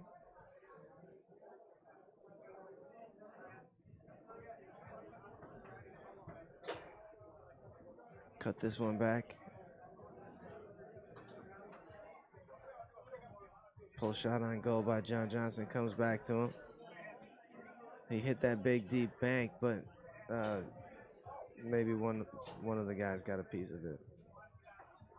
All right, Corey set up center dot. Taken away here by John Winter. See if he can make him pay.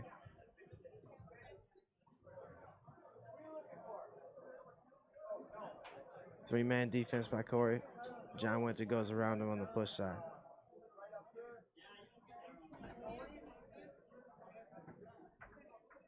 And Tristan goes back down along the wall, that one there. Chance to tie it up.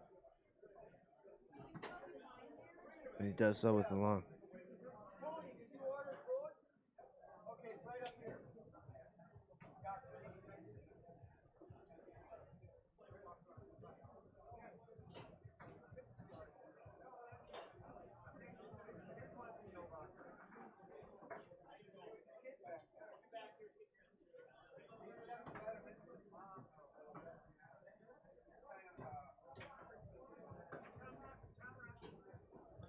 John sends a bank up the table.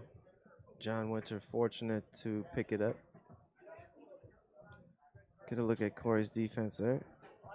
Blocks the push side.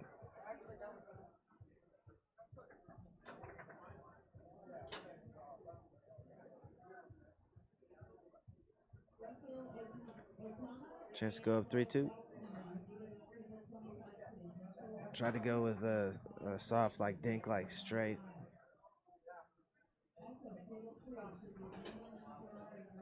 Tristan goes along the wall. Really quick release on that pull shot there. Puts his team up 3-2.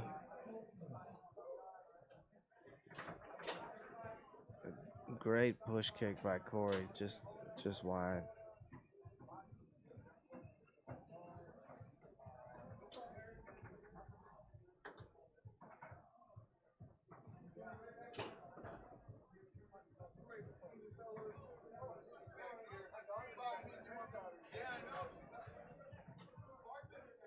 Shot on go. See if John Johnson can keep the team alive here. Comes to John Winter. Bounce passes this one through with a chance to tie it up. And he does with the push side.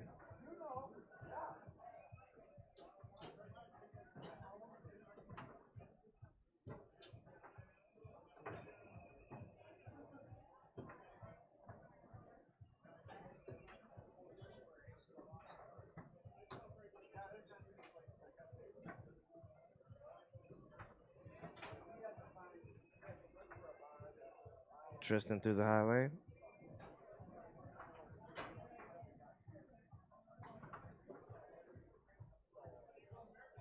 Block, but comes back to him.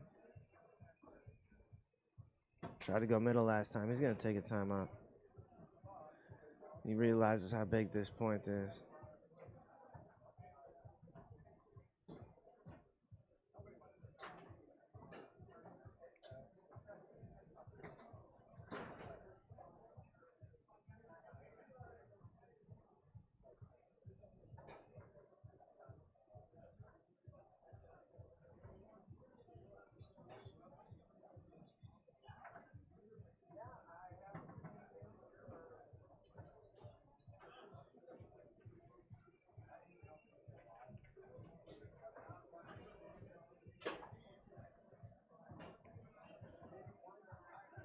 All right, the team on the left has to have this game.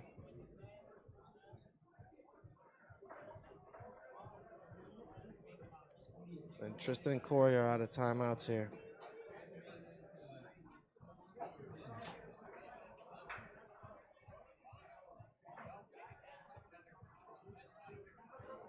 Tristan puts it into play.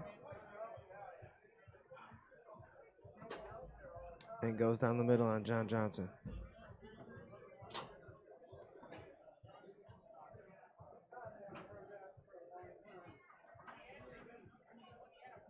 Fortunate to pick this one up off the back wall. A chance to tie it up for John Winter. Holds on to it. Another chance. Goes with the pull kick. Rolls to Tristan. And he's not missing, folks. But John got a piece of that one. And John Winter brushes it down. Another chance to tie it up. And he does with the push side.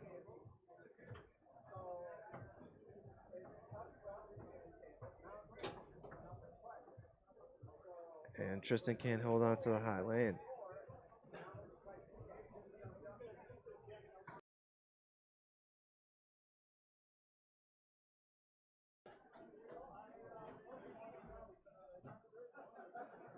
Fresh 15 seconds for John Johnson. Tries that front pin shot. I thought he was going to score one of those. It's tough with the new balls, though. Tables feel so stiff and new. As Tristan goes hard along the wall and finishes it off down the middle. All right, we'll be back with more shortly.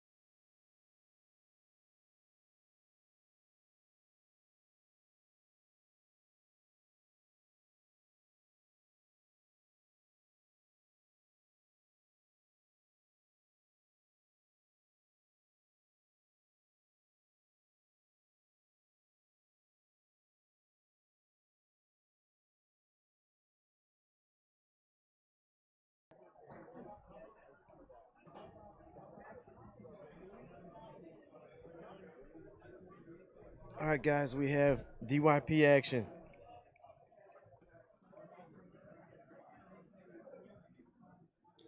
This is the winner side for 9th through 12th. And we have Matt Weber and Sean Schaefer versus Steve Clayton and Jacob Belkos.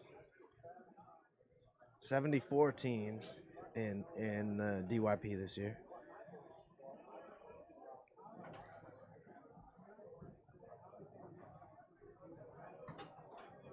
So this should be a good one. Probably the first time that Matt has ever got to play Jacob. And vice versa.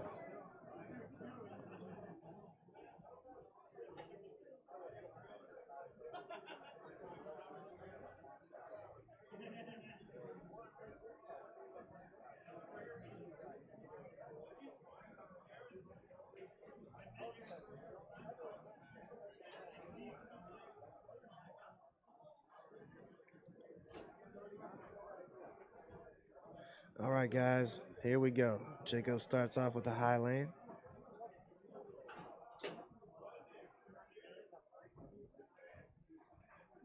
And I think he went down the middle.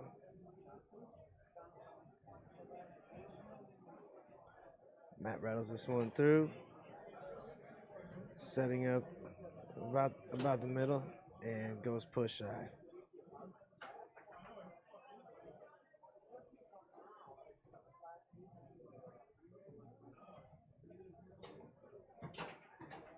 And Matt with a quick push side.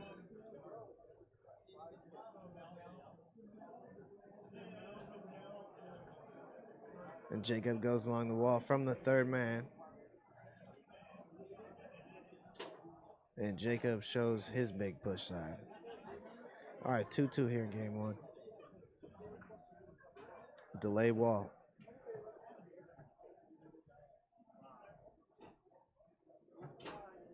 There's Matt rocking off center and then hops out to the push and goes down the middle.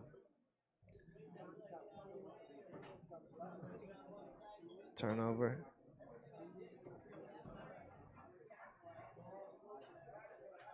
Oh, somebody hit the table.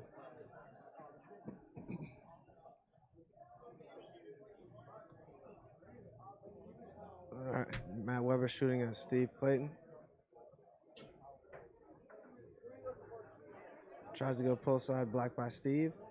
Taken right back by Matt Weber. Dr. Matt Weber. He says he's coming back to Wisconsin in 2 years. He's almost finished doctoring there in Phoenix. And then he's gonna come home.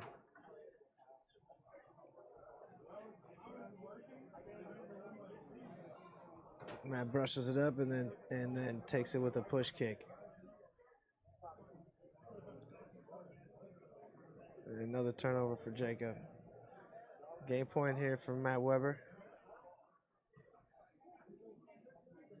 And that's Sean Schaefer in the back. That's his goalie.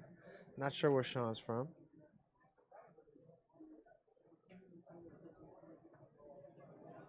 Another delay by Matt Weber.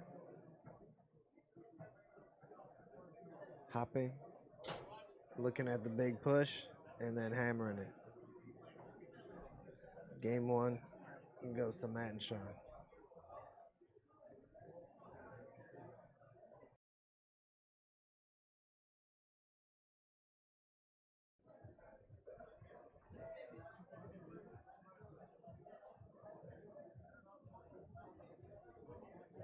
All right, Jacob starts game two. Tries to go along the wall. Matt sends it back to him, and Jacob brushes this one down.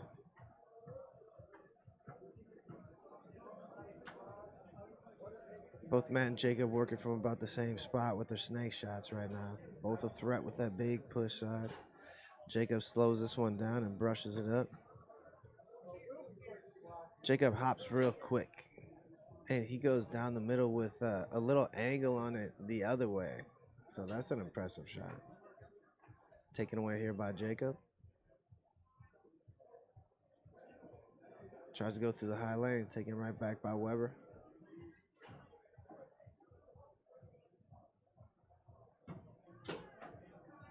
Big push side. Nice tap first just to freeze you up. And that one goes in off the back wall. And they'll switch on the right side of the table. And Weber starts with a great left hook. I don't think I've ever seen him use that one before.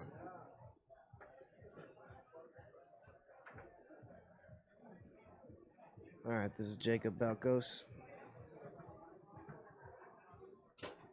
And Jacob's a dynamic player. We've seen him start to climb through the foosball ranks. Took third place in open doubles at the Carhartt Classic in South Dakota. Took second in mixed with his little sister. Already a very impressive career start for this young man. All right, they're going to take a timeout on the right side and bring Jacob back up front.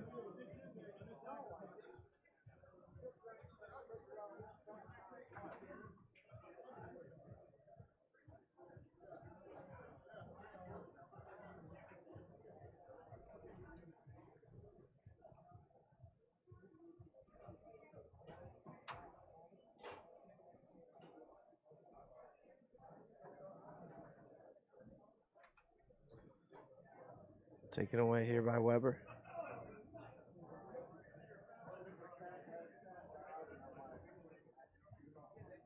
Tries to brush up, comes back to him. Chips this one up.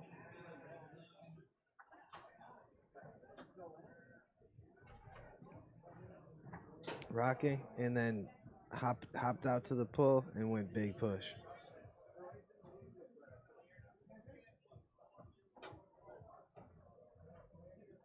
Jacob tries to go through the lane, couldn't hold on.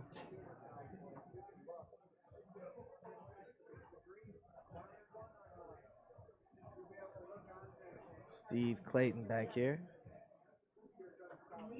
Haven't got to see him shoot much because Matt Weber has been an offensive nightmare for him with this big push side.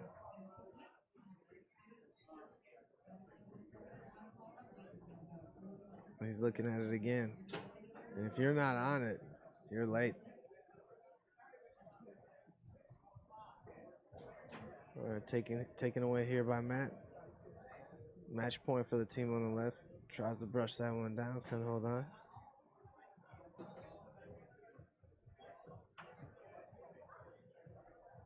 Pull shot just short. Tuck corner just short. Oh, and that one gets behind him. And that's going to do it. Matt and Sean are moving on. We'll be back with more soon.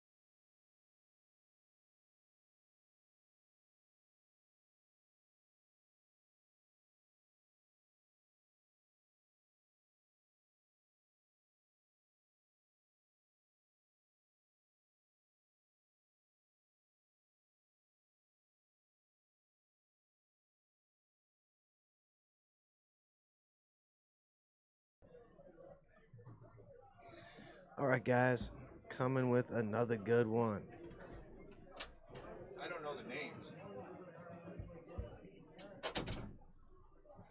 We have Jacob Belkos and Zach Hoffer in pro singles.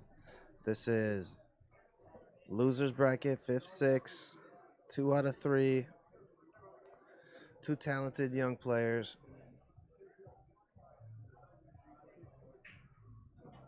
I'm not sure how old Zach is. I'm guessing 24. Yeah, I think that's probably right around where he's at. And Jacob is 14.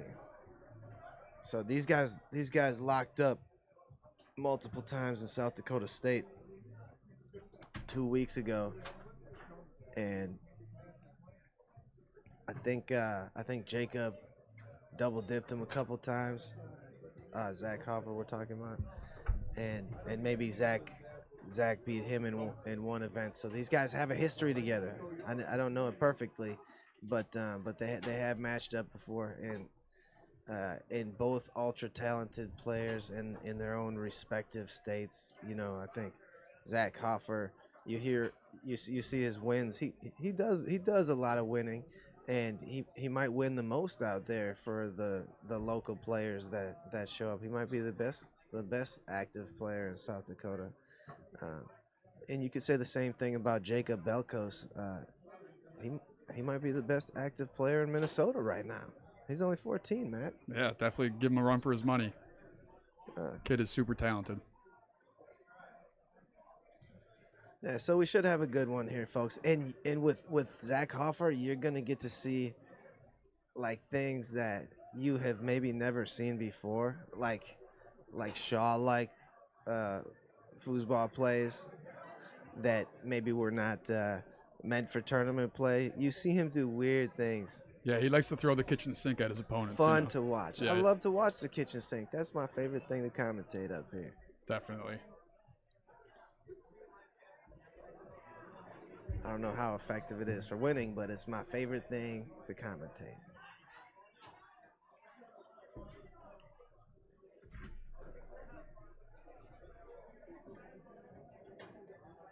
Yeah, we'll take this moment to talk about a couple of our sponsors: Good Nature E-Vapor, Cross Country Mortgage, Balance Studios, American National Bank, A&B Process Systems, Johnston's Bakery, and Holmes Automotive.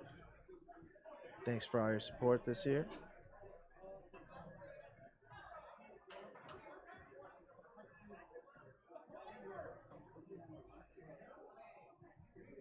And it looks like we're almost ready, guys.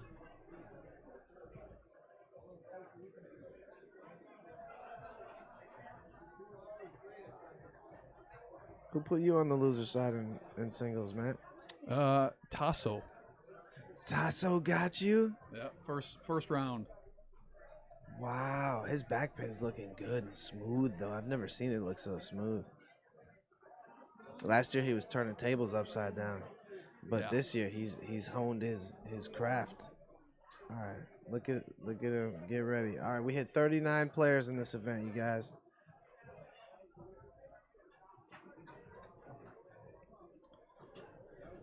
And it looks like Jacob's got the first possession here. He'll put the ball into play. Tries to go through the high lane, taken by Hoffer. We'll see what he'll start off with. The thing with switching your shots starts with a great pull shot, Weber. You see that? Yeah, nice. Very nice.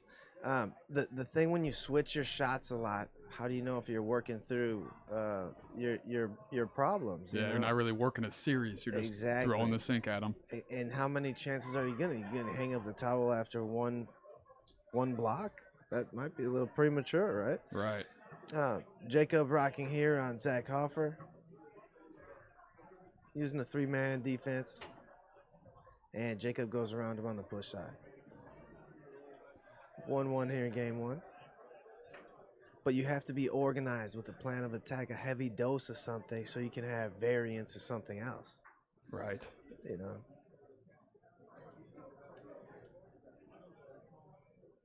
All right, Jacob turns this one over. And Hoffer with another pull shot gets taken away by Jacob Belkos. Goes with a Nate Winter. Yeah, He should have acted like he did it on purpose. But he missed a pass there. All right, looks like oh, maybe he's just taking off his shirt. No, Hoffer's getting serious here. You get 5 seconds in between games. So you can rip off your coat really quick. Is it Hoffer or Hofer? Hoffer. Hoffer, okay. All right, now we're going to a snake shot. And his pull shot was looking sharp. Like, maybe you should just go to war with just that thing and see how a tournament weekend goes. Yeah, at least right? until it stops working. Yeah, and work through your progressions and use your options properly. And I get having a backup shot. Like, if you have a good pull and a good snake, I get that. As Jacob scores here and takes a 3-1 lead. Hoffer goes through the lane. Back to the snake shot. And throws a push shot out there to take to make it a 1 point lead for Jacob. Zach seems just really kind of be playing in rhythm. You know, he just kind of gets the ball, feels what he's feeling, and just kind of goes. Doesn't take a lot of time. Just gets his read and goes as Jacob executes again. Yeah, his pull side's really good.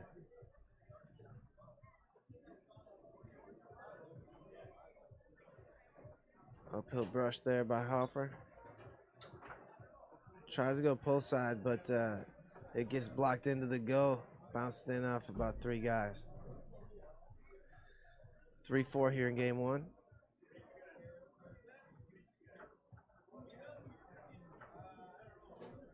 Ball rolls through to Hoffer's 3-bar. A chance to tie up this first game. And we get a look at Jacob's defense there. Looking pretty good. Big block by Jacob.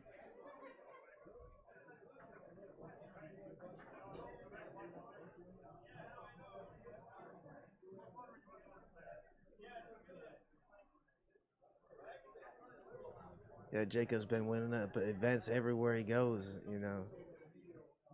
Terrorizing people. Yeah, he's an expert now, folks. Yeah, last year he was a beginner and he won beginner singles here.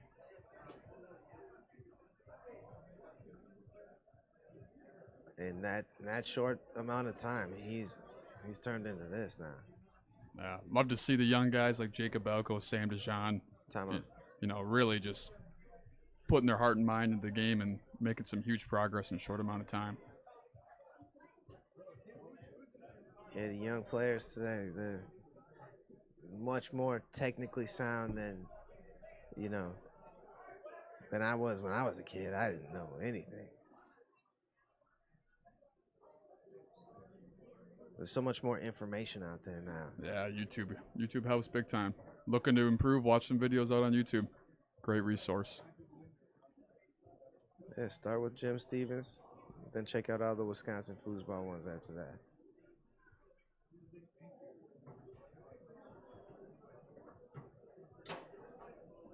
All right, Hoffer ties it up.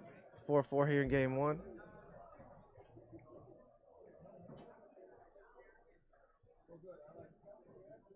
Jacob brushes this one up. See, he's got some soft ones too, and that's important. Keep people off balance. And Jacob takes game 1 with that push shot.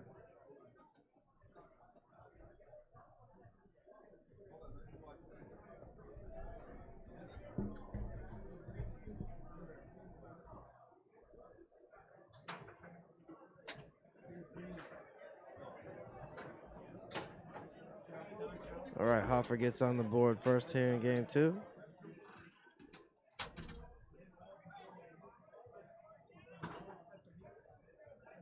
Taken away here by Zach.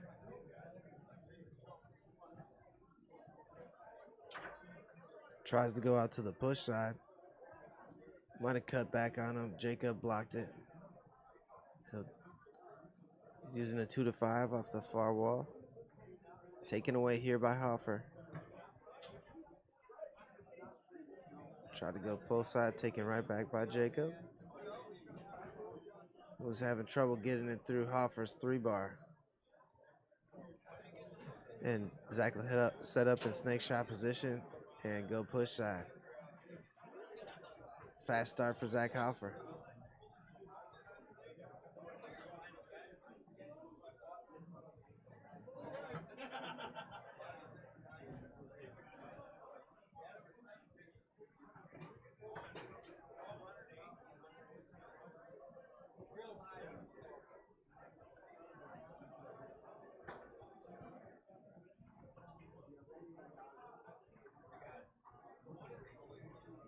All right, Jacob fired that one off.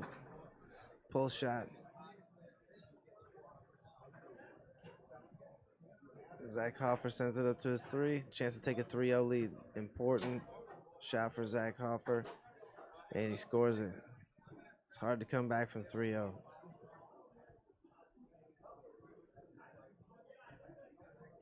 All right, Zach goes along the far wall this time. Now he's feeling good. Oh, but Jacob gets a free point there because Zach sprayed it wide and it goes in his own goal. Another chance for Zach. Hasn't touched anything yet, so it's a live ball.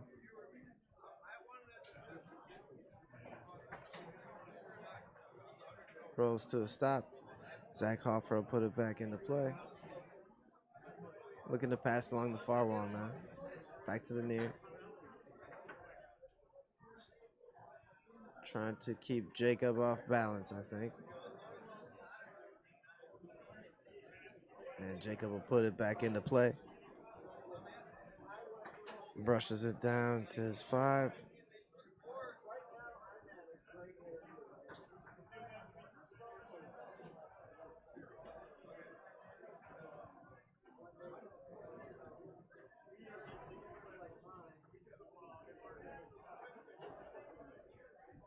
Yeah, still time for you to get in open mixed if you want to play some foosball tonight. Or amateur singles. That's at 10 p.m. Hopefully we don't play as late as last night.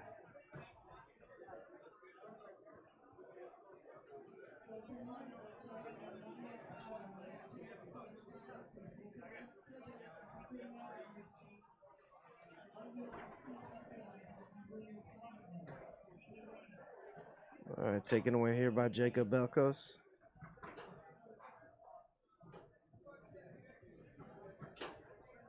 And he goes down the middle. Hopped out to the push and then went back down the middle.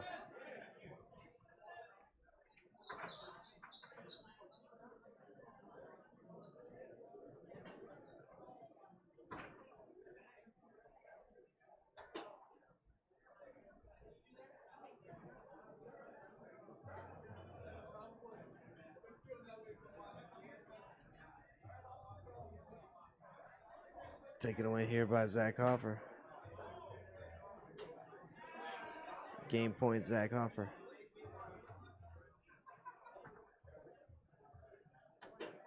Jacob sticks it up and takes a quick push side. A 1-point game. So Zach has to be perfect. Jacob's getting more comfortable on the 2-5.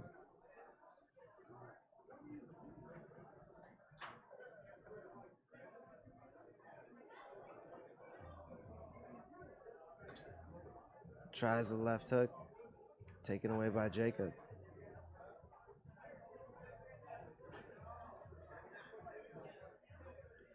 Stolen here though by Zach Hoffer. Chance to close out the game, and he does.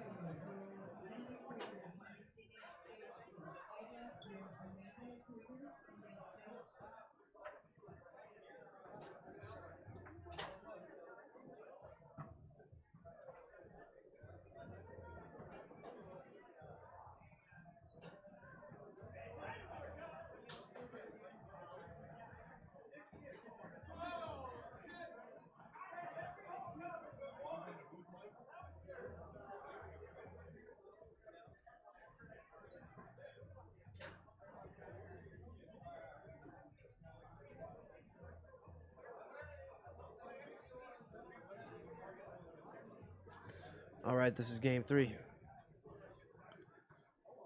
Jacob Belko starts off.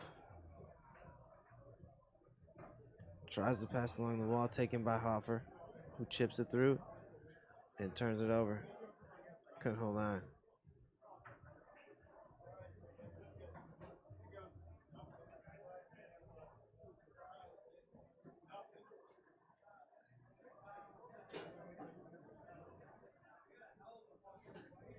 Yeah, for the winner's side, we have Kenneth Dale still alive in pro singles, Greg Rushing, and Tony Owens.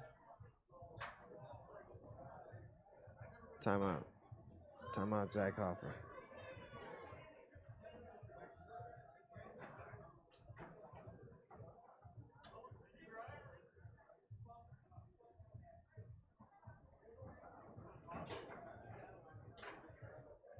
All right.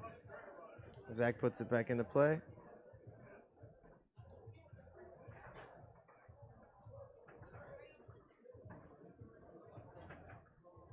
We might need another timeout.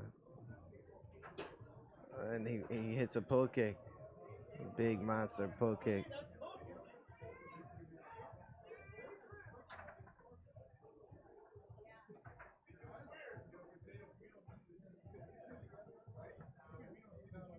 Chance to tie it up for Jacob.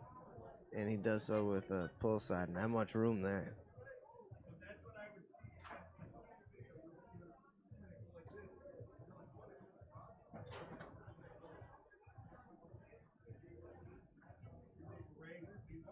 All right, we'll see what Zach Hoffer has in store for us here.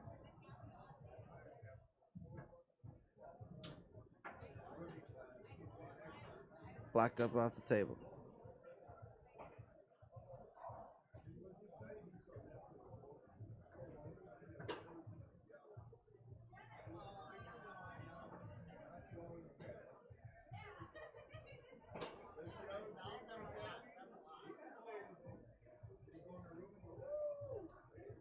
Zach tries the left hook and turns it over to Jacob's 3-row.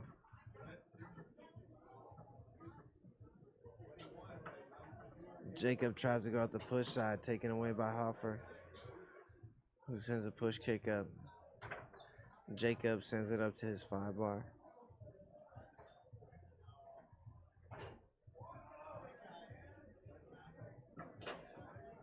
And quick push side.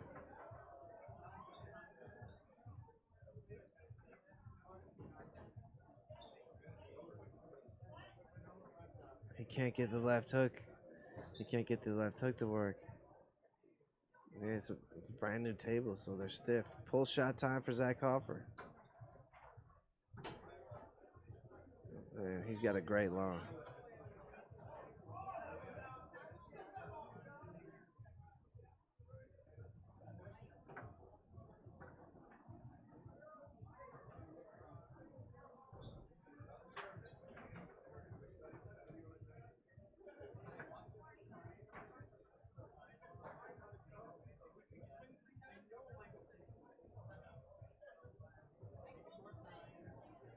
Jacob Balcos brushes it down, 2-5.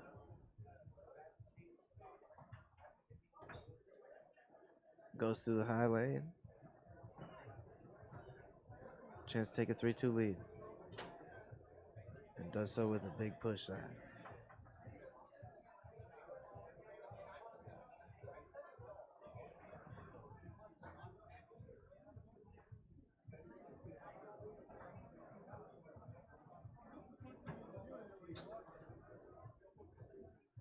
All right, Hoffer fortunate to get that one to go through.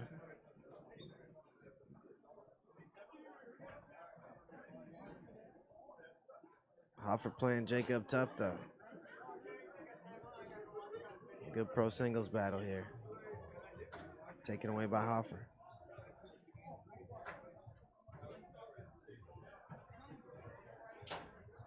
And back to the snake shot.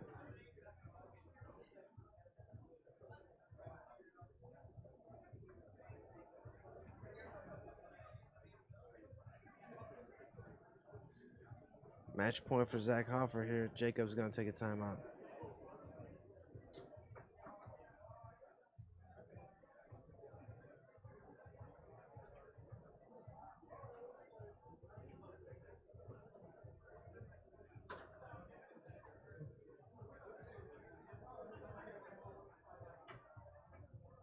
Jacob Belkos puts it back into play.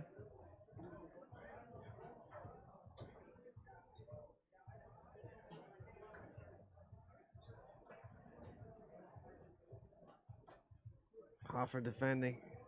Sends it back to Jacob's goal. And Jacob brushes this one up to the second man.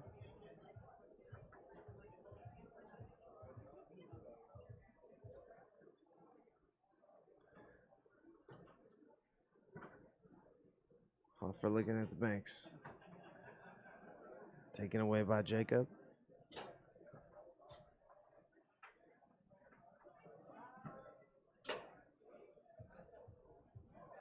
Meat Nut.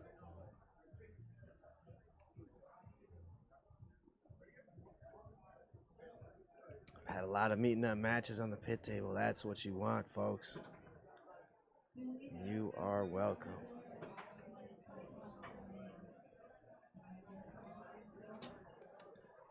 Hoffer gets this one through.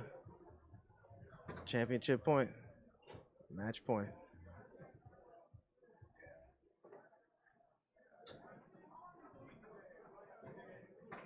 Jacob blocks it back to his 5-row.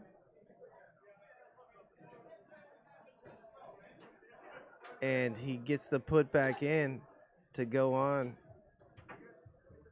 and eliminate Zach Hoffer. All right, guys. We'll be back with more.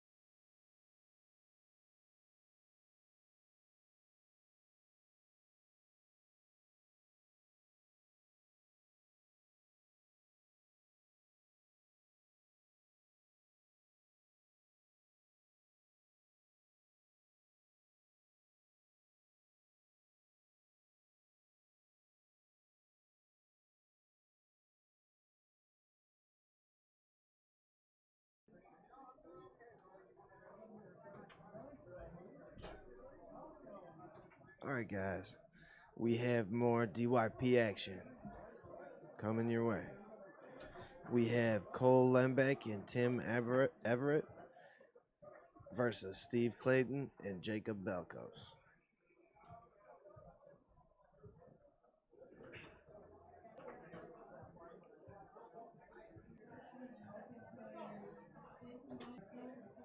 Motors out in South Dakota. So hopefully we get him up here, up in the booth later this weekend so he can talk about some of the things he's got going on.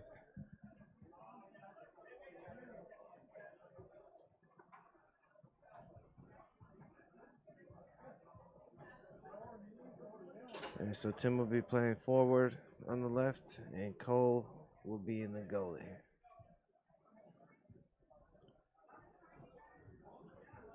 Up front on the other team, you will see Jacob Belkos.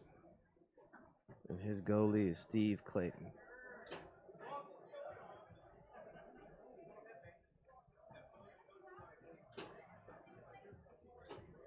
Yeah, Cole's one of our Saturday night guys. If you're looking for something to do on Saturday nights in Appleton, Wisconsin, come check it out. It's a real cool group. It's a fun place to come and play, and fun place to hang out on Saturday nights. This is the spot.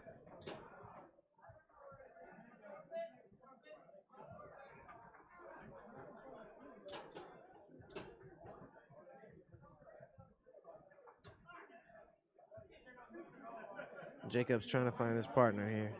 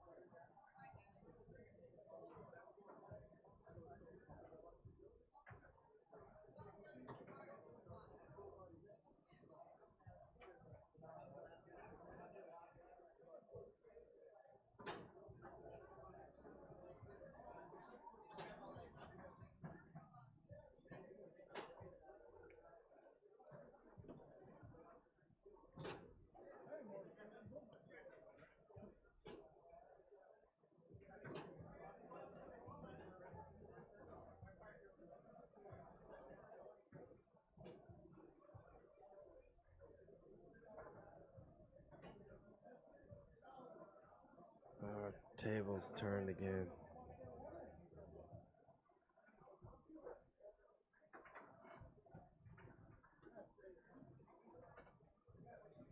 I better go fix it. I'll be right back.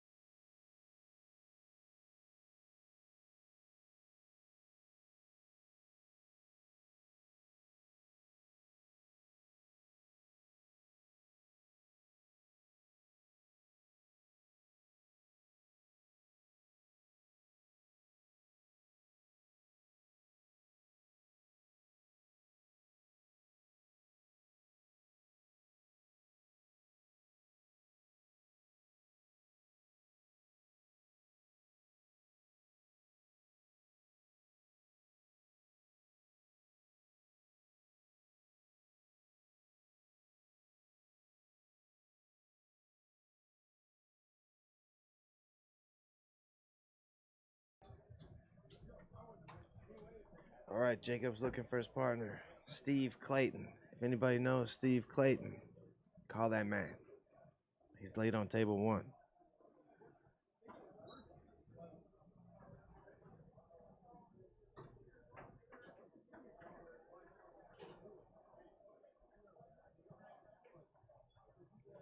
Yeah, 14 minutes. We're not trying to forfeit anybody here. Trying as hard as we can not to forfeit anybody here.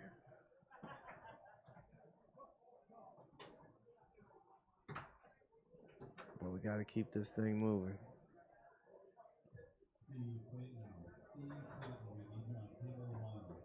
This is for 13th, 16th loser side.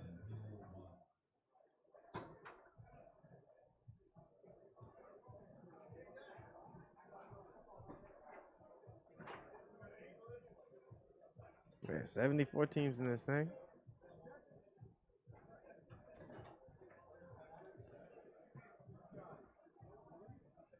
Solid turnout.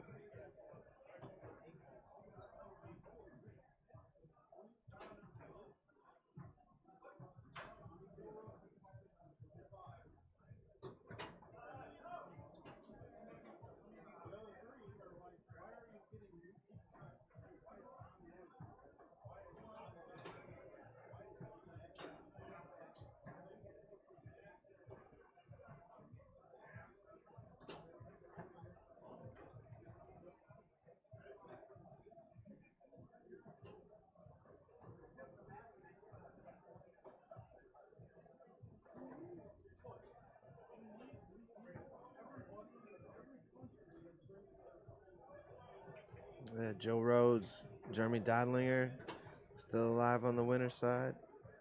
Matt Weber, Sean Schaefer, Chad Cranky, Tim Kiss, Jeff Bunnell, Tazo, Tony David Bales, Jason Bogart, Fat Rod, as you know, back after a 15-year break. Great to have him back. Him and Rich Cotter still alive on the winner's side. And then you have Brian Lewis and Bob Halverson. So those are the handful of teams left on the winner's side here. Yeah, we're going to give this guy another minute. Then we're going to find a match for you, I promise.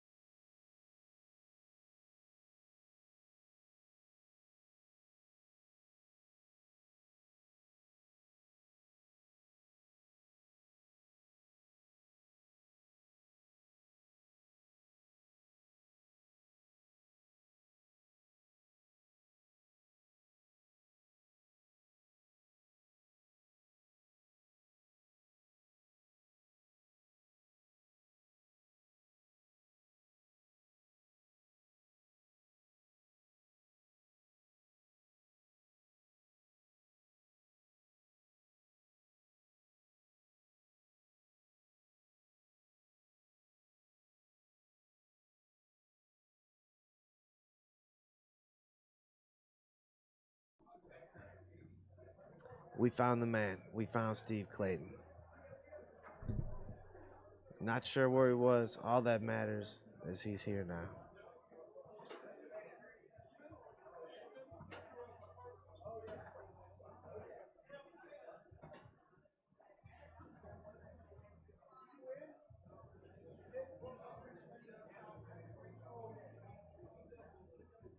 2 out of 3. Winner side and loser side in the DYP.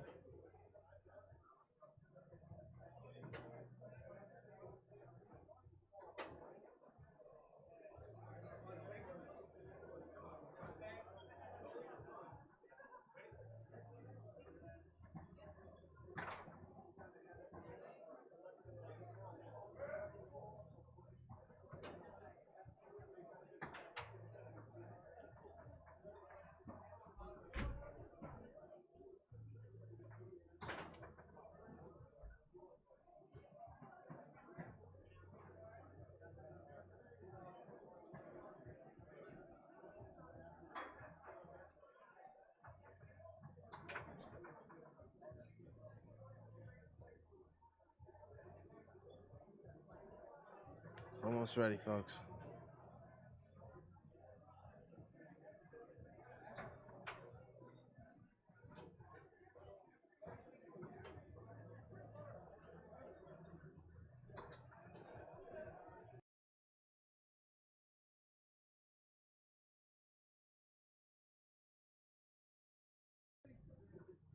All right, we are underway. Jacob goes hard along the wall. Sets up a little off balance most of the time so he can attack that big open push side. And he hammers that first one quickly. All right, that's Tim Everett up front. Couldn't hold on to the uphill brush. And in the back we have Cole Lembeck. And he's one of our Saturday night players. Out every week. Getting better every week.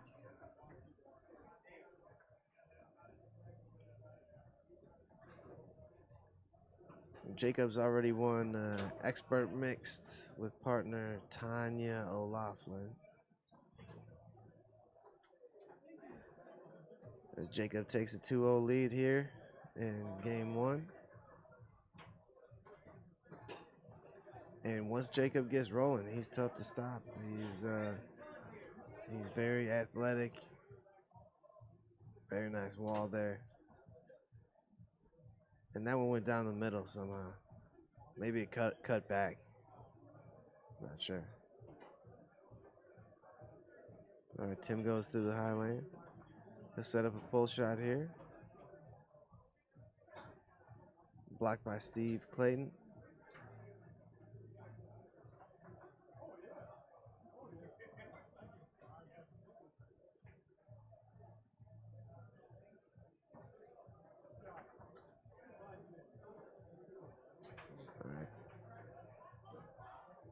Nice brush down by Tim Everett. And you don't ever want to let anyone do that shot to you.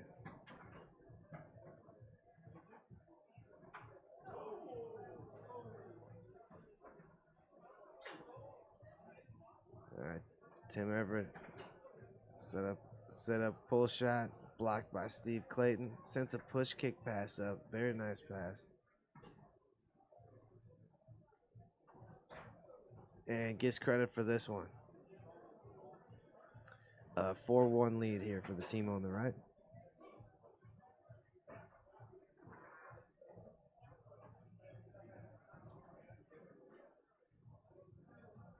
Picked off by Tim. And he goes down the middle.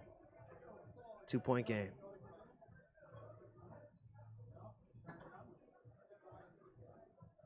Jacob Valcosa a chance to close out this game, and he's going to set up a pull shot and have some fun, and he's going to score it down the middle. That's the first time I've ever seen him shoot a pull shot in tournament play. He was up a little bit. If you're up, you can take these chances. What was that? I think somebody fell off.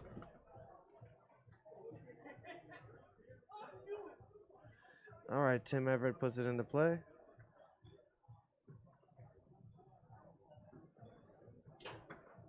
And he goes push side around Steve Clayton.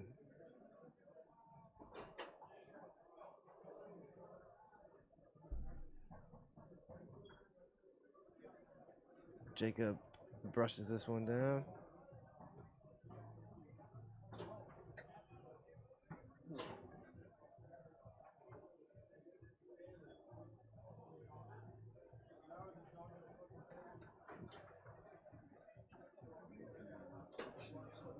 Jacob gets his team on the board first with a pull side front pin.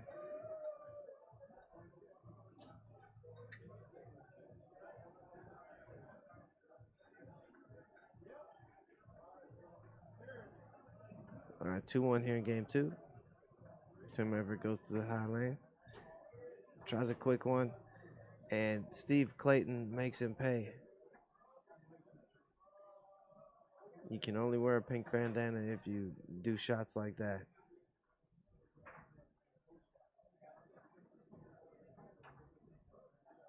And he gets credit for another one here.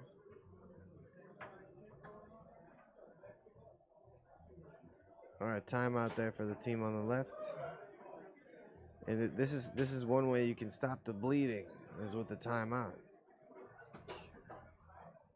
You know, regather your team and talk about a plan to try and stop the bleeding. Sometimes foosball is accident after accident, unbelievable accident that you couldn't even dream up. You know, like, that's the game, and it can happen. So you have to remain positive and know that that's a part of it. And Jacob goes down the middle. Match point for the team on the right.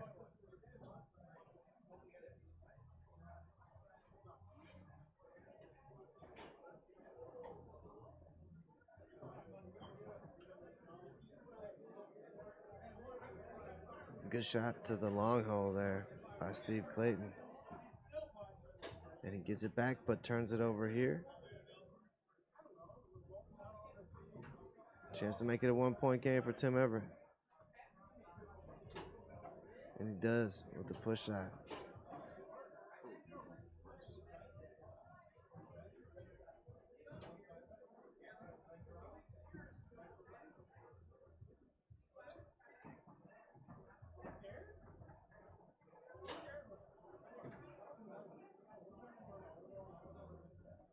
All right, Tim Everett's in goal now. Cole's up front.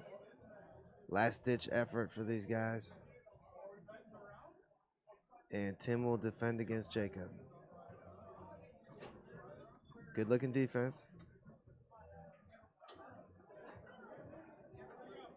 Block the pull side effort, comes right back to Jacob. And another block by Tim Everett.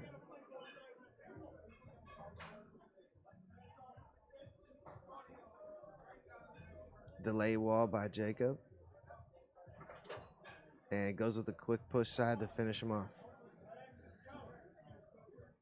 Jacob and Steve moving on. We'll be back with more shortly.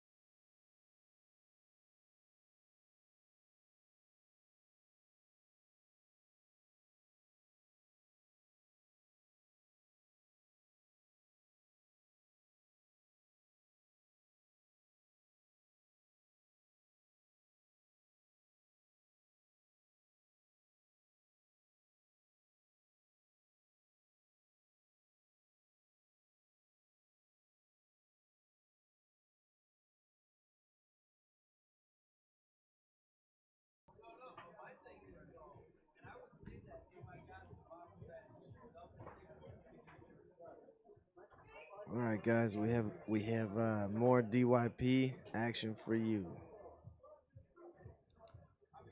Tony Spreederman and David Bales versus Brian Lewis and Bob Halverson.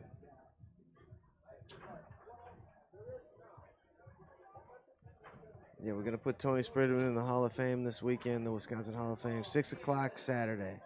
And the man across the table from Tony Spreederman is already there waiting for him. This is Bob Halverson. He's already in the Hall of Fame in Wisconsin. Bob has been a pro for years, so he's been a pro forever. He's always been a pro. He always acts like a pro on and off the table too. He's a great representative for Wisconsin, and Tony is the same thing. Both great representatives. But we're gonna do that tomorrow at 6 p.m. So we'll put Carmel Burfield and Tony Spreederman in the Wisconsin Hall of Fame to join Bob Halverson, my dad, Bill Maloney, and Steve Murray's in there, and who else? Randy Van Oss. Randy Van Oss in the Wisconsin Foosball Hall of Fame.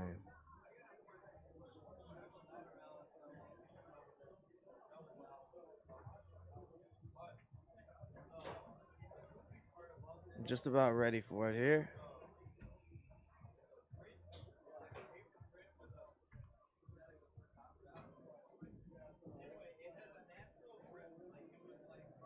Yeah, Rob Balza and Greg Rushing have secured the king seat in Pro Dubs.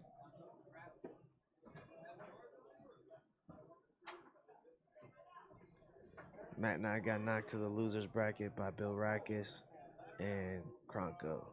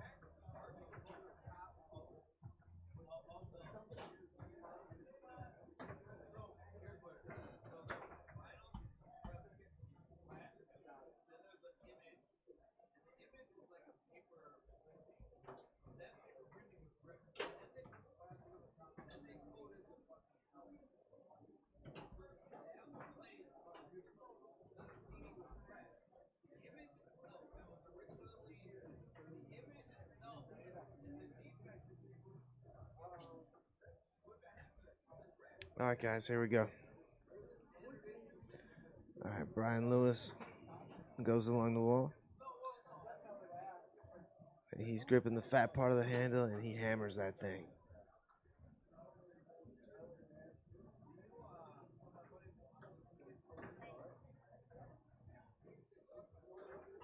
All right, chance to go up 2-0 on Tony.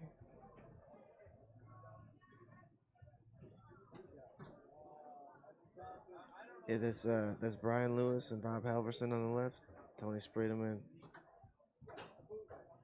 and David Bales on your right.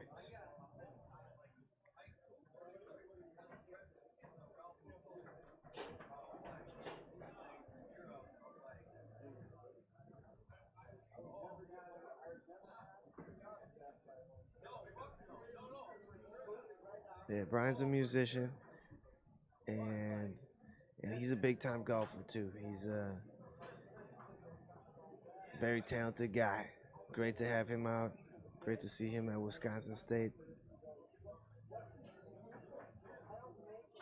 Has himself a 2-0 lead here against the #1 target in the world.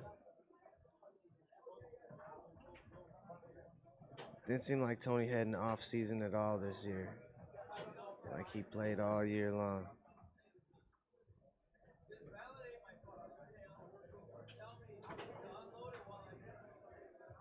All right, chance to go up 3-0 for Brian Lewis. You gotta take advantage of these times.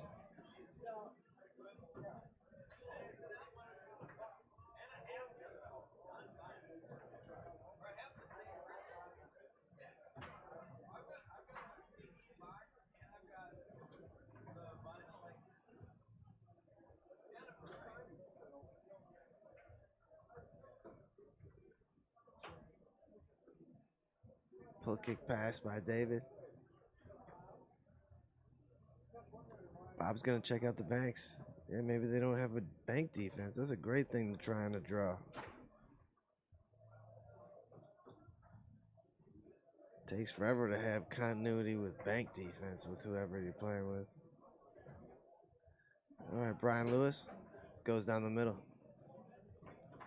3-0 for the team on the left. Tony goes along the wall.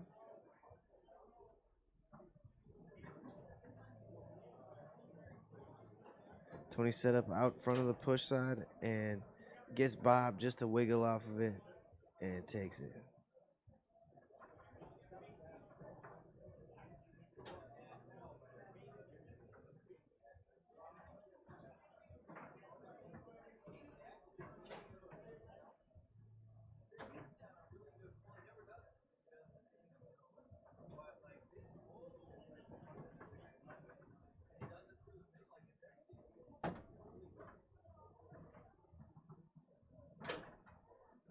And Tony with the pull side front pan after that hard wall pass.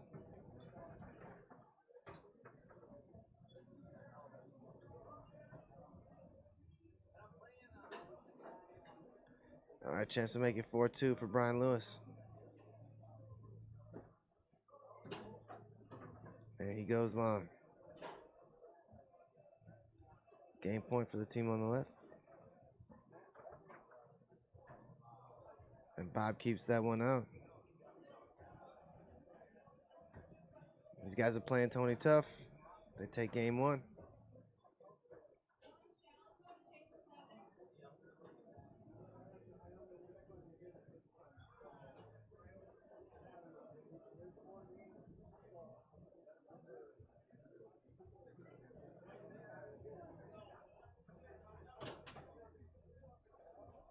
All right, after a loss, Tony's numbers are good.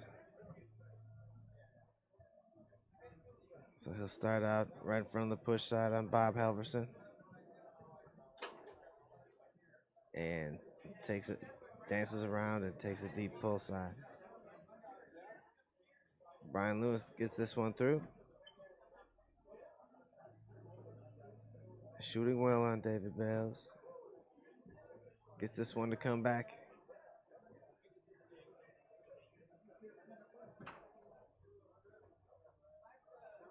And David gets a block here.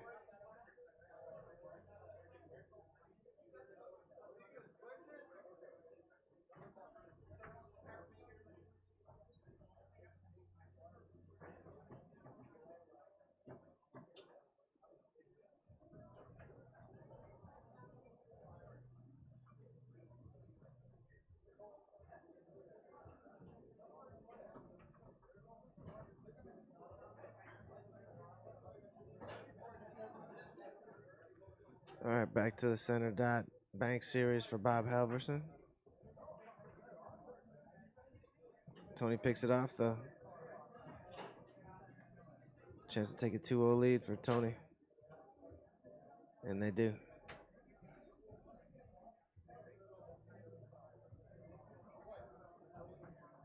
Brian tries to go along the wall, blocked back to Bob Halverson.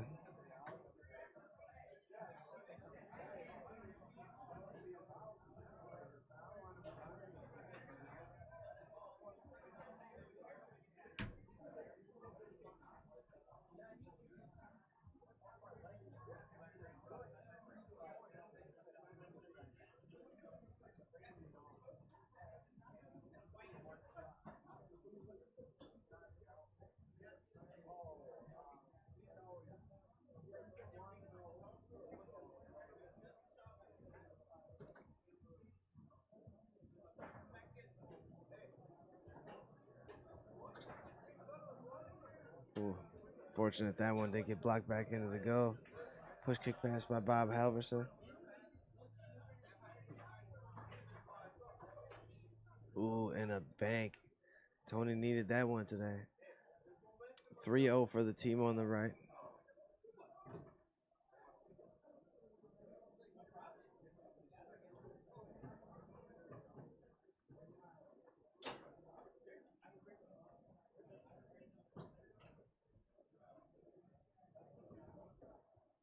Ooh, beautiful pass up to Tony.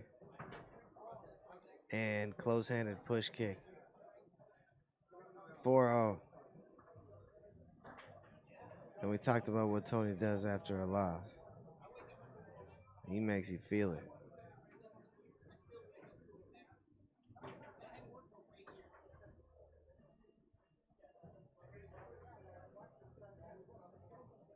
Feeling so good, he goes cross country with that wall pass.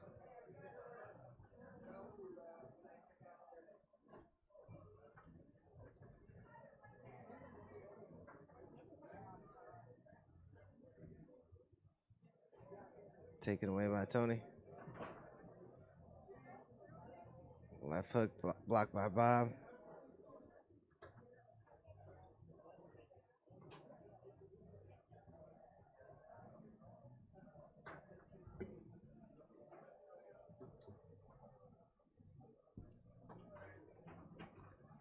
Ooh, outside bank comes back to Bob.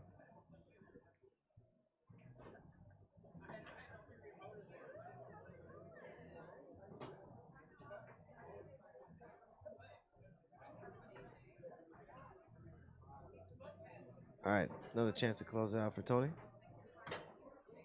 And he does so with a delayed pull kick.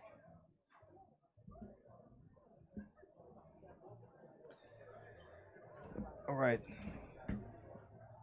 Good time to talk about our sponsors. Good Nature E-Vapor, Cross Country Mortgage, Balance Studios, American National Bank, A&B Process Systems, Johnson's Bakery, and Holmes Automotive Recycling. Thanks for your support. All right, this is Bob Halverson up front, you guys. They made a switch on the left, and game 3 is going to start with Bob Halverson up front. I told you this guy's a pro. He's got a good snake shot, too. But he goes pull shot down the middle here.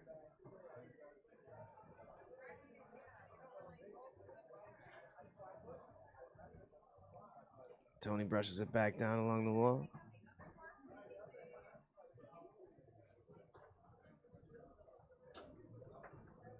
Try to go out to that pull side. Brian blocked it. Tony sends a left hook on goal. Brian blocked that.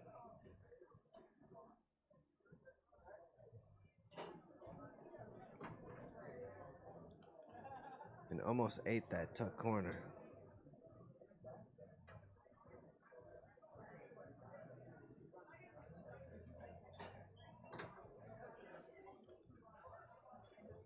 Pull push kick picked up by Bob Halverson.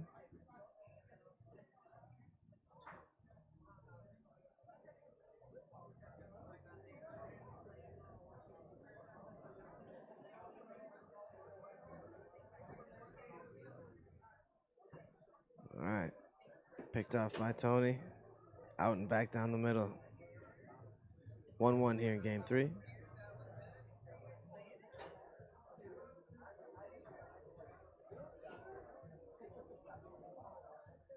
Fortunate to pick this one up.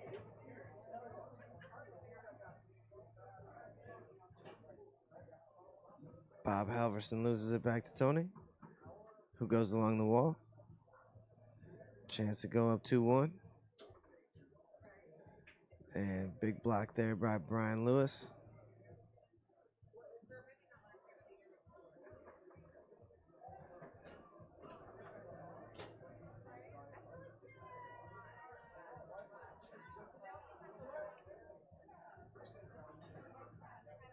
Block back into the goal by Tony.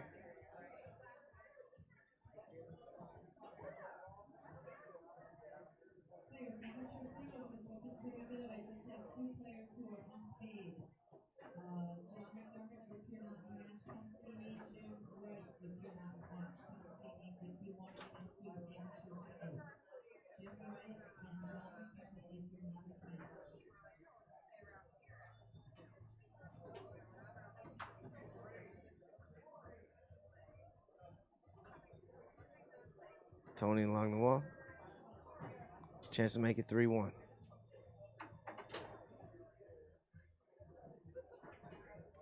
He gets you following him, and then he goes back out to the push side.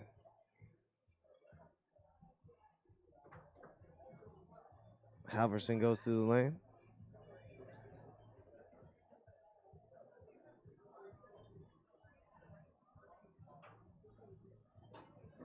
And goes straight.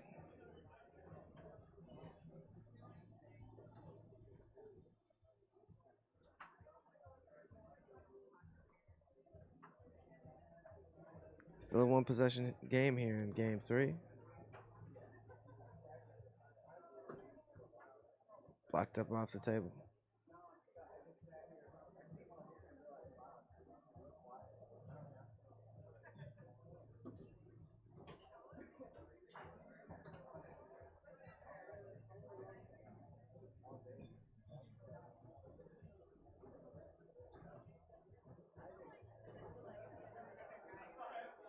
Bob Hart along the wall. Chance to tie it up.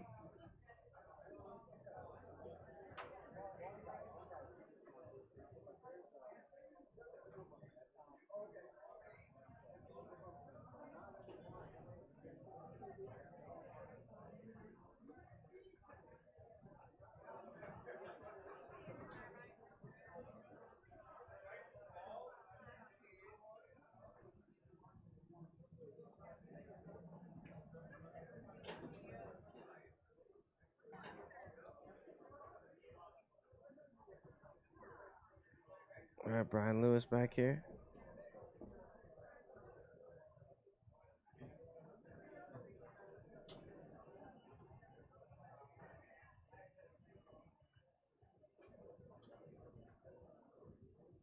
Picked off here by Bob Halverson. Another chance for Bob to tie this up. And he does with a dink. All right. Tony tries to go along the wall, comes back to him. Stop ball, Tony. It's a deadly series. Fortunate to pick this one up, though.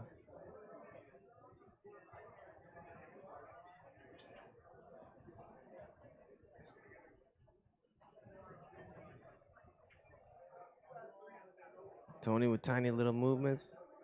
Gonna take a timeout.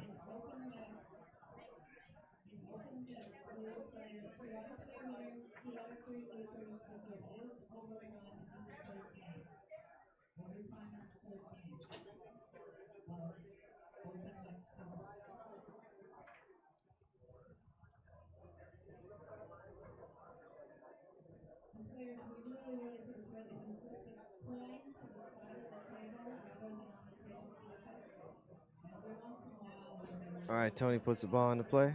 Chance to go up 4-3.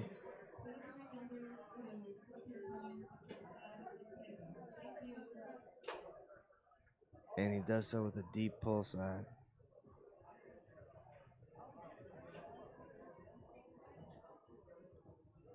All right, back against the wall for Bob Halverson and Brian Lewis here.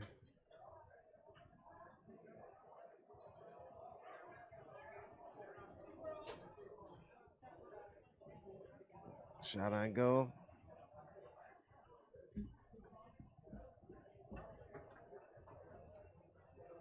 And it gets tied up there. 4-4, me nut. We had another one for you. Well, it turns over to Bob here. A chance. A chance for Bob Halverson. Sends a chip up. Picked up by David. And he's hit a bank from here.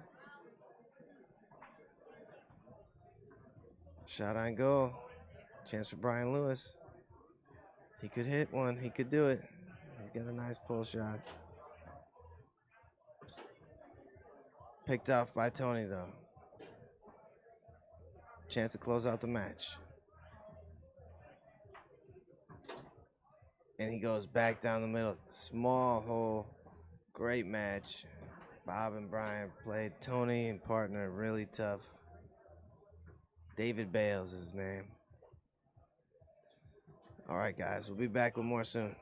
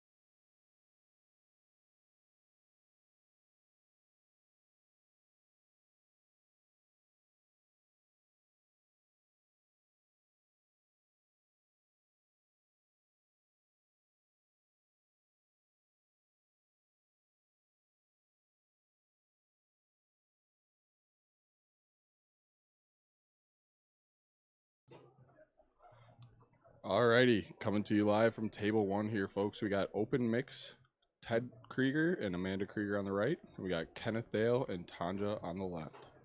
Yep, open mixed Wisconsin 2022.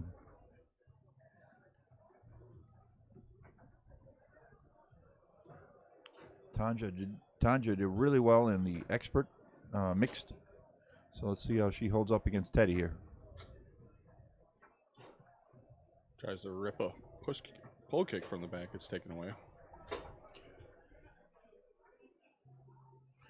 Tanja is good for at least 1 point a game. So she's got a lot of stuff action going on back there, but she'll certainly rip one. Which one was there? So let's see how she holds against Teddy's offensive 3-bar. Teddy with a look at the push side here. Blocked by Tanja. Tanja is wild back there. She will show you. She will show you a lot. There we go. Nice fire. Be up to Teddy to pick out what she's actually going to be doing.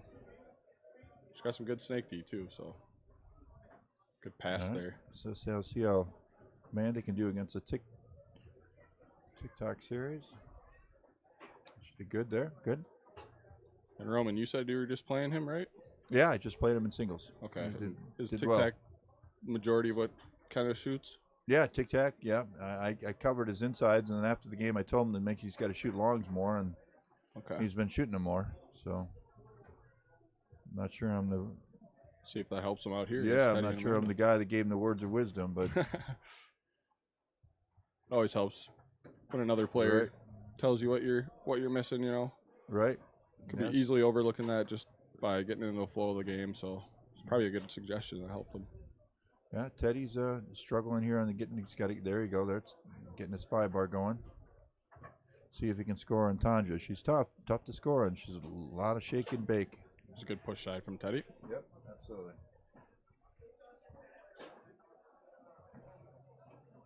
Battle of an open ball there, or the opening ball there. Mm-hmm.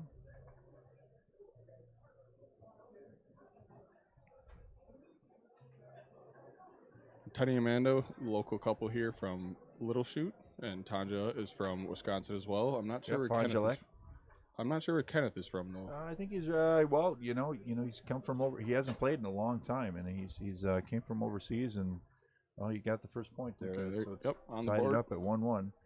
He hasn't played for. He said I thought it was 6 months to a year, but he said almost 2 years he hasn't played. And he's come back, and he's here today, so it's kind of cool. I think he's living in Illinois. Not sure where his current location is. Cool. We're happy to have him. Yeah, it's Teddy. Good ball control and checking out what's there. Kenneth doing a nice job defending him. Yeah, well done. Get that ball. Just got it out of there, so he didn't get it. Good pick up by Tanja in the back as well. Yeah, nice fire out of the back from Tanja. Good block by. Yeah, that was a good block by Amanda. Amanda's got a good push from the back, so we'll see what she decides to go. Passed it up. We missed that one.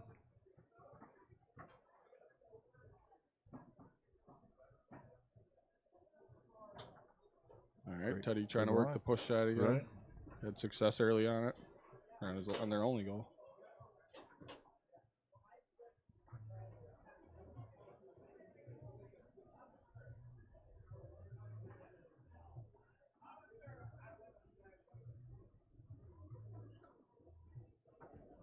Oh, nice shot by Amanda out of the back. Yep.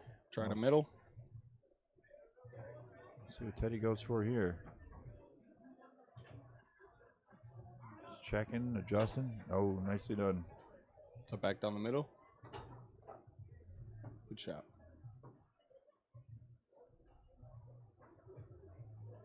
Yeah, Kenneth wants that wall. Yep, you got it. Let's see if Amanda can slow him down a little bit. Ooh.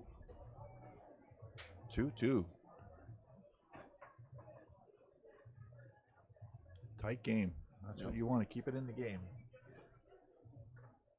Yeah, anything you can do to make it a long game, I guess. If Good, you know. good 5-bar battle there. Yeah, absolutely. Teddy went, and then Kenneth went, and then now Teddy back with the ball. Takes the wall. Let's see if Tanya can get on him again. She's been keeping on him to bay. Ooh, tries a That's pull good. side.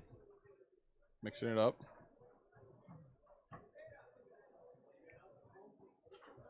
Another pull side. Yeah, he Blocked went by to the, Tanja. he's far outside that corner too. He's got to adjust it a little bit. See if he adjusts. There he goes. Went to the inside. Absolutely. There's that adjustment we talked about. 3-2. Teddy, the Krugers. Well defended by Teddy, keeping it off the 5-bar.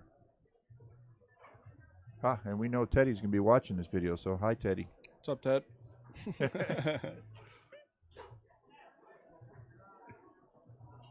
Amanda's patient, very good. She tried to feed it up forward, get it, put it in Teddy's hand, make him win or lose the game. See if she can slow down. Nicely the wall there. Nicely Pull punched. She side. punched it out. Oh, Teddy with the quick wall pass. He went push last time. Let's see what he does. No, he went back into that push side. Yep. They say sometimes people do a series, push, pull, middle. You got to stay to that push side, and that's where that pro instinct of Teddy came. Yep, next level. Yep, he said, I'm going right back to that push. It worked the first time. Blocked again by Amanda. Nicely done. Ooh, great got pass. a 3-2 game here. Teddy's on the. See what Teddy's doing and see what he's going to go this time. See what Tanya's showing him. Pull side. Pull side. So that's success on both sides now. 4-2. Has Tanya thinking. Well, she's got to cover nicely both passed. corners now. Right. Kind of takes a look. Well, pull side. Yep, that's Kenneth's secret right there. That's a specialty. It's getting that out. It's 2 pull sides for him now. Kind of a nice pickup there on the 3. That's not exactly what Teddy wanted, but he was able to cover defensively. Mm-hmm.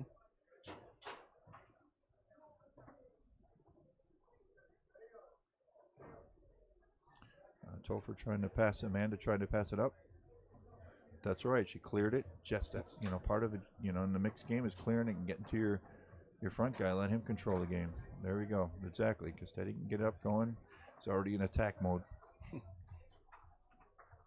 Doesn't take long. Ooh. Looked at the pull side there, just wide. Right. Tanya pushed it out of there. Yep. She's got good D. Again, she's good for 1 game, so she's due here. Ooh, nice spray out to the outside. Again, it's a little unique shot to us. There you got it. 4-4. Yeah, you don't see the tic-tac often. Nope. As a primary shot. People use it as a secondary option when things aren't working elsewhere, but don't see it often as a primary shot, especially at this high of a level. Correct. Good defense by the Krugers. Ooh, 2-5 there. There you go. That's a connection you don't see. That's a pass you don't see very often. No, you don't. And it's certainly Matt and Weber have certainly mastered, but it was good to see his wife Amanda and Teddy making that happen. Yep. It's that extra advantage of living in the same house. They get to practice that right pass every day. Exactly. Timeout here by the Krugers. It's a big ball here. 4-4. Absolutely. 4-4. Teddy's got it as a good timeout by Teddy. Take some time to think about what he's going to do. But really, he doesn't know what he's going to do until he sees the defense. Right now, he's thinking about what is that defense doing. He's trying to see that hole. Starts him with a slower tic-tac. Tries to go middle.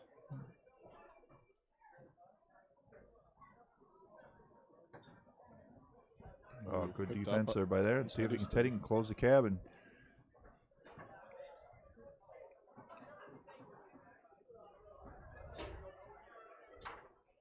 there it is. Game 1 goes to the Krugers. Absolutely. Well done. Those pull side? Pull side, yep. Yep, all the way out in that corner there. He squeezed it in. Had some success late on that pull side. They're setting up on a couple pushes. Right. It's a battle, though. Took his time, though. He took a little more time than he usually does. Teddy's pretty quick shooter as well, and he took a little more time on that, and that made a difference. Yeah, well, Tanja was effective back there in the first game. She had a couple, she blocked him a couple times and got him thinking about, what hole he actually wants to hit. So. Right, well, we're in game 2 here. 2 out of 3. Here's a quick one. Yep, Teddy likes to go quick. Kenneth tried to go as quick as well, and Amanda was denied it.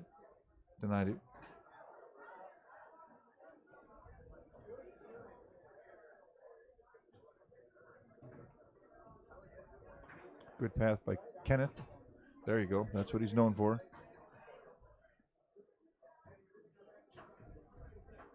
That's a signature shot. And nice high lane by Teddy. Again, if they're sitting on that wall, go to that high lane. Right, you can't cover both at the same time. Ooh, there's a good push side. They're walking it a little bit. That's Teddy-esque right there. That was well done. Put a little hitch on it to the outside and far side, and came in on the inside. Kenneth uses lane here. Kenneth can make it happen here. It's a tough move. He's got to get in it. Just for that pull side again. He likes that pull side.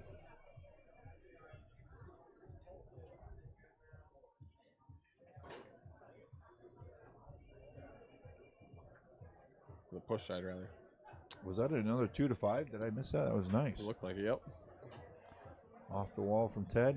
Good control by Ted. Oh, he went to that outside, and Tanja said no, denied. Yep. Timeout by Tanja. She felt good about that block. She's like, I got him. She's dancing. She definitely feels good about that block. 1-1. We're in game number 2. It's a 2 out of 3 match. Timeout by Tanja and Kenneth. So Teddy's been denied 2 times on that quick shot by Tanya. It seems like she's on that one. The far pull side outside. Yep. So we'll see what Teddy brings her next time.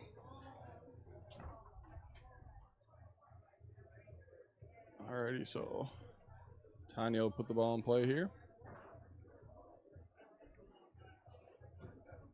A lot of dancing going on by you, Tanja. She's feeling it after those couple blocks. Those are big feeling blocks. Something. Oh, nice inside spray. Renee's blocking the table. Renee.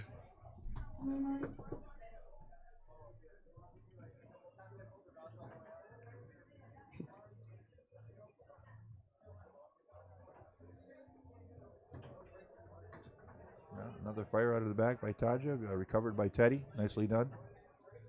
See what direction Teddy's going. He went pole. That was your push that time after walking it a little bit to the pole. Yep, and baited her to that side and went the other way. 2-1, Teddy and Amanda. Good defense there on the 5 bar. Yeah, it stole it. Tries to use the lane. Good defense back. That's part of the game. Good 5 bar fight. Yep. Teddy's pretty sharp on that. Oh, he went back to that pole side. Tanya says no. He's got to get to that 3/4. You can almost see this. Well, that works too. That was a push kick by Teddy, but Teddy's got to get off that far side and come on in that 3/4. Oh, nicely done. That's a signature shot by Kenneth. 3-2.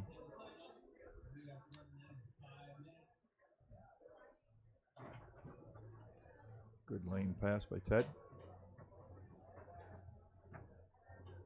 See if he goes to that pole. Is he going to bring it back? He fakes out to that push. Oh, a little bit of hitch. Ooh, he hitched. Yeah, he got that fake in, but it cost him. He ended up losing the ball. Tanja wasn't fazed by it.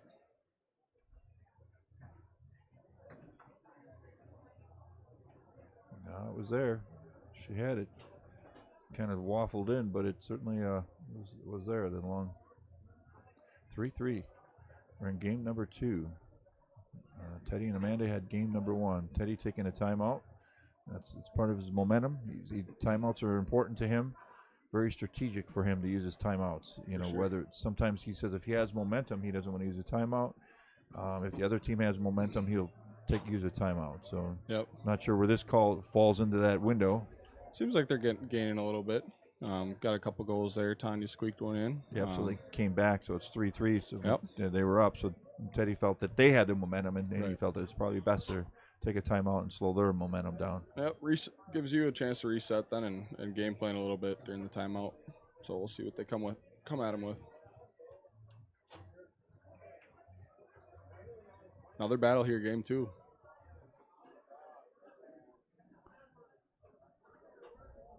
Ooh.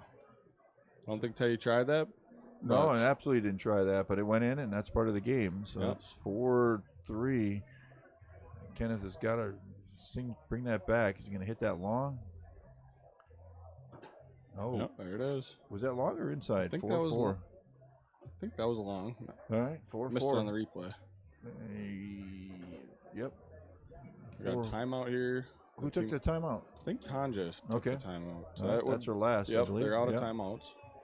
That's a good timeout, though. Get them to think about it. Another big ball here.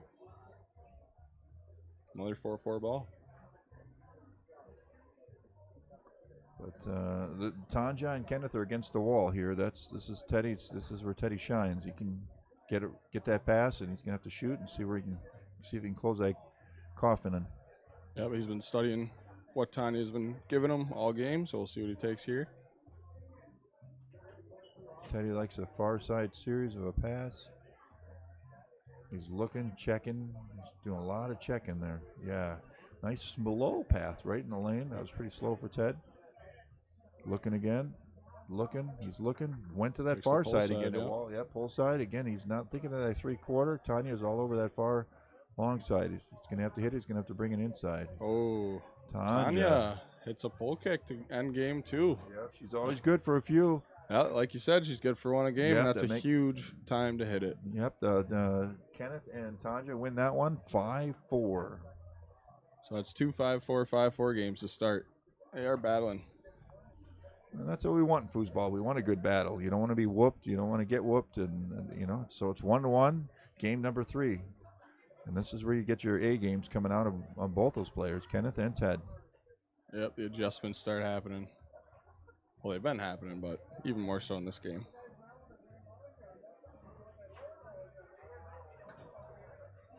Tanya tries to rip that same shot she just scored on. Yeah, well, you're not going to get away with that too much with Teddy. He's going to pick up on your tendencies. And he went push side that time and missed it. I think it was open, but he just didn't execute it the way he wanted it. Looked open. Tanja tries it again. Same shot, yeah. Why not? Go back to that hole. If it's working, go get it. So we got Amanda back in here and see if she can make a difference. She's deadly with a pass. You gotta watch her a little bit with that. Ooh, and there's a long that works too. Push kick. And then there's that. Push. That was awesome. For sure. Oh, great lane Uses pass the lane there. Ooh, signature shot. He's not. He a little said recoil no on it. He's firing up. Yeah.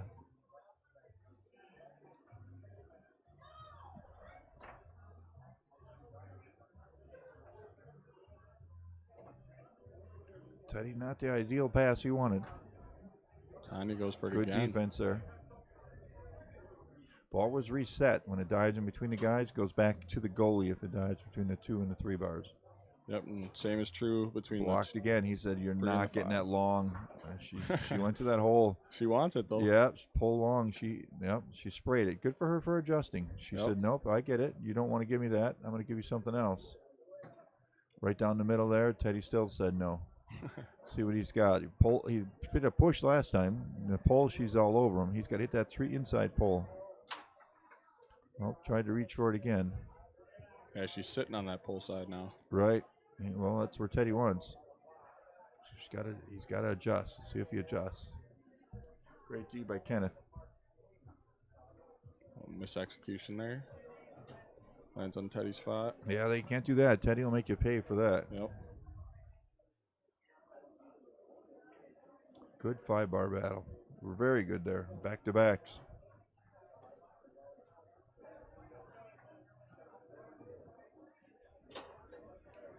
Very good control by Teddy, but he couldn't hold on to that pass. Tanya, she went back to that long again. He's going to make her eat that. Yeah. He's going to make her eat that too soon. Here we go. Let's see what he's going. Let's stay off that pole side. He's got to rip to that push. He tried push inside. I think it was inside. Was it? He tried push, but then she tried a short. It was good. So again, people adjusting and see what we do.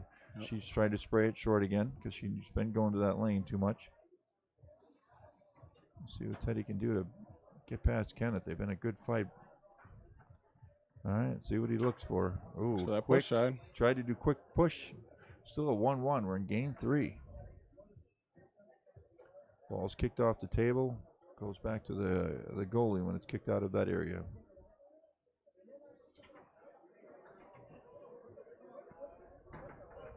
Kanye went back to that hole. Again, same spot. Ted putting some hitches in, went back to the wall, and Kenneth picked it up. Said, oh, nicely done by Kenneth. Yeah, nice high lane. See, he's going to want a signature shot. Oh, denied by Amanda. Nicely done. He's got to do it again, though. Ooh, tries a short there. Beautiful. He's been really buttering her up with those longs, so you knew eventually he'd have to try a short. Right. He wouldn't have to, but. Teddy with a missed pass. Not ideal for him. Tanya's taking a look at both sides. Wanted the short there. Got that one through that time. Yeah, she got it through. I thought for sure Teddy would make her eat it, but she's, persistence. Yeah, I think she maybe came out a little on the inside of it, so he missed it. See if Topher's going to fire away or try to pass it up to Teddy. You want to get that game up to Teddy, make him win or lose the game. And she did. Yep. She's nice. She cleared it well. It just didn't turn out the way exactly they wanted.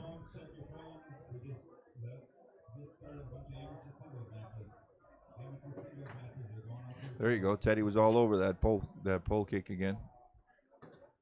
Yeah, he's still on it now. He's not letting that happen. Got a timeout here? Yeah, it must be a timeout. Teddy's giving some words of wisdom to Amanda. Yep, little defensive adjustment. Right. Because, again, that tic-tac series is a little different that Kenneth shoots, and he's probably saying, cover a little more of this, a little more of that. He's looking ahead of the game. Even though he's got it on his 3-bar, he took a moment to think about it and talk through a game plan. Well done. Thinking ahead.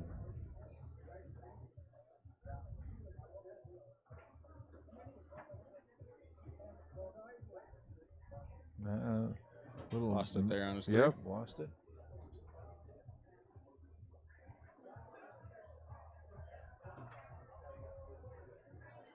Get 15 seconds back there, and Tanya certainly was working all those moments and kind of seeing what's open, checking it out. Same with Amanda here, trying to determine what's open, the pass. You want to shoot it, you want to just clear it. That's what's going through her head. Kenneth's got some good D's, so she's got to think that through. Is she gonna fire or is she gonna try to clear it? Good pass attempt there up the wall. Teddy uses the wall here. It's been a good battle with him here. Yeah, inside push. I would have picked that too. That was good choice, Ted.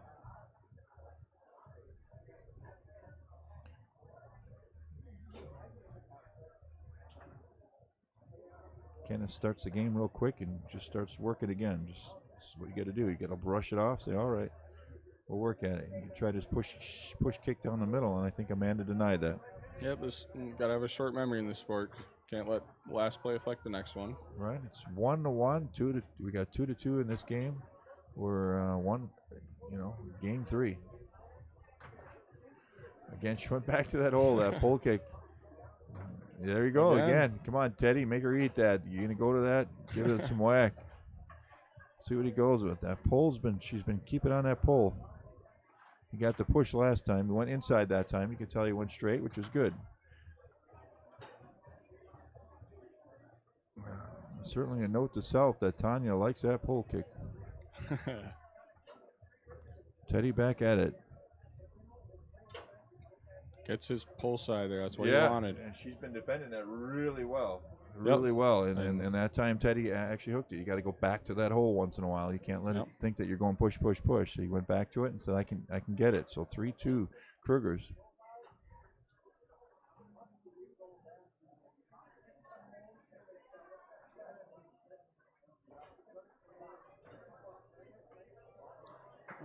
We got a fancy dancy timeout there by Tanja. Yeah, I thought that was a maintenance timeout potentially at first. Right. It's just a fancy one. Yep.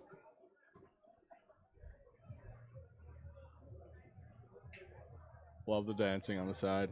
Yeah, well, we all got our tendencies Oh, and yeah. art to have fun to this game. Got to stay in the flow too. Right. It's a game about rhythm, so Yep. maybe that helps. Absolutely. We got 3-2, Amanda, and this is our third game, right? We're in our third game. Game 3, so it's every point matters. So if you take a timeout and do what you got to do. Well, Tanya's been hitting that pole kick, down that far side of the lane. Let's see if she goes back to it. And again, Teddy may adjust to it.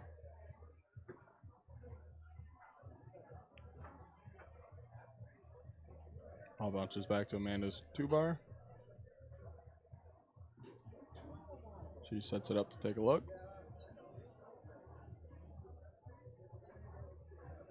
Good patience on her part. She tried to pass it up to Teddy. Again, clear the ball, and she did. She got it up to Ted. Teddy's now got it on his 3. There's a push side from There's your Teddy. Push, yeah. Puts him up 4-2. Game 3. This is big. Kenneth's back to the wall here. He's got to make this happen. Big point. Kind of tries a short there, denied. Yeah, denied a little quick. You maybe should have shuffled that and looked for it a little more. Yeah, Teddy's gonna check. He's got it on his 3. What is he gonna do here? The last was a push. The one before that was a pull. So he goes pull, short pull, split pull there. Yeah, 3. He needed that earlier in the game. He's been doing pull long, and this was his first 3/4. Yep, so that'll do it. Yeah, that'll be a Amanda good and game. Teddy. 5-2. Well done, Teddy. Yep, good Amanda. battle, guys. Yep.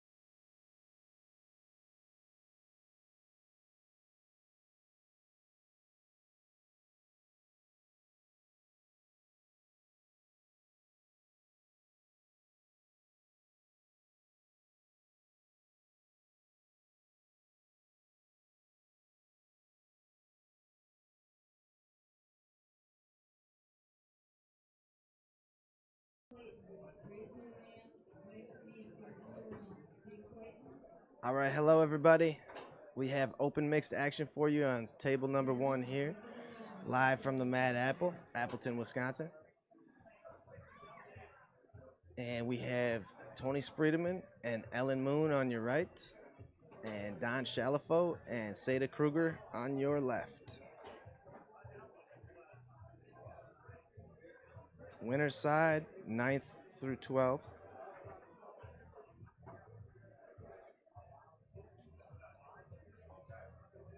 Nineteen teams in open mixed.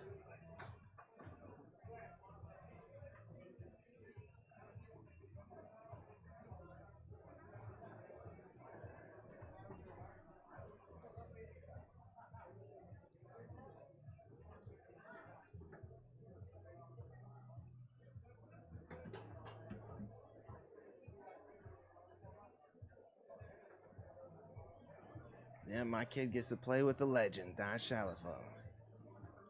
84 and 82 doubles champ. That's awesome.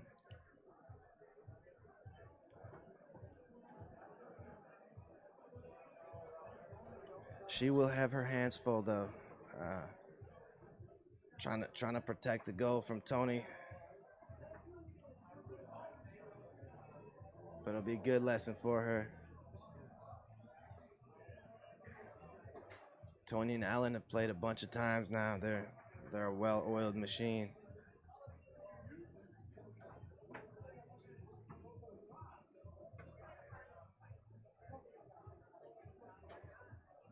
Yeah, Tony and Ellen, the defending champs here. At least 2 years running. Maybe 3.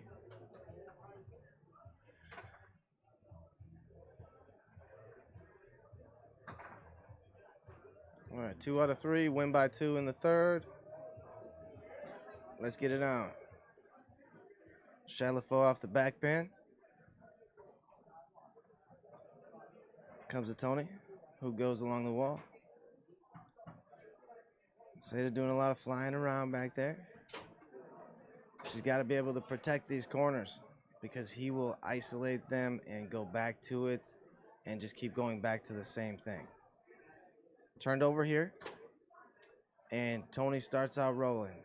Throws that pull kick, throws the toss out there, gets you to follow it, and then hammers that pull kick. Superhuman strength it is, that pull kick. All right, look at Shalafo's snake shot, and he's got a good one, folks. Ellen gets to see him a lot down in Chicago, but Don's got a really big push side. He's got a good snake shot. Gets a block back into the goal here, and Tony's gonna put this one into play. Tries to go hard along the wall. Shalafo got a piece of it, but Tony got it right back. Went right back to the wall.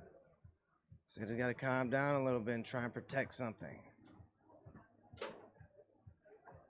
And Tony went pull side here. She got to take some pressure off of Don Shalafo. Shalafo goes through the lane.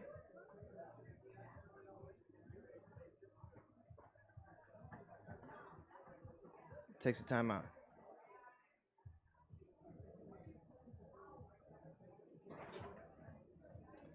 Don will be a great coach.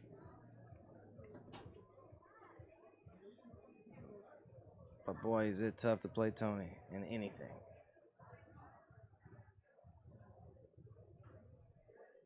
All right, here's Don shooting on Ellen. Yeah, last year at our state championships, he hit a blistering push shot on me that was so deep. I felt like it was the deepest push shot I saw the whole weekend, and it was out of Don Shalafo here. So, and he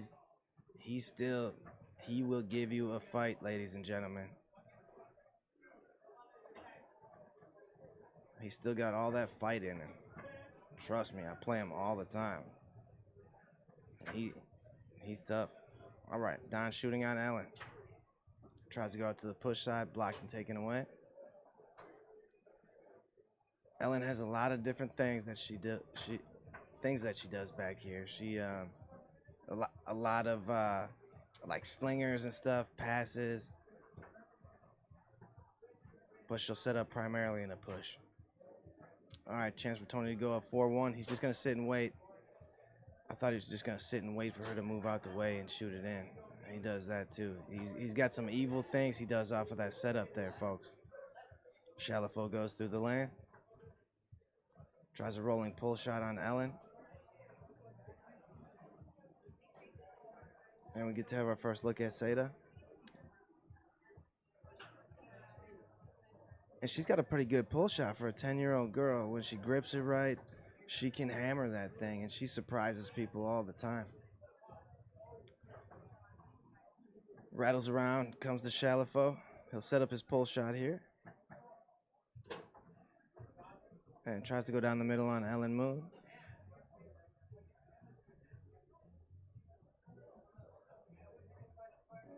Turned over here to Tony.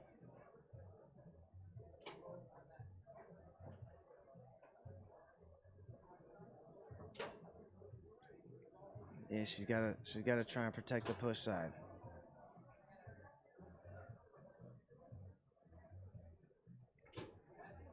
Yeah, take your time. You get 90 seconds in between these games.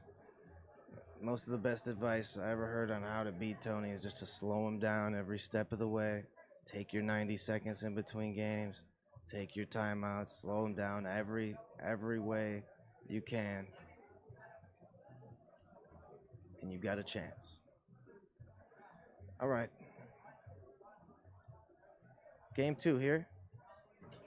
Don brushes that one through. Seda keeps forgetting to pull her points. Or to clear her points.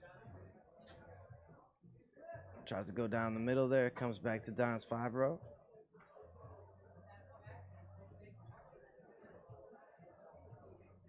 Back to Tony. Through the lane. And I, as a grown-up, have had trouble blocking Tony. And most of us have.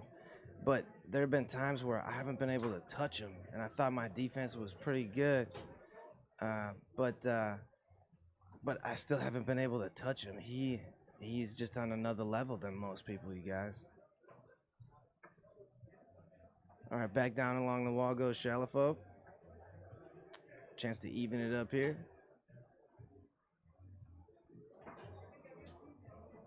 Tries to go down the middle, comes back.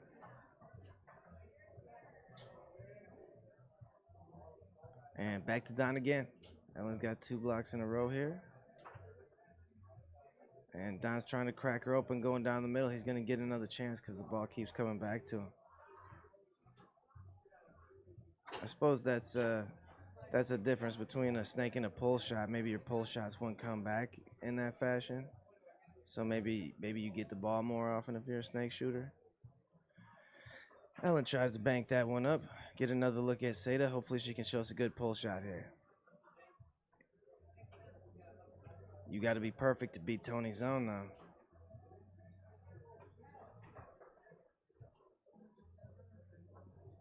She's sitting, pull kick, back into the goal. Shake it off, little one. All right, Don puts the ball back into play.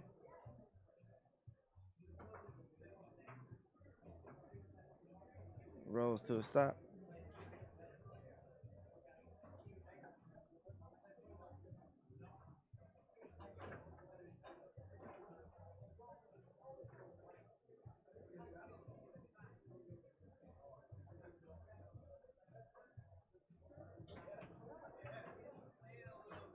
She's got a lot of guts to shoot these shots over the middle, and Tony really made her pay there. But she came right back and fired another one downrange, so she's got guts, guys. Not everybody has the guts to hit those shots. Tony goes along the wall. Chance to make it a 3-0 game. He's gonna just hit it straight, I know. Just go right after it. She can't protect the push side. It's one of the hardest things to do in this game is take things away. But you have to camp on it, and that's what Don's trying to tell her, that you have to make him do something else. Otherwise, he's just going to do the same thing.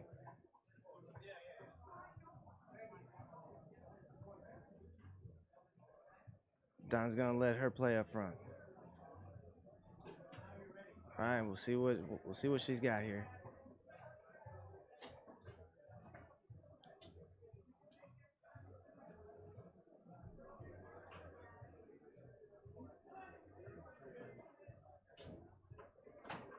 All right, Seda up front.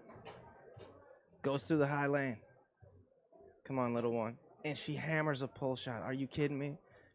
She went through the high lane on Tony Sprideman and went down the middle on Ellen Moon. That's my kid, you guys. Hard along the wall.